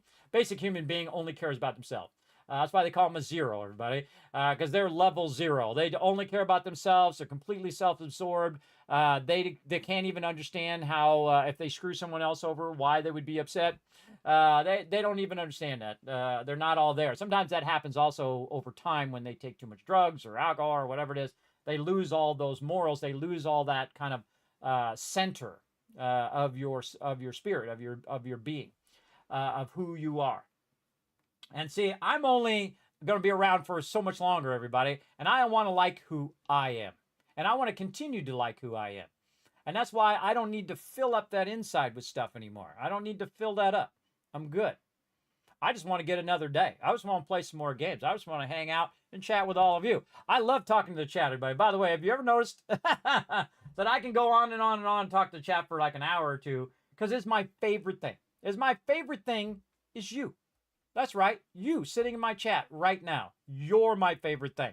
More than playing games, more than anything else, is hanging out and talking about this stuff with people that might inspire one person to go out there and maybe make a different choice, maybe be a better person a little bit, right? Or if nothing else, I brought a little smile to your day, say, yeah, Kismet, right on, brother. Or you can say, Kismet, you're crazy. You don't know what the hell you're talking about. Either way, at least I brought you a little entertainment today. So there you go. What's up, Seafish? Win Kismet. Yes, thank you. Thank you, Seafish. I try to get as many wins as I can. And it took me a long time because, again, I grew up with a lot of racist people, everybody. And still to this day, some people I know, I go back and see them in California, whatever, who are of the boomer generation and before that generation, who just say words that are like, boy, that's like super racist. They talk about people. Oh, those people. Oh, the people that did the thing. Those people are horrible people.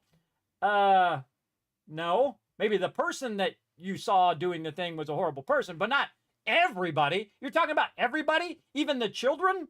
Even the babies? The babies are horrible? Are you kidding me? You know, babies, they're not horrible. Little children don't know any better. They're babies. They're little babies. They don't know.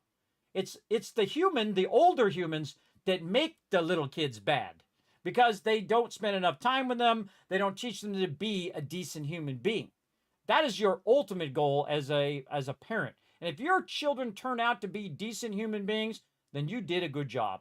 You did a good job, parents. You really did. Your kids won't tell you, but you did a good job. If at least one of your children made it out and who ended up being a decent human being who actually cares about other people, well, you succeeded. You did a good job. And I know it was hard because it's expensive. It just drains every last bit of your life force. You also get gray hair from it, as you can see. You guys can't see it as much on stream. My hair is going really gray now. You see me at TwitchCon and be like, God, Kismet, you aged 40 years. As well. So yes, I do drop a little Kismet wisdom on the stream from time to time. Now I'm not preaching to you, everybody. You see blonde hair? Yeah, that's good lighting. That's good lighting. It's really getting gray over here. Big time. But again, I only say it from my point of view. I'm not telling you that I'm better than anybody else or anything like that, because I could just be the worst person ever as well. I could go and lie and cheat and steal. I just choose not to. I mean, I could do it. Anybody can. Anybody has the ability to be the worst version of themselves. But the true courage comes from being the best version of yourself. To go and really try. And it doesn't matter what you did in the past, everybody. If you were terrible, like me, you were a smart aleck, you didn't care about anybody else. We used to do a thing called burning people, as people know now as negging or putting people down. We called it burning people, where people come up and say, hey, man, look at them pants, man. What, are you waiting for a flood? Right? And you do that to everybody. You would do it to your friends. You do it to strangers. You do it to everybody. And everybody did it in my day. They would just burn people down. And you know you hurt people's feelings. If you think about it later in life, you think, man, I probably hurt a few people's feelings doing that. They probably didn't have much money. They, had to, scrimp and save. Their parents probably were on welfare or whatever. And then they had to wear what they had, right? That's called empathy, everybody. And it's something that you should gain in your life. And if more people had that, we wouldn't have as crazy of a world we had right now. Instead of people being stuck in that teenager stage where they're just like, it's all about me, right? And that's what happens. Adults are like that. Adults are stuck in their teenage phase where they have not said, wow, there's other people on the planet. Maybe I should care a little bit less about myself and other people, especially the people who are closest to me. I shouldn't cheat on my wife. I shouldn't go out and, rob, steal, do all that stuff, do harm to others. Maybe I shouldn't do those things because those things are a bad thing to do. And I believe in karma, everybody. It definitely comes around. No gray, huh? Let me see if I can get a little closer. See that gray? Can you see it? It's in there. It's big, heavy gray. Big heavy gray. And I'm going to keep every single one of those because I earned every single one of them gray hairs, and I'm keeping them. I said that at the when I got my hair cut. I'm like, oh, I'm keeping every single one of them. Absolutely. I'm never dyeing my hair. I'm leaving it gray. I earned it. I feel like as a guy, it's something different than for ladies. Ladies don't like it because, again, it makes them feel older. I think my wife looks beautiful gray hair, personally. But then again, I think my wife looks beautiful all the time. And she lucked out in the genetic pool, everybody. She still looks like she's in her 20s. Break time. We're on a roll here. We're not taking a break yet. So she still looks like she's in her 20s, and I look like I'm in my 120s. Not on stream, though, because, again, good lighting. Good lighting making me look younger. Always about the lighting, everybody. I'm telling you. But you'll see me in real life and be like, Kismet, geez, holy mackerel. You look like you're 100. And that's okay, everybody. I don't care what I look like anymore, everybody. I don't care what I look like. I don't care what kind of clothes I wear. All of those things are youthful things. Those things, in your own moment, when it is like your life is going to come to an end, all of that stuff makes no difference. And you spent a lifetime wasting your time worrying about that stuff every day. Oh, I got to have the right clothes. I got to have the right thing. I got to be all this other stuff. I got to have the fancy car. I got to have all the stuff. You will find as you get in my age, especially if you get very, very ill like me, that those things don't mean squat. They don't mean nothing. Your health becomes the most important thing to you and your family. What's going to happen to my family if I die, right? Because I'm the money person. My wife is very much the opposite. She's the one who does not manage money well. She is not good at it. She's never been good at it. And I just have to create a math miracle every single month. Because I manage all the finances and all that other stuff. And just try to find a way to get by another month.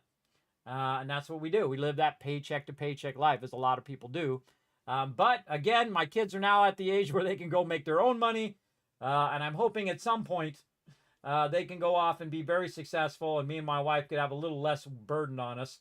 But now everything costs 10 times as much. So there you go. So who knows? But there you go.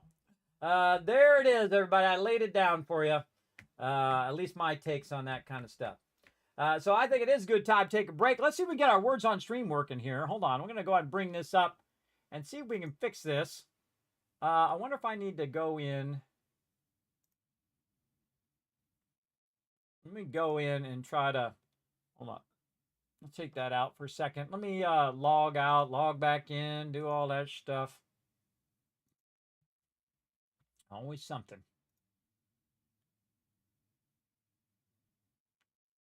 Okay, log back in.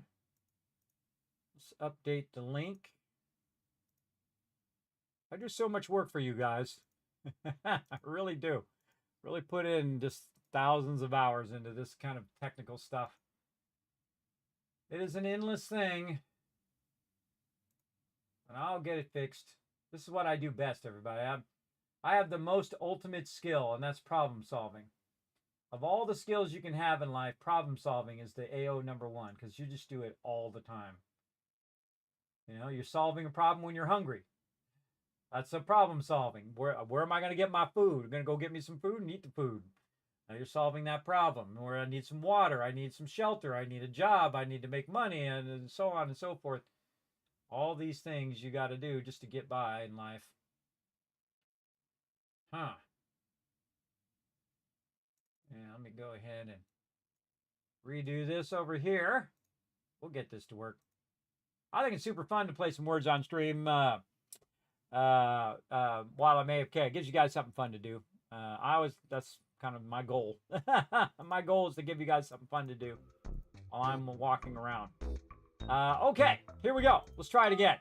I'm going to wait for you guys to put some words in there first. So put some words in so I can make sure it is working. What do we got? Tina is a word. Idle. There's no L. Idaho?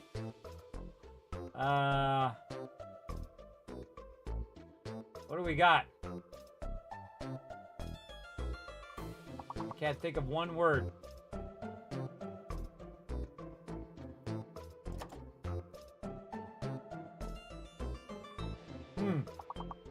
I don't know. I'll try to put some words in with you in the chat. Let's go. What? I can't think of any words. Of course, I had to get one that's it's hard to do words.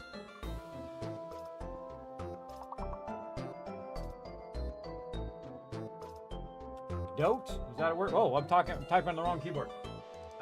Dote. Like you dote on somebody. I don't think this thing is working. Is it just me? Does it seem like it's not working?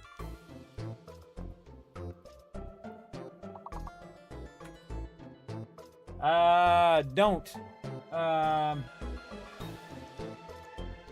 T-O-I-N.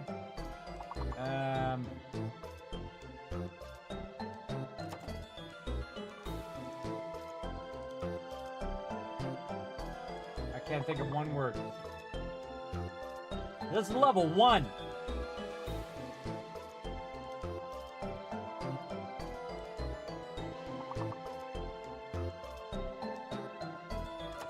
There's the word paint if we had a P. Huh. Toad. T-O-A-D. Ah, toad should have been there. I think this thing is broken.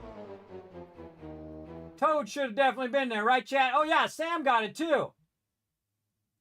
I think there's something wrong with this. I don't think it's registering.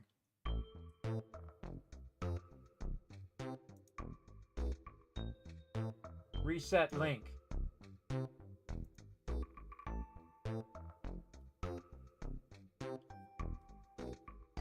All right, hold on. Let me reset the link. Try it again.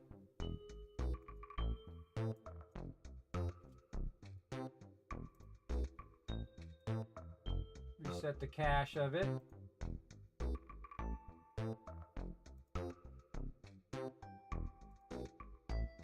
Restart. All right, solving technical problems. You know how it goes. All right, let's try it again. Rat mom. What? Tram. Okay, that's a word. No? Mammo. A tram is definitely a word. Come on. What the heck?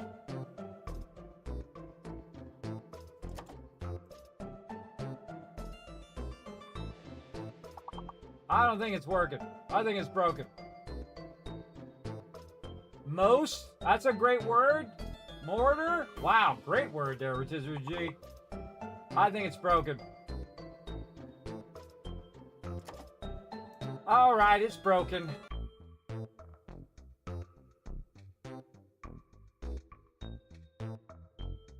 All right, hold on. What is going on?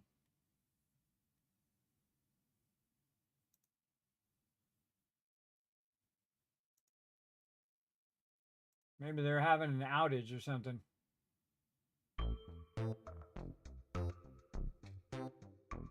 Log out. Twitch streamers. Twitch.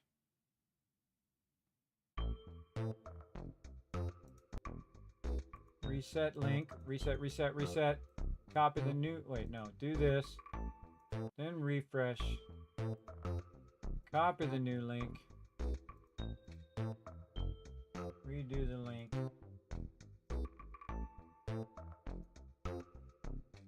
When I'm not on stream, everybody, this is what I'm doing. Constantly. Every single day. Every single day. 7 days a week. Solving technical problems. All right, let's try it again. Ooh, it actually started faster that time. All right, let's try it again. Let's go, what? Fuba. What? No double L.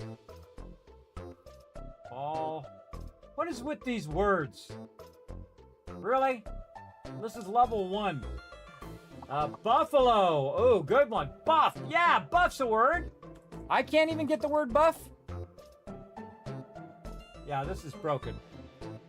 This is all sorts of broken. Let me see if I have their Discord.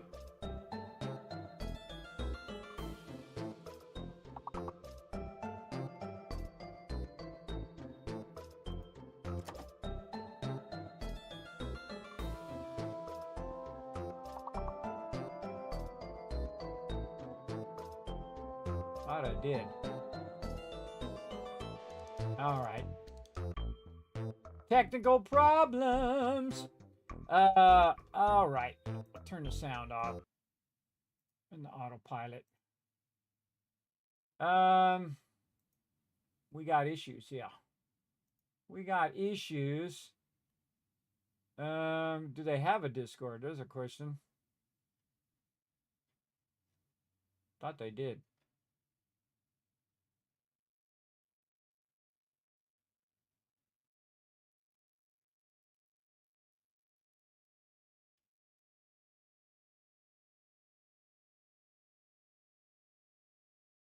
Oh, they got a bunch of other cool games. Emote search. Stream pairs. Oh, I love that concentration where you turn over the card and then you try to match the same card in there. Oh, we can add some of those in here too. Oh, well, I got to get this one to work first. Then we'll think about other games. And again, we're trying to find the anagrams in there, but it worked perfectly for all this time. And now there's something that's broken about it. The Twitch one is very broken. I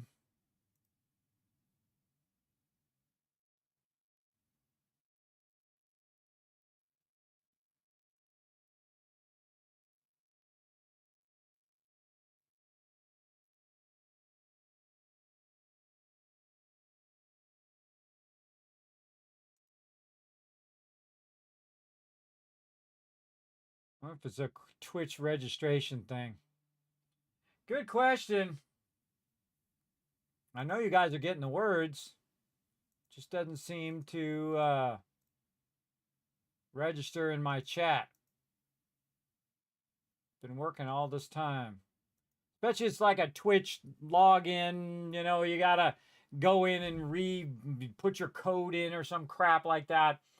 It's something to do with that. I bet you. Something that is gonna waste more of my precious time. Going and figuring that out. All right, what's the way to, oh, we can just contact them via that. They don't have a Discord. Oh, they do have a Discord. There's their Discord. I could have sworn they did.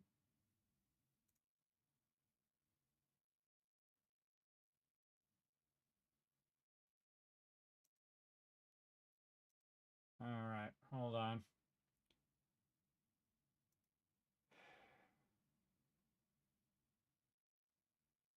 Oh, it's that one. No wonder I couldn't, they have a different icon. Let me go into their chat and see if anybody else having a problem.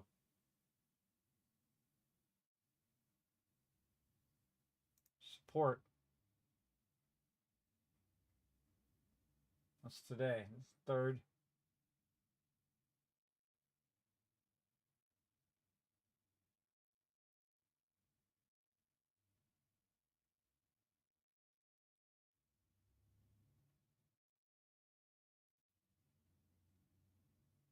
They implemented some changes. Uh-oh.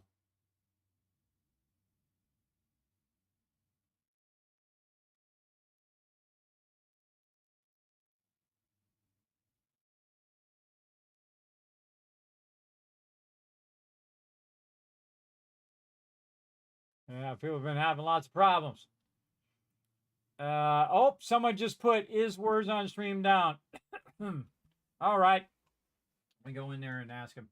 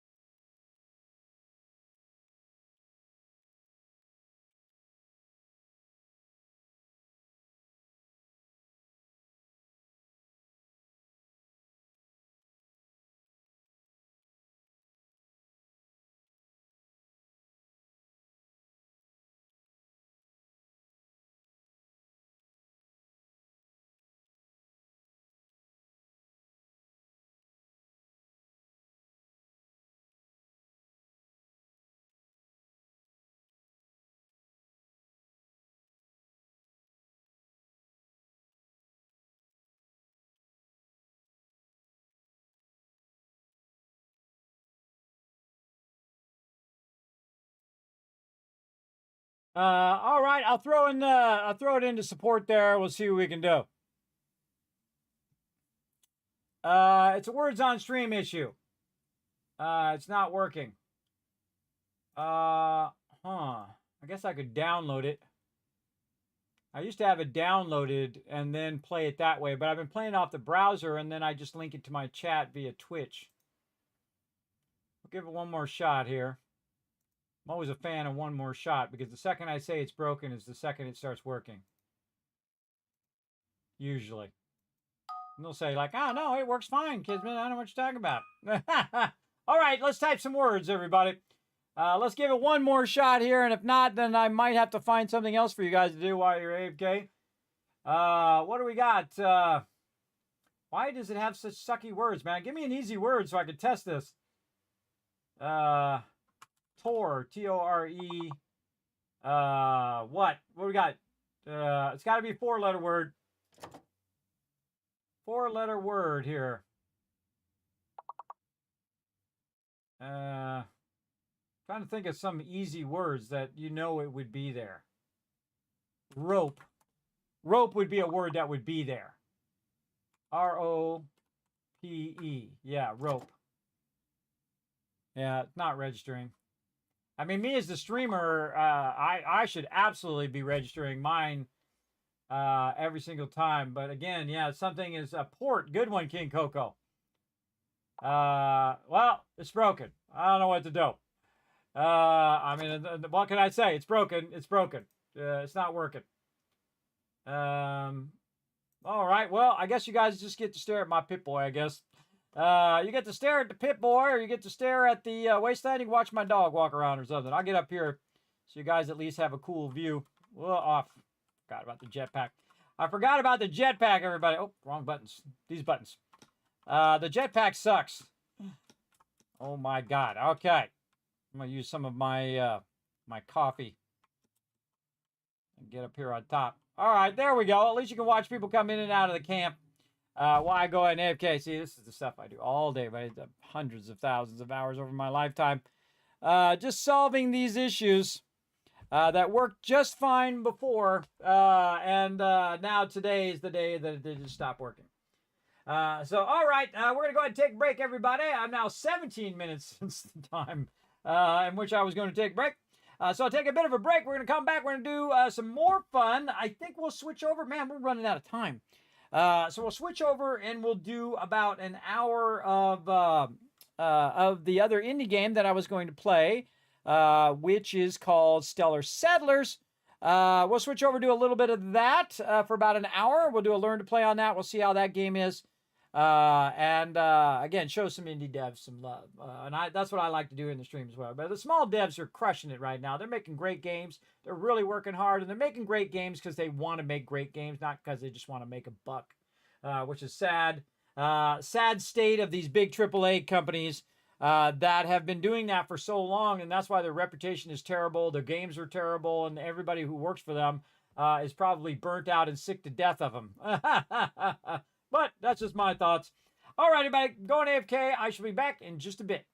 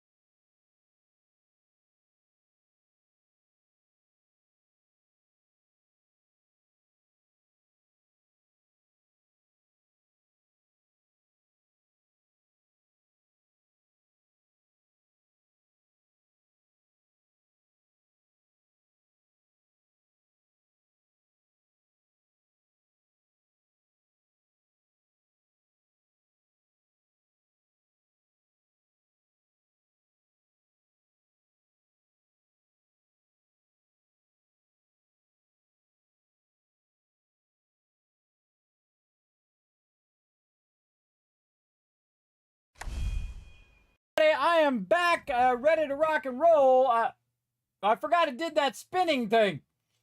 I hate that spinning thing. I forgot it did that.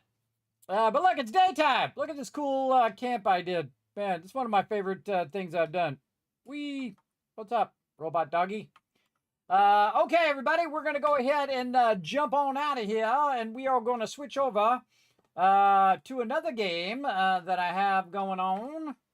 So let's go ahead and jump out of there. Now, we're going to be back on next Wednesday doing some more Fallout. Fallout 76 here, having some fun. That was fun getting back into it, getting the kind of gist of it and whatnot. Put a 1 in the chat if you can't see and hear me, though. Just in case I'm talking to myself, which wouldn't be the first or the last time I've done that. And then I got to click a whole bunch of buttons, flip a whole bunch of switches that make this stream a go. I got to switch the game that we are in. Let's see if it even has it. Over here, wrong keyboard. Yes, right there. Okay. We'll take that out. Right there. Okay. Let's see. I think I have to do this on some of these other ones.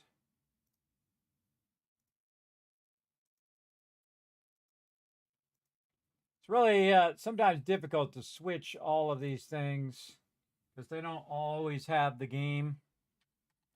These other platforms. Twitch does a really good job, by the way, of having the latest games, even if they're indie games. Yeah, I didn't think so. Over here.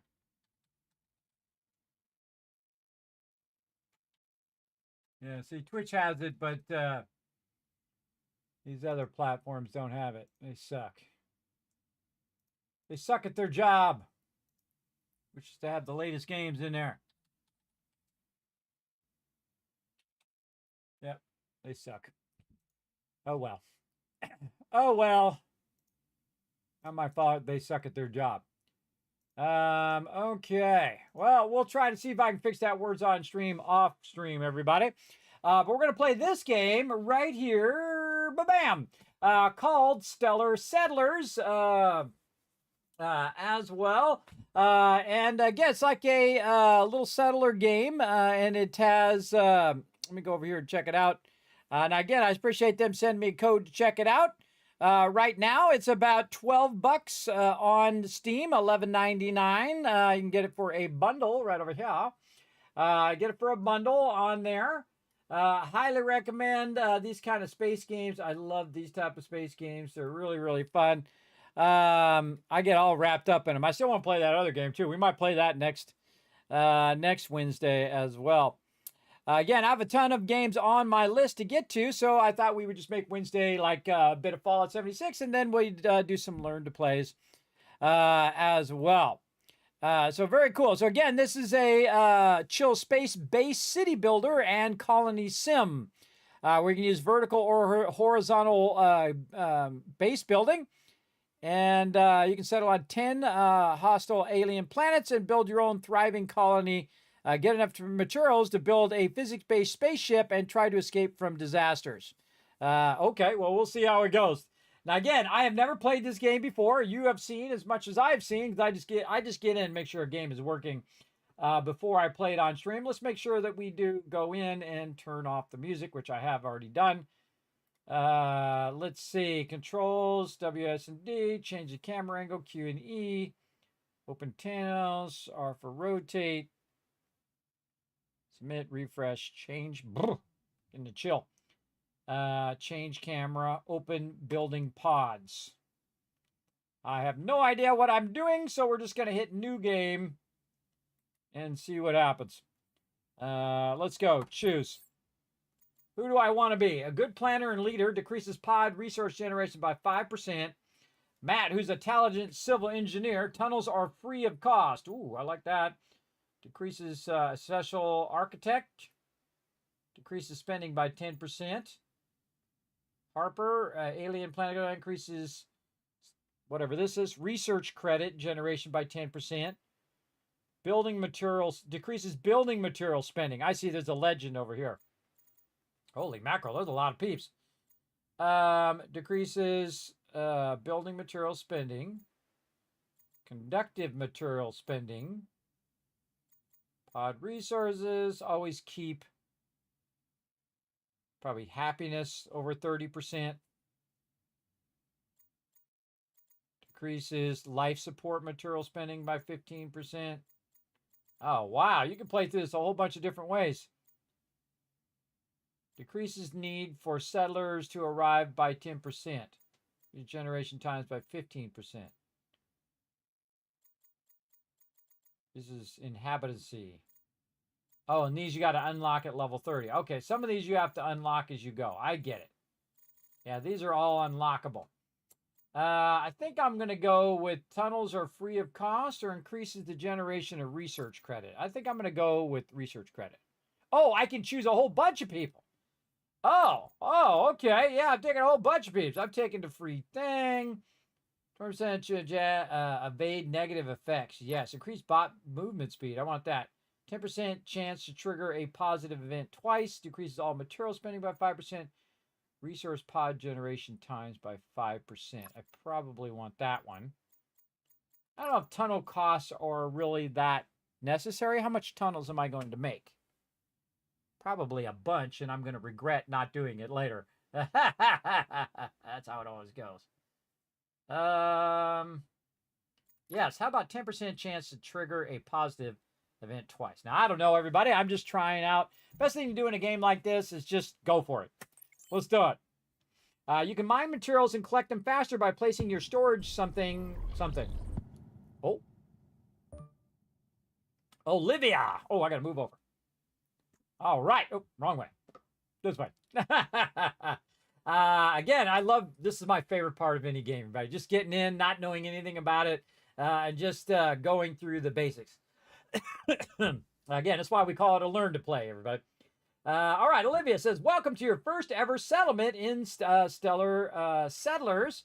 You never know, this might be your next favorite game. Go check it out on Steam, everybody.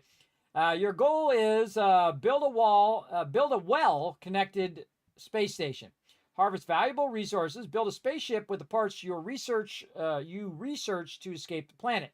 Be aware, every planet has its own environmental challenges. Press OK to start your game. So just in case I get all wrapped up in this, I do got some things that I got to do today, so I'm going to start that going. Again, we'll give it about an hour. We'll check out what the game's all about. Okay, and we want to probably turn it back up again. Okay, mission build miner factory. Okay, so we got to go in the bottom left. We have to build a little miner. Choose a pod and place it in the planet background. So we go here, miner. Oh, cool, it snaps. It's like on a grid. Okay. And then left click. Connect pods with tunnels to operate. Go to tunnels, long tunnel. Oh, I can tell you already, this is my type of game. Look at that, I did two things that I can already tell you, everybody. I can already tell you. Is this game like Astroneer? I don't think it's very much like Astroneer. I think it's more like your base building. I don't think you actually run around as a person. I don't know. Are you one of the regulars that play with him, like in Shrouded, for example? Ooh, Unforgiven? Yeah, he plays a bunch of games, yeah, with us. Yeah. Yeah, his name is Unforgiven usually in the game. Yeah. So yeah, very cool. Again, space builder. Okay, create a miner and a hauler units to mine planet resources. Okay. Connect pods with tunnels to operate. Okay. So we need a miner with a tunnel. See, I told you I was going to need them tunnels. Miner factory. Create miner bots. Oh, I got to click on this. Okay, let's get out of there. Let's click on this. Miner factory. Okay, creates miner and hauler bots. Okay, assigned settler. Doubles production for assigned pod. Okay, let's double. Oh, wow, look, it's two. Create miner. Create hauler. Oh, I need two miner bots. Okay, and then I have a hauler too. Oh, there goes the hauler. But whoa, okay. Right mouse rotates. WAS and D goes. Q and E rotates. I would definitely use Q and E. And so they're collecting different types of resources. Build storage entrance. Okay, create 2 hauler bots. Okay. I'm going to play the tutorial. Did I turn the sound like way down? What did I do here? That's all the way up. Sound effects are down. Speech volume all the way up. Oh, they got an ADHD autism filter. Oh, that's cool. Less repeating SFX and no alarms. That's really cool of them to do, by the way. Very cool. Okay, build storage entrance. Oh, yeah, I just said we needed one of those. Storage entrance. Okay, I'm going to assume we need something like this. And then we need to connect it through a tunnel. Like that. Oh, and there they go. Okay, self-sufficient pods unlocked. Gain resources passively. Oh, I like that. Connect building pods. Silicon factory, Terra miner pods, solar panels. Okay, so I need to connect building pods. Okay, so solar panels. I love how it's very vertical. Okay, so we're going to put the greenhouse here. Vertically placed pods also need to be connected. Oh, okay. Let's connect them out here. That's important to know. Okay, vertical tunnel.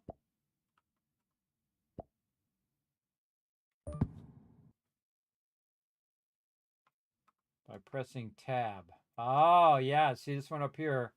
It's actually not connected. Can I take this back out again? Can you click on something and take it back out? Demolish mode. Ah, okay. So you hit tab, it's all green. It's all good. Okay, it's working.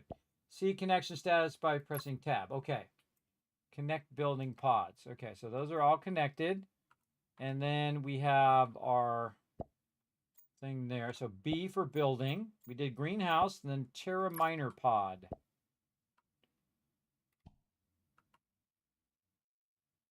Terra miner. I put it over that. Let's put it over here. Quarters and lounge unlock gained. Okay. Get that in a second. Oh. Oh, it matters which way you rotate it. Is that actually connected? No. Oh, okay. Can we modify something that already exists? Storage entrance? No. Okay. Okay, so this is storage entrance. See, that's not good there. So let's demolish this and this. And let's put this. Oops. Over here where we can Terra miner pod here where we can then connect that tunnel, and now it's connected. Okay, there we go. Okay, so that's going to get that going. And then more building, solar panels, so we can have some power. Make sure that we have this in such a way that we can connect the power. Oh, I see. The tunnels also connect the power. Okay. And so vertical. Now that has power. Okay, how much power is that producing? Gain +1 every 10 seconds. Assigned pod has 50% production. Yeah, 50% more power. 1.5 power now. I don't know.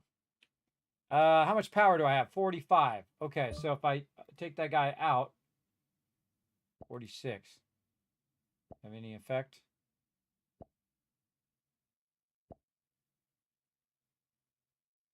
Oh, it's just going up by 1. I see.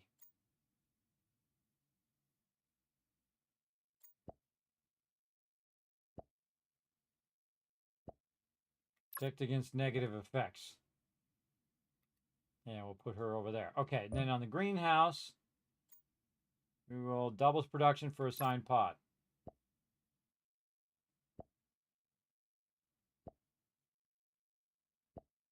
Oh, yeah. See, you can see it said 52% production. It has to go all the way through a cycle first. Yeah, 5% production.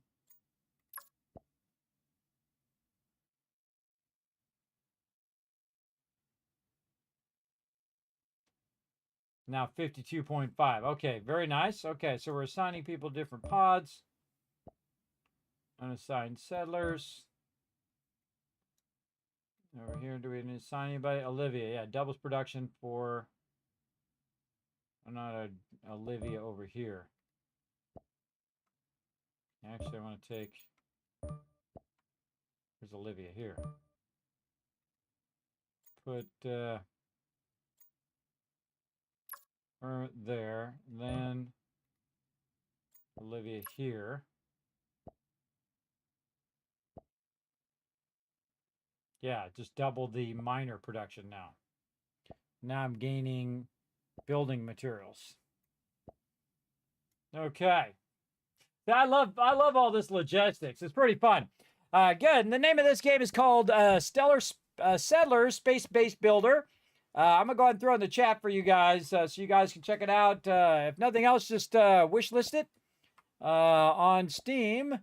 But I'll throw it over here in the chat. Let me get all the info for it first. It is mostly positive right now, about 600 reviews. So far, digging it. Very cool little space game.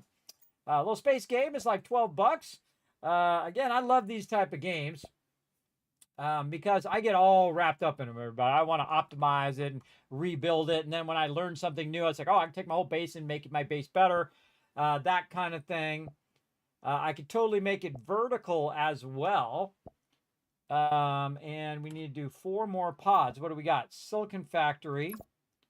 So we'd want to put it here so that we could then connect vertically with our rotates. There we go.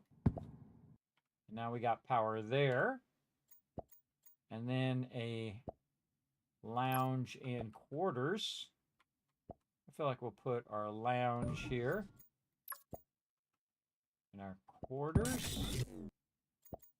And then our research state. Oh, not enough to build. What do I need there? Oh, I need more power. Story of my existence.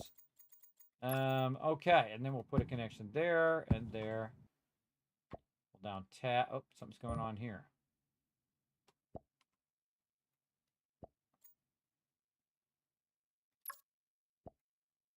Why is the lounge? Oh, there it goes. Okay, just because I had it highlighted. That's why. Okay, now again, you can build vertically, but I'm kind of just setting the foundation here.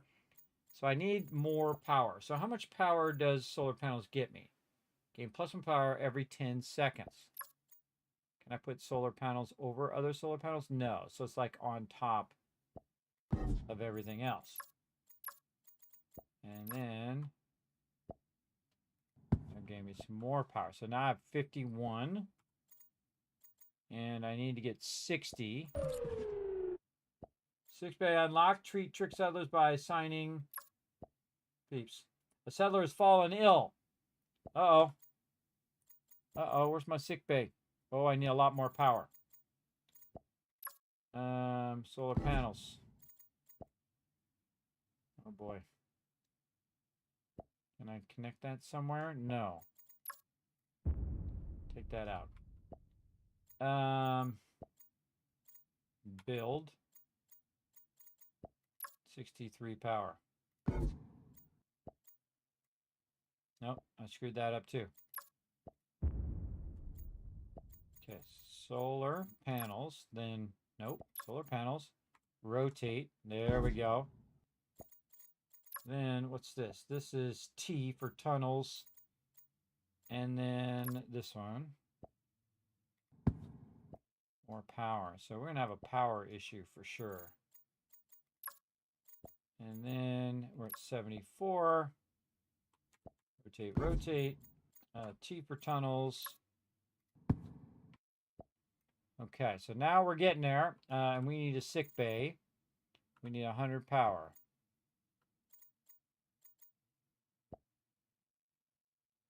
Might just go in here and make me a nice solar array. Cannot be placed on the ground floor. I wonder if you could do it across. Rotate it this way. Can I put one where another one is? No, because that one's blocking. Okay. Oh, I'm at 100 power. Okay, so now I can build my sick bay.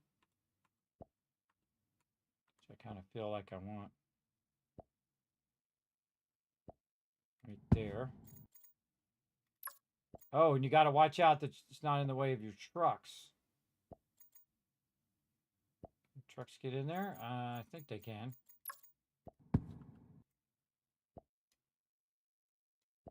Okay, so now we got a sick bay.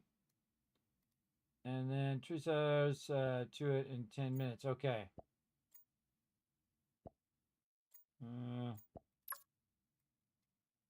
How to put Olivia on this one?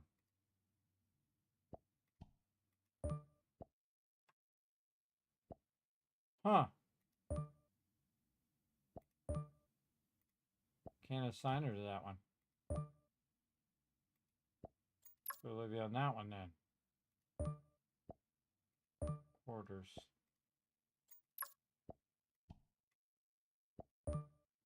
Actually, take him out of quarters and put him in the silicon factory. So he's producing some silicon.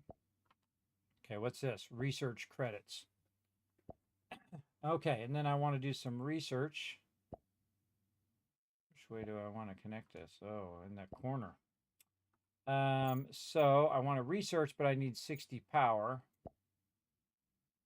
I feel like I should have built this way more vertical. All right, hold on. Give up.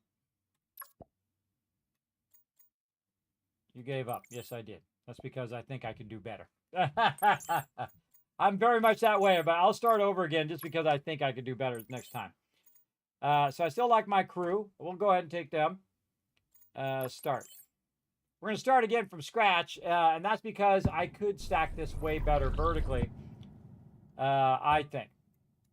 Okay, build space station, Harvest Valley, build a spaceship. Okay. So we're going to go in and we're going to build this way this time. Actually, it wants me to build there. Okay, and then research station unlocked, gain thing. Okay.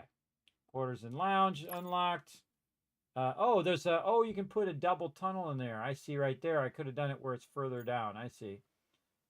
Upwards and downwards tunnels unlocked. Razor can help organize connections. Razors, okay. See connection status with tab.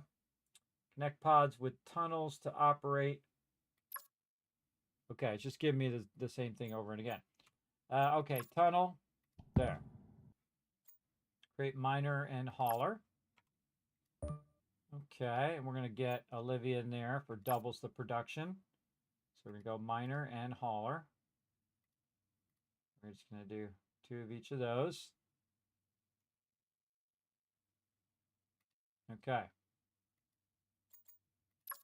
Build storage entrance. Okay, now I feel like this time when I build the storage entrance, I'm going to build it right over here where it's basically right across from the thing. And then tunnel. There we go. Okay, very nice. And we built our storage entrance. It's all good. Right now we have 87 power. Oh, builds. Oh, that's a miner factory. My bad. Wrong thing.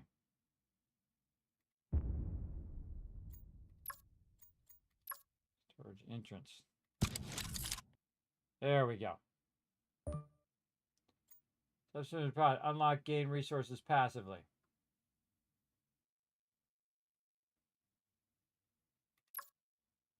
Okay, and then we're going to build a Terra miner. Can we attach it?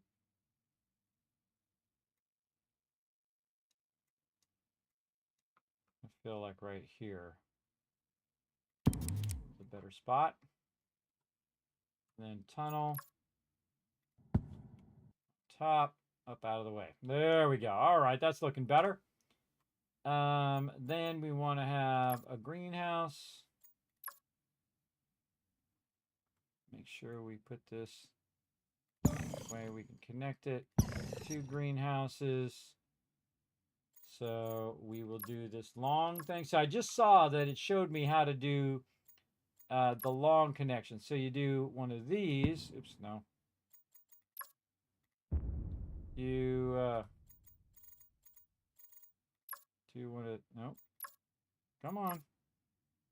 One of those.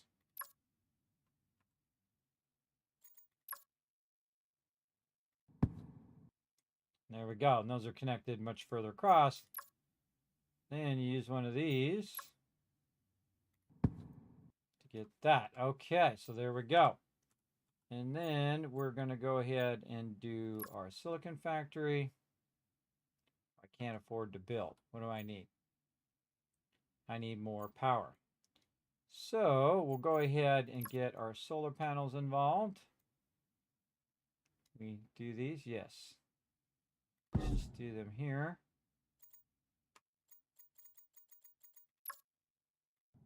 Nope.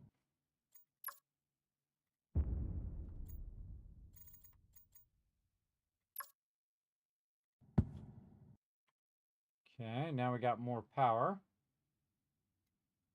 And then silicon factory, 25 power. Like most games, you definitely need a lot of power. Okay, and again, we're trying to get our silicon factory right in there.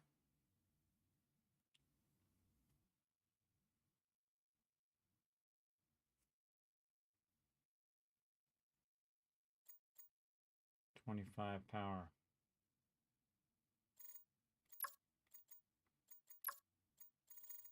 Riser.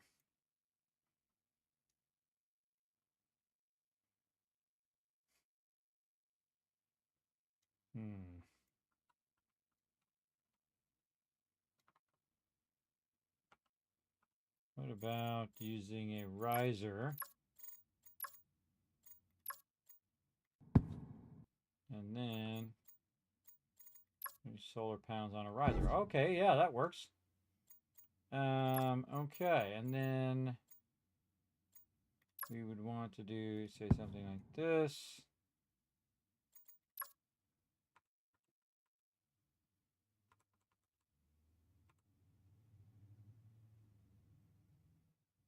Huh, upwards tunnel. Oh, that actually worked. Okay. Okay, solar panels. Let's double the production of that solar panel. It's 50% more production.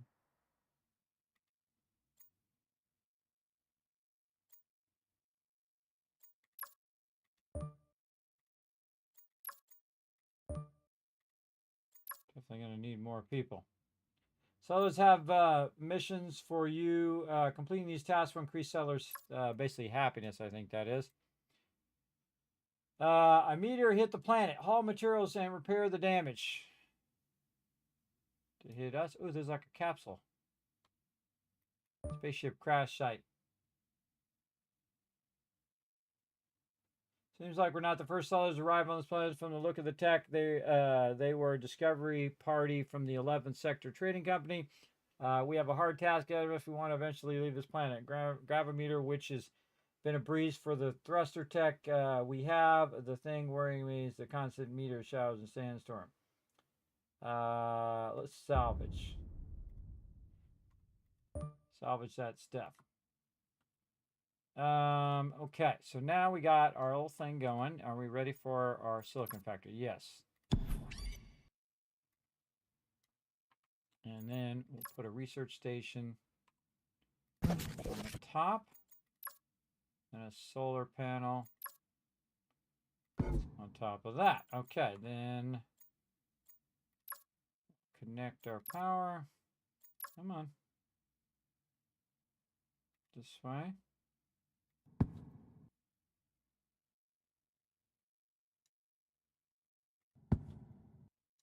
That way. And then that.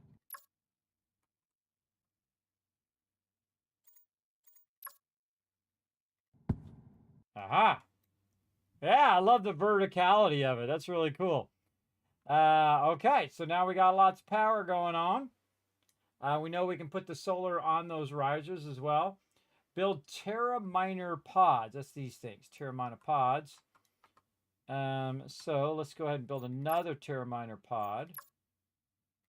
Right out from this one, because that's going to make that super easy. There we go. Okay. Increase storage capacity. Max limit for each storing material. So our storage entrance is here. Gain plus 150 while connected.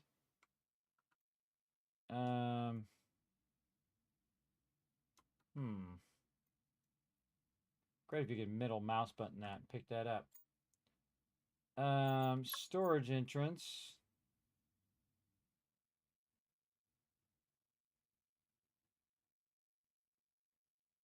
Can't put it on top of any of that.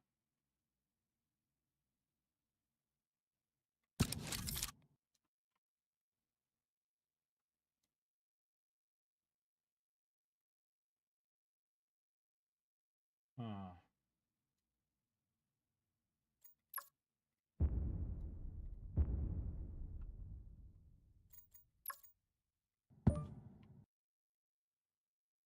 Okay, and then we want to take out this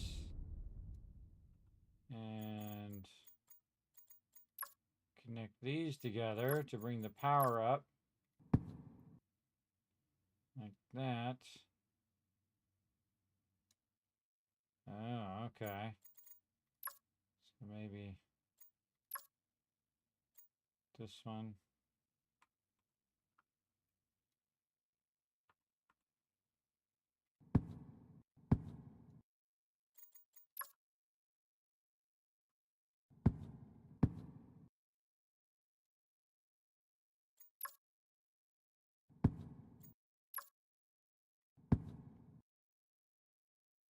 Okay, just missing that one. Kind of a long way. I came from the bottom, went all the way up, but doesn't seem to register when I tell it to click the thing sometimes.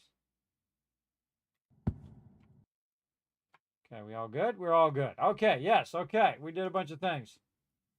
Okay, so we're increasing the storage capacity. Storage pod. There's the one right there in the back. Let's rotate that back the way I had it.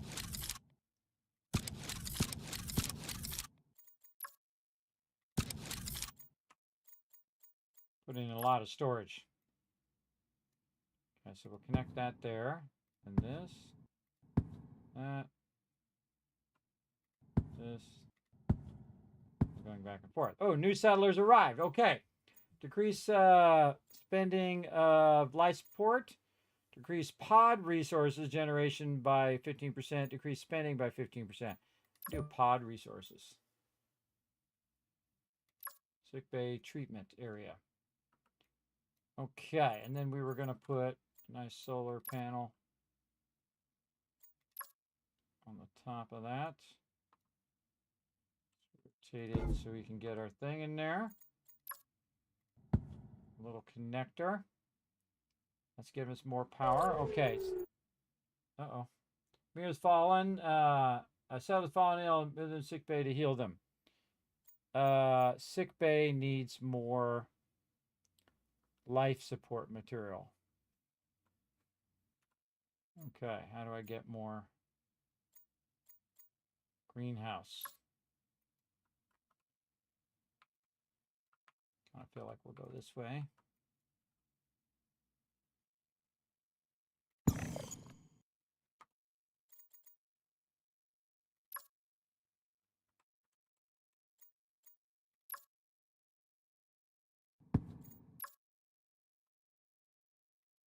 No.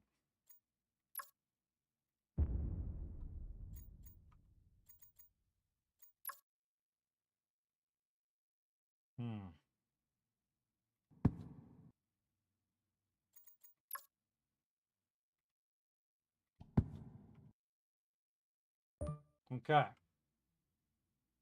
So we need new life support materials so we can put in a sick bay. We need more power. Let's go ahead and put another solar panel here. It's pretty simple, but I like the mechanics so far. Kind of real thought out.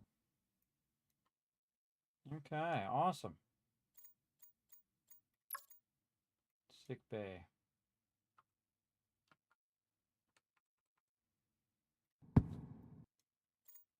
And then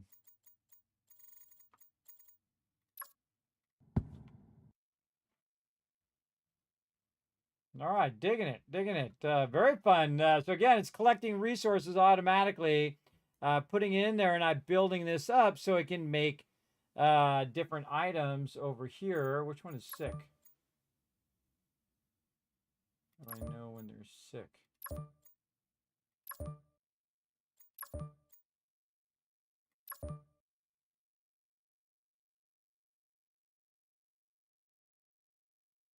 Oh, there it is. It says sick right there. Anybody else sick?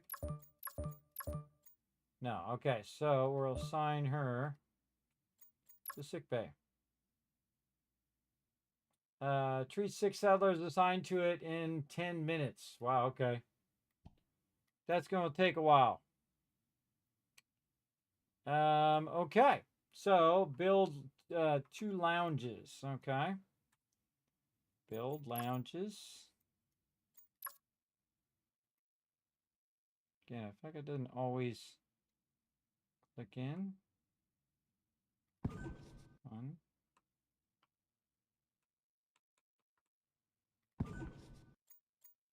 Okay, and then we'll connect this here, connect that there.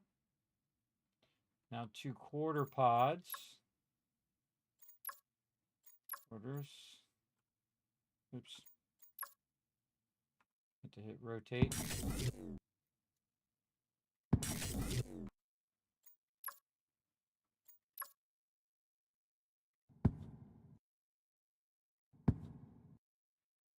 Build a research station.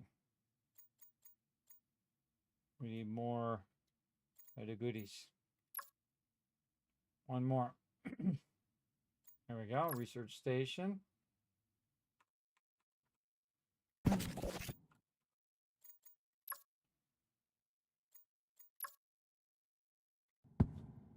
Oh, yeah, you can totally get wrapped up in this. Finish 3 settlers missions. Meteors hit nearby. Haul the materials. I wonder if I could make more haulers.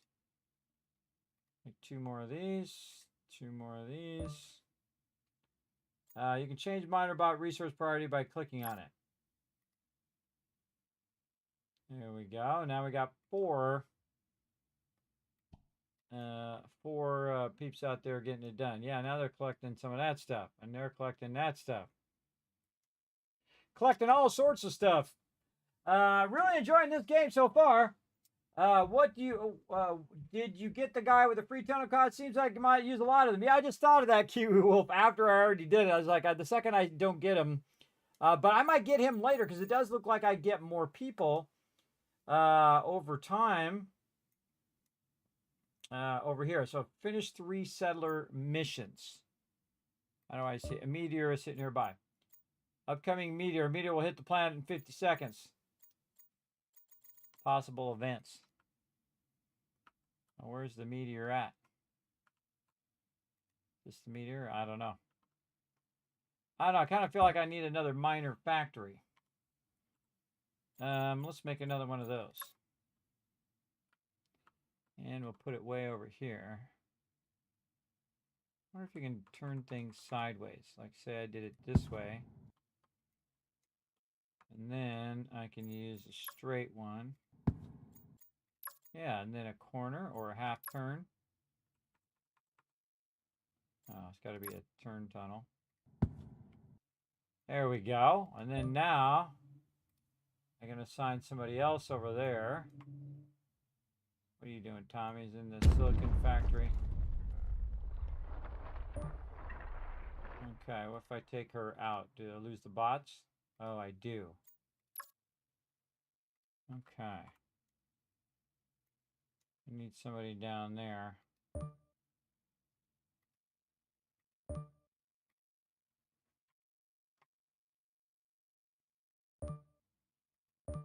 Oh, she's in the greenhouse.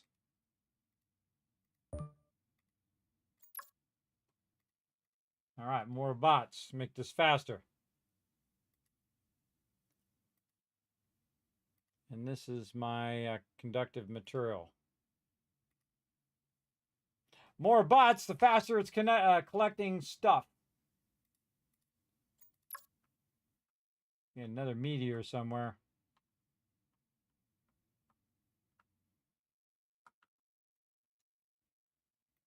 Flight recorder. This is an XL brand flight recorder from a spacecraft that has been on this planet before. Here's the recorder, the navigator. I don't want to land on this planet. I can see 3 meteors on the horizon already, but we have to land. We are short on energy materials. Let's learn some research. Yeah, artifacts collected. Energy ore. Oh, it definitely does. Oh, I see. They're getting build material here. Energy. This is life support. This is conductive material. I see. Yes, it's going out and collecting all of those things. More. More collectors.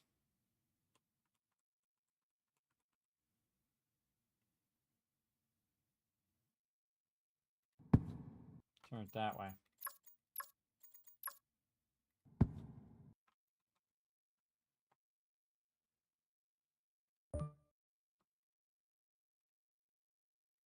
Reduce the production there, but not connected. Looks like it's connected.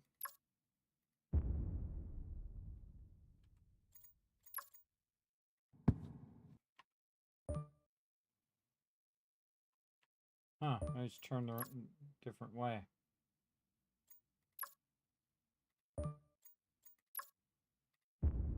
Just turn it the same way. Miner factory.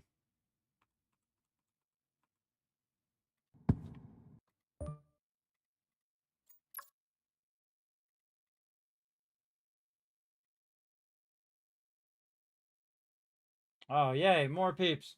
Decrease spending, tunnels for your cost. See, I told you I'd get them. All right, we'll get him. And more bots. More haulers. Yeah, no, doesn't do me good doing nothing. All right, yeah. So you got to have a lot of these guys going.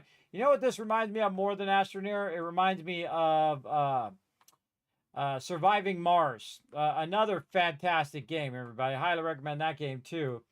Very much reminds me of that, where you're setting up all your stuff to go out and collect those different things as you go, which I really like. Okay, another miner. And then basically just collecting it faster now with the more bots. And I'm collecting a bit of everything now. And then I'm going to get enough where I can get another hauler here.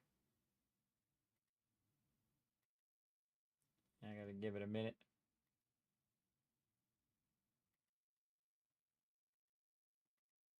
Close it, reopen it. Yes, there we go. Close it, reopen it. Okay, so yeah, now I got a bunch of stuff out there giving me tons of resources. Research and place a trade satellite. Research station. Okay. Research and place a trade satellite. Okay, where's my research? Filter building pods, spaceship parts, research launch pad. Okay, now the real question, where's the research? Here.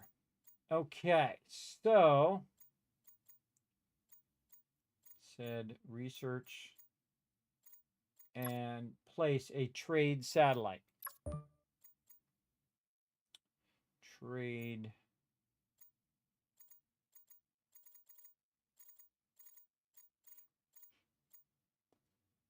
satellite blueprint.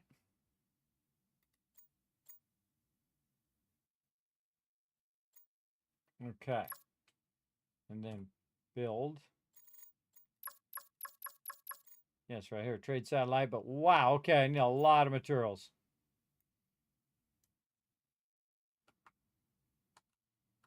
Now, this is definitely the type of game I would just let run. Again, very much reminds me of Surviving Mars. I'm digging it. Oh, yeah, that's good. That's good. I like it. What's up, Stinky Cheese Man? Again, we're playing a game called, again, I can show you here on Steam. It is called Stellar Settlers, and it just came out 1.0 release. It's like $12, $11.99. You can also get a bundle with a bunch of other cool games in there. But basically what we're doing... what that noise is from. Is basically putting all this... Oh, whoa, whoa, what happened? A sandstorm. 25% for 5 minutes. So production is less. Oh, that's cool. Little weather effects.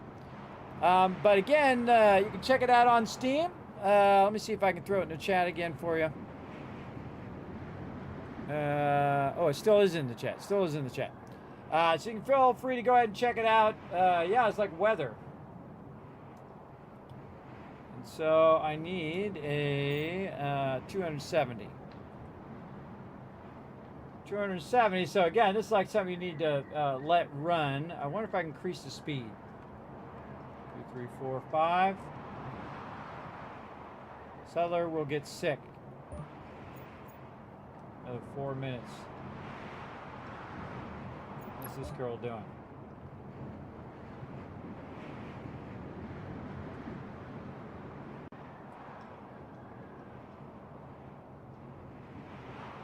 Oh, she's good.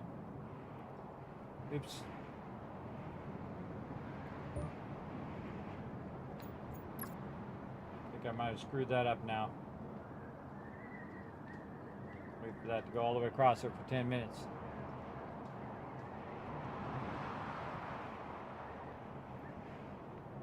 Yeah, you know what? We're going to let that run for a little bit, and then we'll come back. Hold on, I'm going to go AFK. I'll let you guys watch that run. Just thought of something. I'll be back.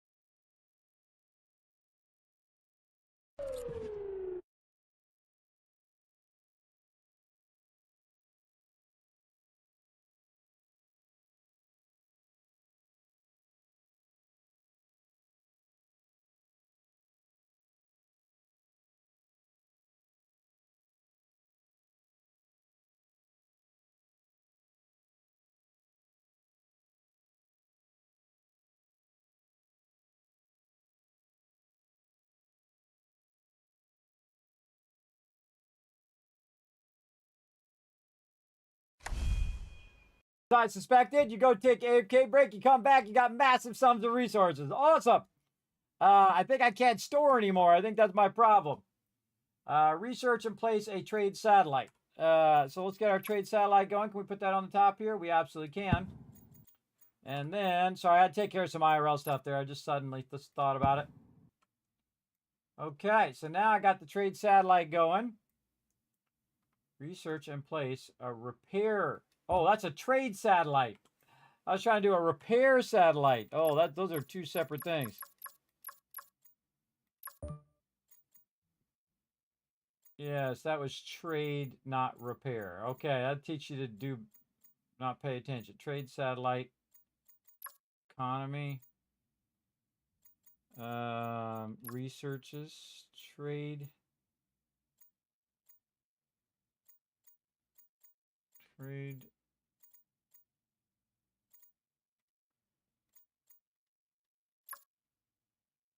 research and place a repair station. Oh, no, that was right. Okay.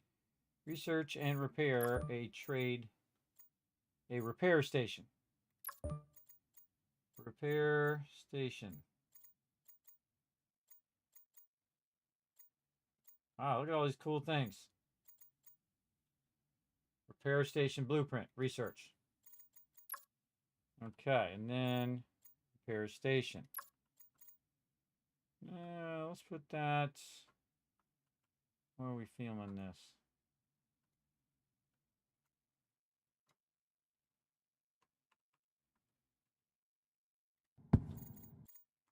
Repair station there. Okay, again, I feel like we're maxed out on our storage entrance here. And then like this. And then we're going to want more storage. Storage pod. I put this storage pod and storage entrance before. That's not a storage entrance. It's a miner factory. These are miner factories. Those are storage entrances. So, storage entrance. There we go. And then more storage.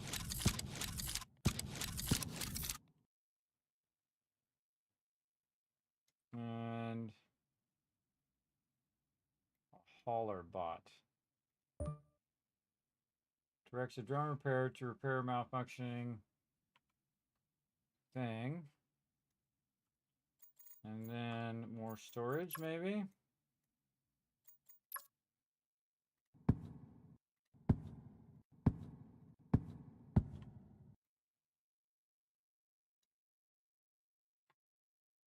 That seemed to be working.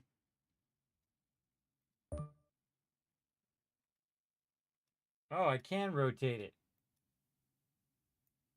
Oh, right here I can rotate it. Cool.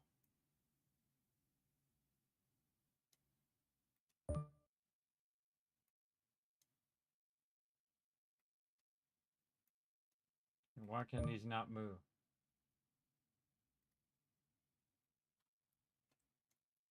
These are good questions. Build a launch pad.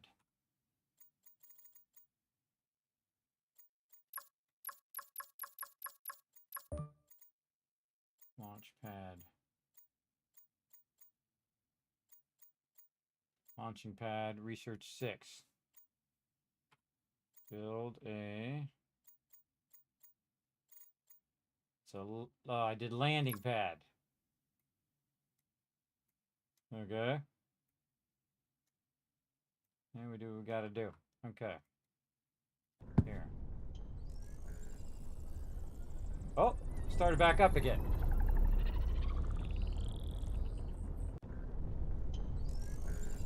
Oh, okay, and it dropped off a bunch of materials. Okay. I wanted to build the wrong thing, but, you know, getting somewhere. I need a landing pad. no, launch pad, not a landing pad. I need 30 research. So I need more research stations. Put 3 of them.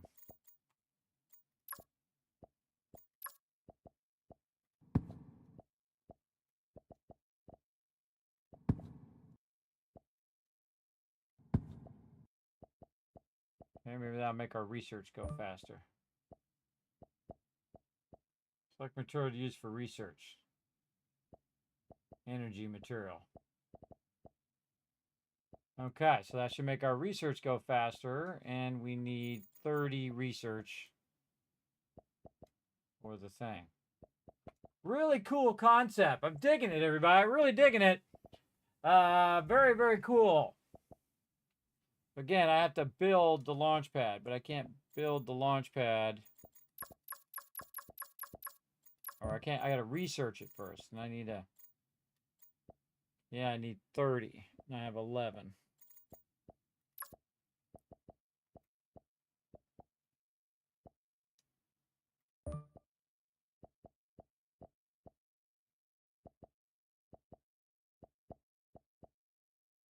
I have a lot of power. So maybe more research stations. Make it go faster.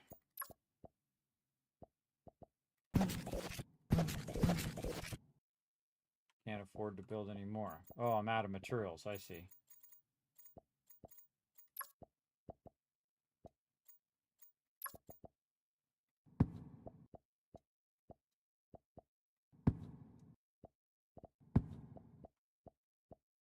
All right. Very cool. And then more power.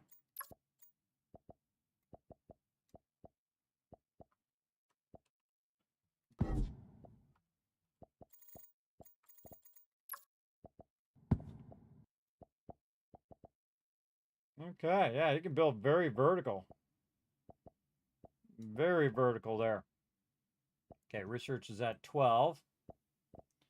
And now we just want to build a launch pad. Cool, what else can we research?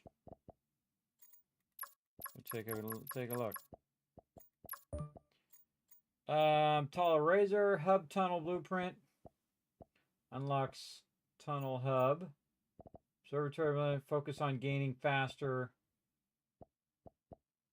stuff. Unlocks reverse. Oh, let's do that one. Faster research. Spend a little bit of research to get faster research. Observatory. I need more materials.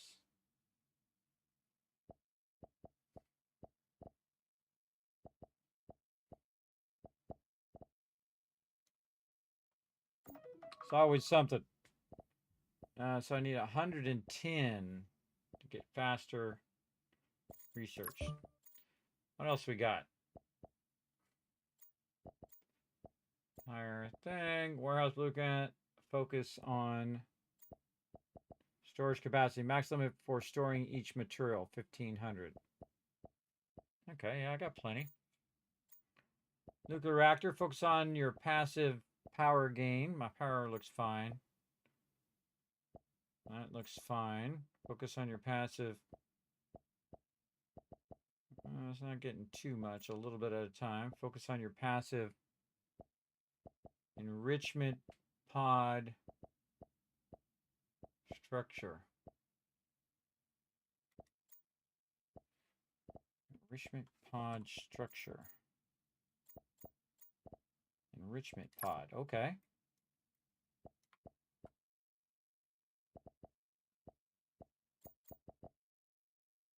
Gain +2. Can't put it there. Doesn't stack on any of this. Can't put it on top of that one. Cannot be placed on the ground floor. Okay, so probably want to put a riser down. And we want to go ahead and do something like this. And then enrichment pod. Oh, yeah. Like this. And then connect the tunnel.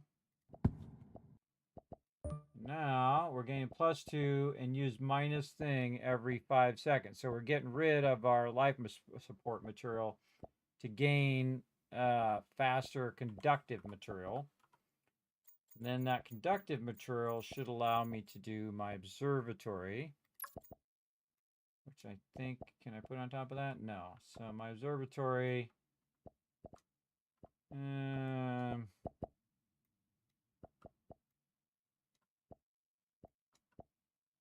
might be placed under the 8th floor level. No building can be placed on it. Under the 8th level. So 1, 2, 3, 4, 6, 7, 8. So I need one more level there. Research station, maybe? No, what is this top thing? Trade satellite. Okay, nothing can be above the trade satellite. Okay, let's take out the trade satellite. Put a research station in.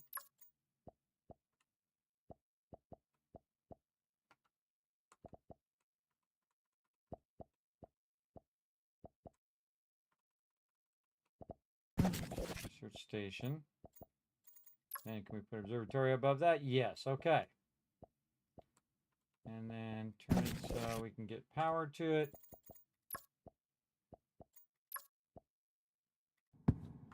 Okay, now we should be gaining. Uh-oh. Some sharks have started to burn. Extinguish them quickly. Uh-oh.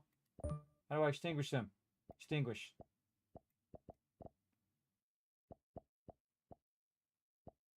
Which other ones? Down here.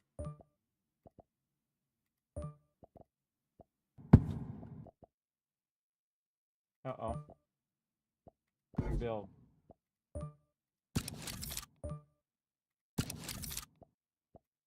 Okay. Cool. Glad that didn't happen while I was AFK. Okay. And again, we're trying to get 30 research. Right now, we're at 2.75 per minute.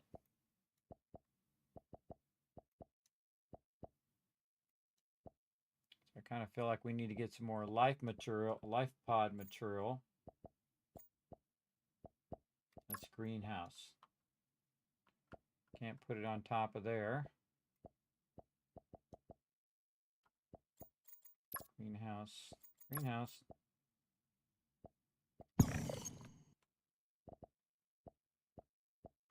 And demolish. Move our landing pad out here. No? What am I missing? Oh, it's got to go collect all that stuff. What are you doing, little holopods? Gotta do something, bro. There you go. Instead of sitting around doing diddly.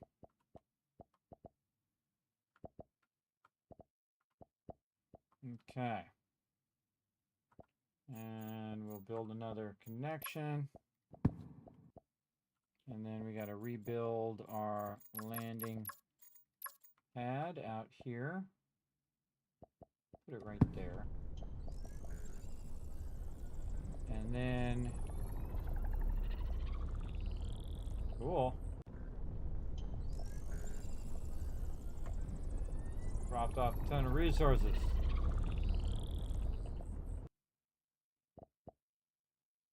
Okay, almost there, 28.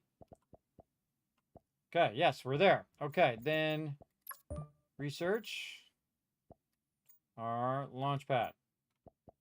And how much do we need for a launch pad?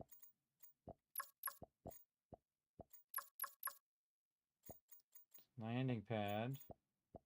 Oh, over here. Launch pad. Ooh, okay. Launch pad, very big. What do we need? Can't see it. It's behind the thing.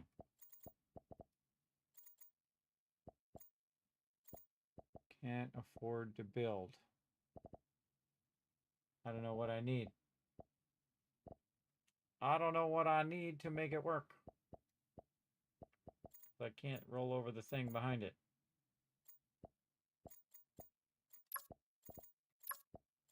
Yeah, this definitely needs to get out from behind. It's behind where I'm at, if I move to the right here, you can see it's behind the icons there. They should fix that where it's not behind the thing.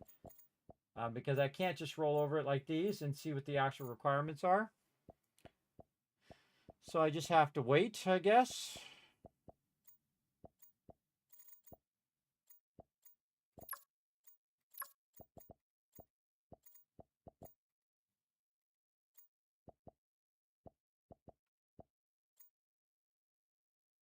Oh, save and quit. No. Mutiny. All settler bonus will be disabled temporarily. All settlers are on strike. No more bonuses for 5 minutes. It's fine. Is this person doing anything? They are assigned. Are they better yet? Here's my sick bay. She all better? Treat settlers. Oh, it's Matt. He's not doing anything. Okay, so let's unassign her now. I don't think she's sick anymore. Let's assign anybody over here. Protects against negative effects. You didn't do anything better than nothing, bro. Yeah, see, when you assign somebody there, they do much higher production. Okay, looking pretty balanced. Again, I don't know what I need to... says I can't afford it. I don't know what I need to afford it or what I should be working on to get more.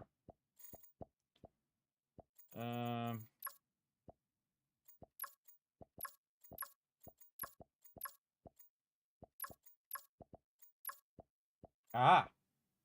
Oh, okay. I need 300 of the thing. So I use the filter to adjust this so it's not way off the side like that. Yeah, see, it's because I scrolled to the right and it wouldn't let me scroll back until I got onto the other thing here. And then now it'll let me scroll back over here so I can get way over here. So I can get to the landing pad and I can roll over it. Okay, so that's just a scroll issue mainly. So I need 300 of the stuff. So all I have to do is wait. Wait for them to collect it. Though I have 4 seconds, I'm about to lose all my bonuses. It does look like I have all my stuff balanced though.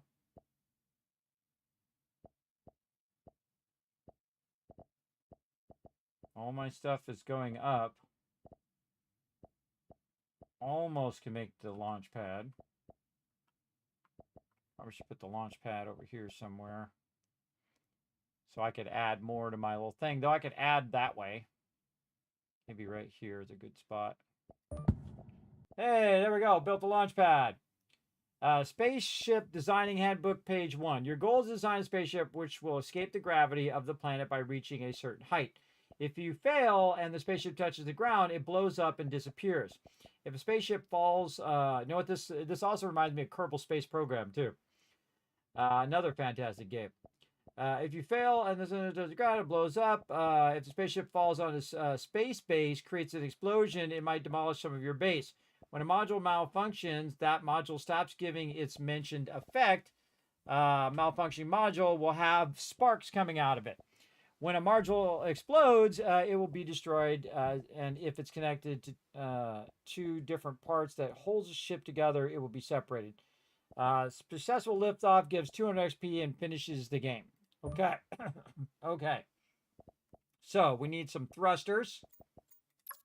Let's start with those. We need 4 thrusters. So 1, 2, 3, 4. Fuel tanks. Fuel tanks. I think I want to do main structure next. How do I get that to go above the thrusters? Now, I think the thrusters...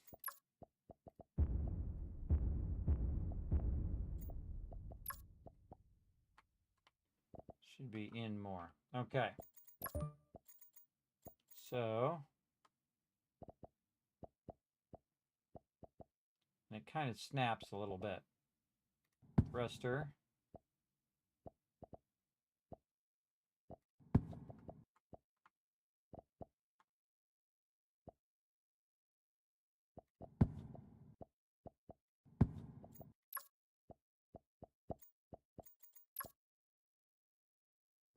Yes, there we go. Okay, something like that. Fuel tanks. We need... Oop, it was telling me how many I had to do. Went away. It went away. Bummer. Fuel tanks. See another structure there. How do I get that to come back?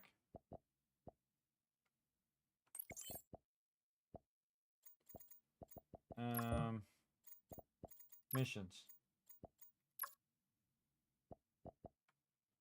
Darn it, don't know what it said. Now I don't. Oh, there it is, right here.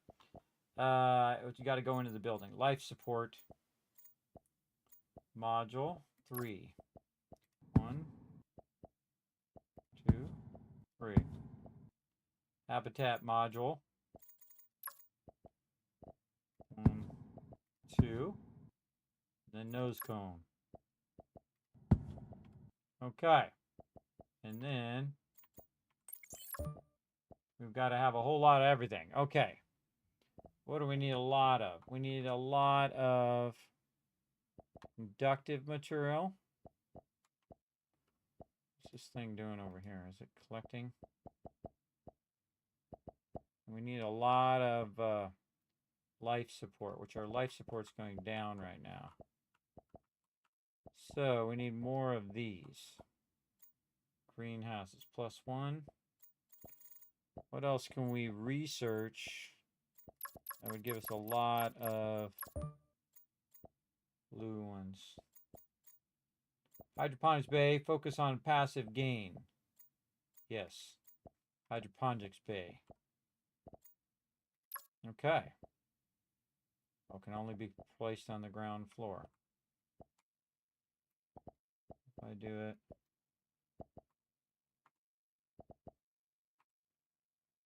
Rotate it this way.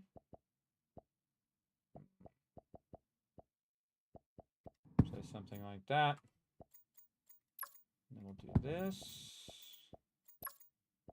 No. Okay. Oh, that's a miner factory.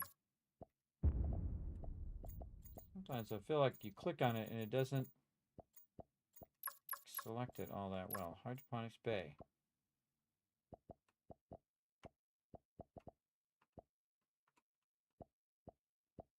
No, I can't put this on top of here. I just clicked the wrong thing.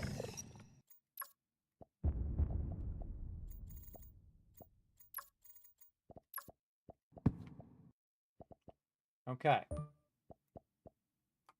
And it's using up this. Oh boy. So it's going to make a lot more of that, but now I need more. What do we got here? Nobody. It's still going up. What's that noise? What's that noise? Mutiny. All settlers are on strike. No more bonuses for 5 minutes. Yeah.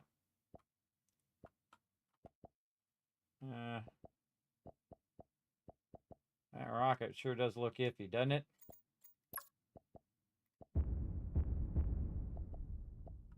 I don't like it. Let's go in and build a little better. Life support module. Let's say there, there. Those are not life supports modules. Man, I keep just selecting the wrong thing. Life support modules.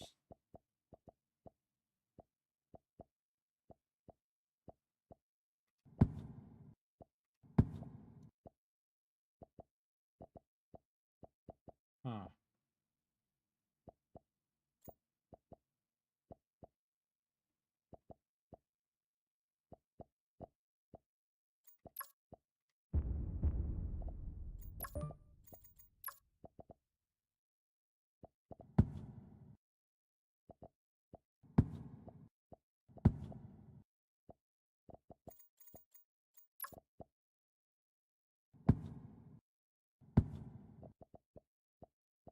better.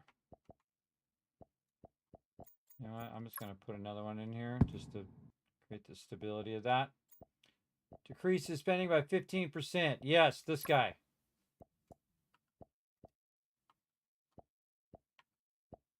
Yes, I want to decrease that spending. Get out of there.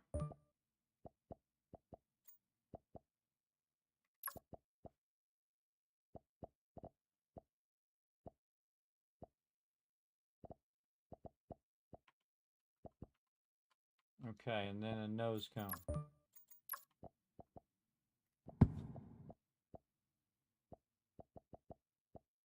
So we're getting this going. Just a matter of time now. What's this? New settler arrives when full. Okay, I already got a new settler.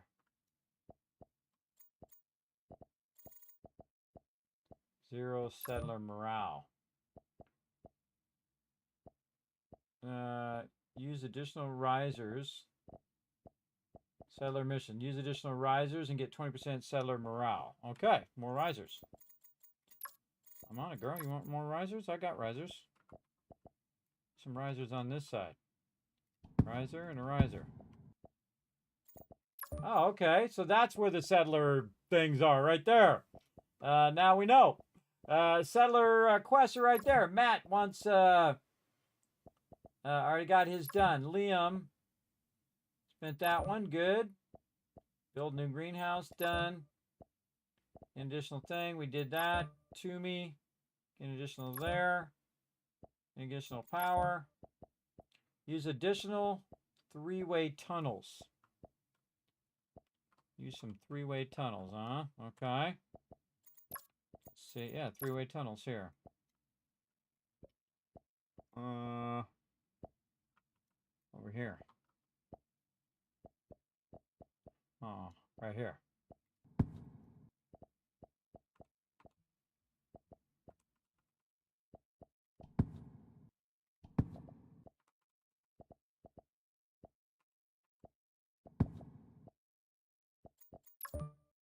Yeah, there we go. All right. Got some more boosting their morale. Look at this guy's morale. 100% settler morale. Okay. Oh, we hit the max of our storage too.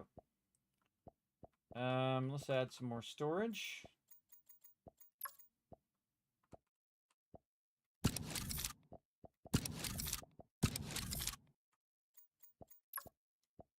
I can tell you already, you're going to start playing this, and it's going to be like 20 hours later, everybody. Okay, we can store 1,800 now. This is, again, it really, really draws you in, for sure. Okay, so now we have to have 510. We're getting there. And we have to have 530. That's just a matter of time now.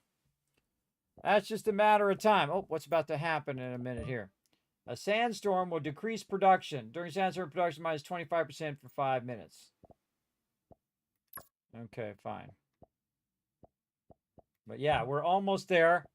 Now, our goal is to launch off of the planet. So, all we have to do is get enough of this. Now, we could increase the speed of this by making some more greenhouses, I think. Yes, every 12 seconds. Cannot be higher than the 4th floor. Well, that's okay, because we got some spots over here. And we can make some more greenhouses. Can't be placed right next to another pod. One there.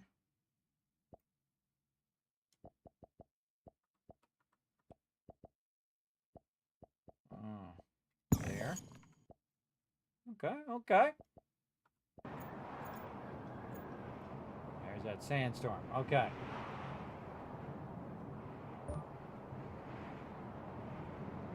Any extra settlers? No.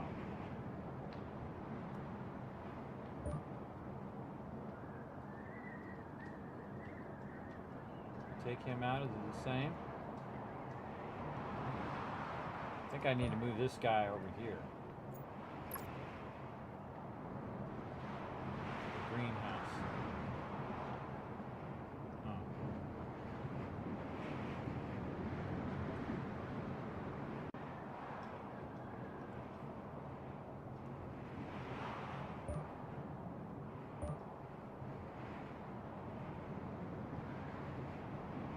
put other pods right next to these pods? No.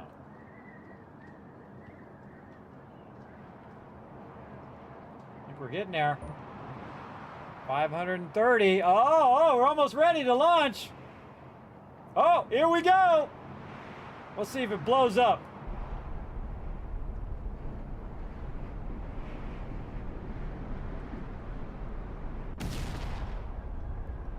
Oh, it's still going. Oh, that's not good. That's not good. Capsule's still going though. I actually did it. I would not say that was perfect, but we did get it done. Congratulations, your launch was successful. Well, the nose cone survived, and that's all that matters, everybody. All the rest of that stuff, life support and all that. We don't need any of that. So there you go. That was the first level of that. That was the first level of that. Very fun, everybody. Again, man, I get all wrapped up in that game for sure. Big love to the indies, everybody. Again, I appreciate them sending a code for me to check it out. Again, it's called Stellar Settlers. You can find it on Steam. And I'll go ahead and just throw it in there again for those just coming in. Again, great little game. You never know. You might be getting all wrapped up in this game as well. Again, it just came out in 1.0 release. It is mostly positive after almost 600 reviews there. We can call mine number 600. I would also put it as a positive as well. I love little space builders like that. Really awesome. Again, a lot of the indie devs don't have enough to, 250 million to advertise their thing. So us gamers, go and try it out, see if you like it. And if you do, there you go. So very fun, everybody. I think I could have done better. See, it makes me want to go and play again and do like 1,000 times better.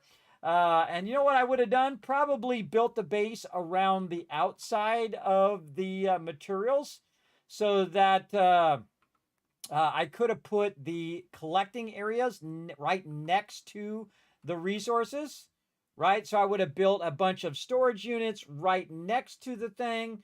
And then all I had to do was just go that short distance at each and every one of those locations. And then built it along the outside. So all of my trucks had an open area on the inside. And then all of my modules would be along the outside, not obstructing my trucks to get wherever they need to go. And I love the verticality of it. That's very cool, where you can just keep going up and up and up as well. I wonder if you have some items way up high if you get a better bonus, kind of like we did with the observatory there. So yeah, well, I did it. That's the important part. All right, time for the Kismet Love Train. We out of here.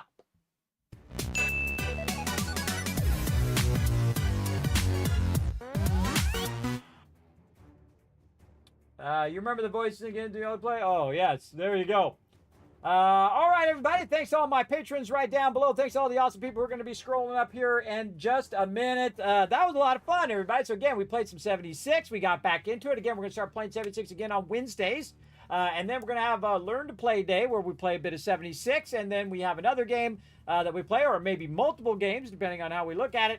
And of course, have some fun playing through as well. You can always join me in Fallout 76 on Wednesdays. We are going to, of course, do a bit of more multiplayer. We did one event at least, Radiation Rumble, and get it going on. So very, very fun games there as well. Very fun to get back to Fallout as well.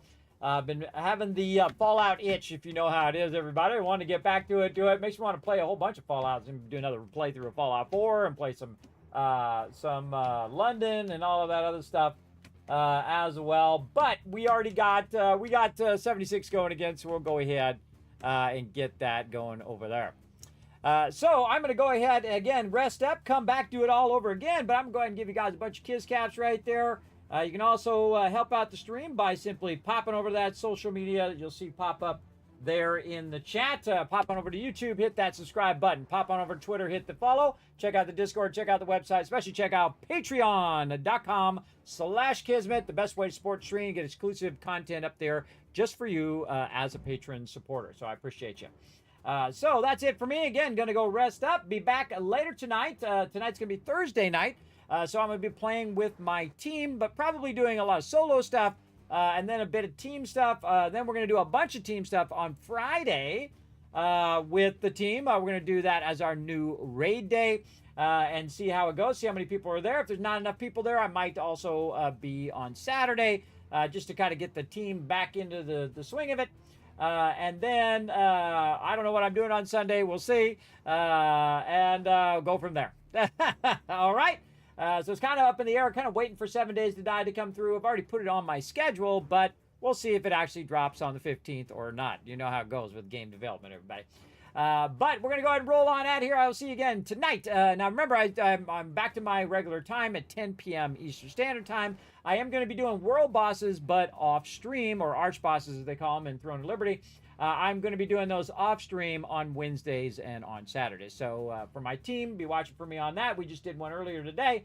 I don't get any drops for it, but I do try to be in there just to heal my team and see if they get a sweet drop out of it. We'll see. But again, be watching for those on Wednesday and on Saturday for my team off stream. And then on stream, we'll be doing raiding and 3-star dungeons and all that other fun stuff. All right, we got so much stuff lined up for this month as well, everybody. Some other bonus stuff, some learn to plays, all sorts of cool stuff, and giveaways and whatnot. Trying to get that Vault van life going. Now, again, if I could have you guys take a look at that over on Kismet.gg, the Vault van life project. That's a big project I'm working on right now. I want to take you guys on the journey as I go around and visit all the cool places in video games. I know, pretty cool, right? And studios, and also big events like rocket launches and all that fun stuff. We'll see if we can get it going. Again, it's going to take probably a little while here in the stream, so we'll work on that. But for now, we're going to see you guys tonight, Thursday, 10 p.m. Eastern Standard Time. See y'all then. Bye, everybody.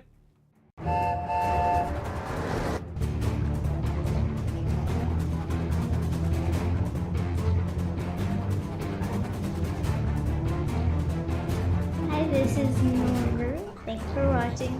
This is the sky button.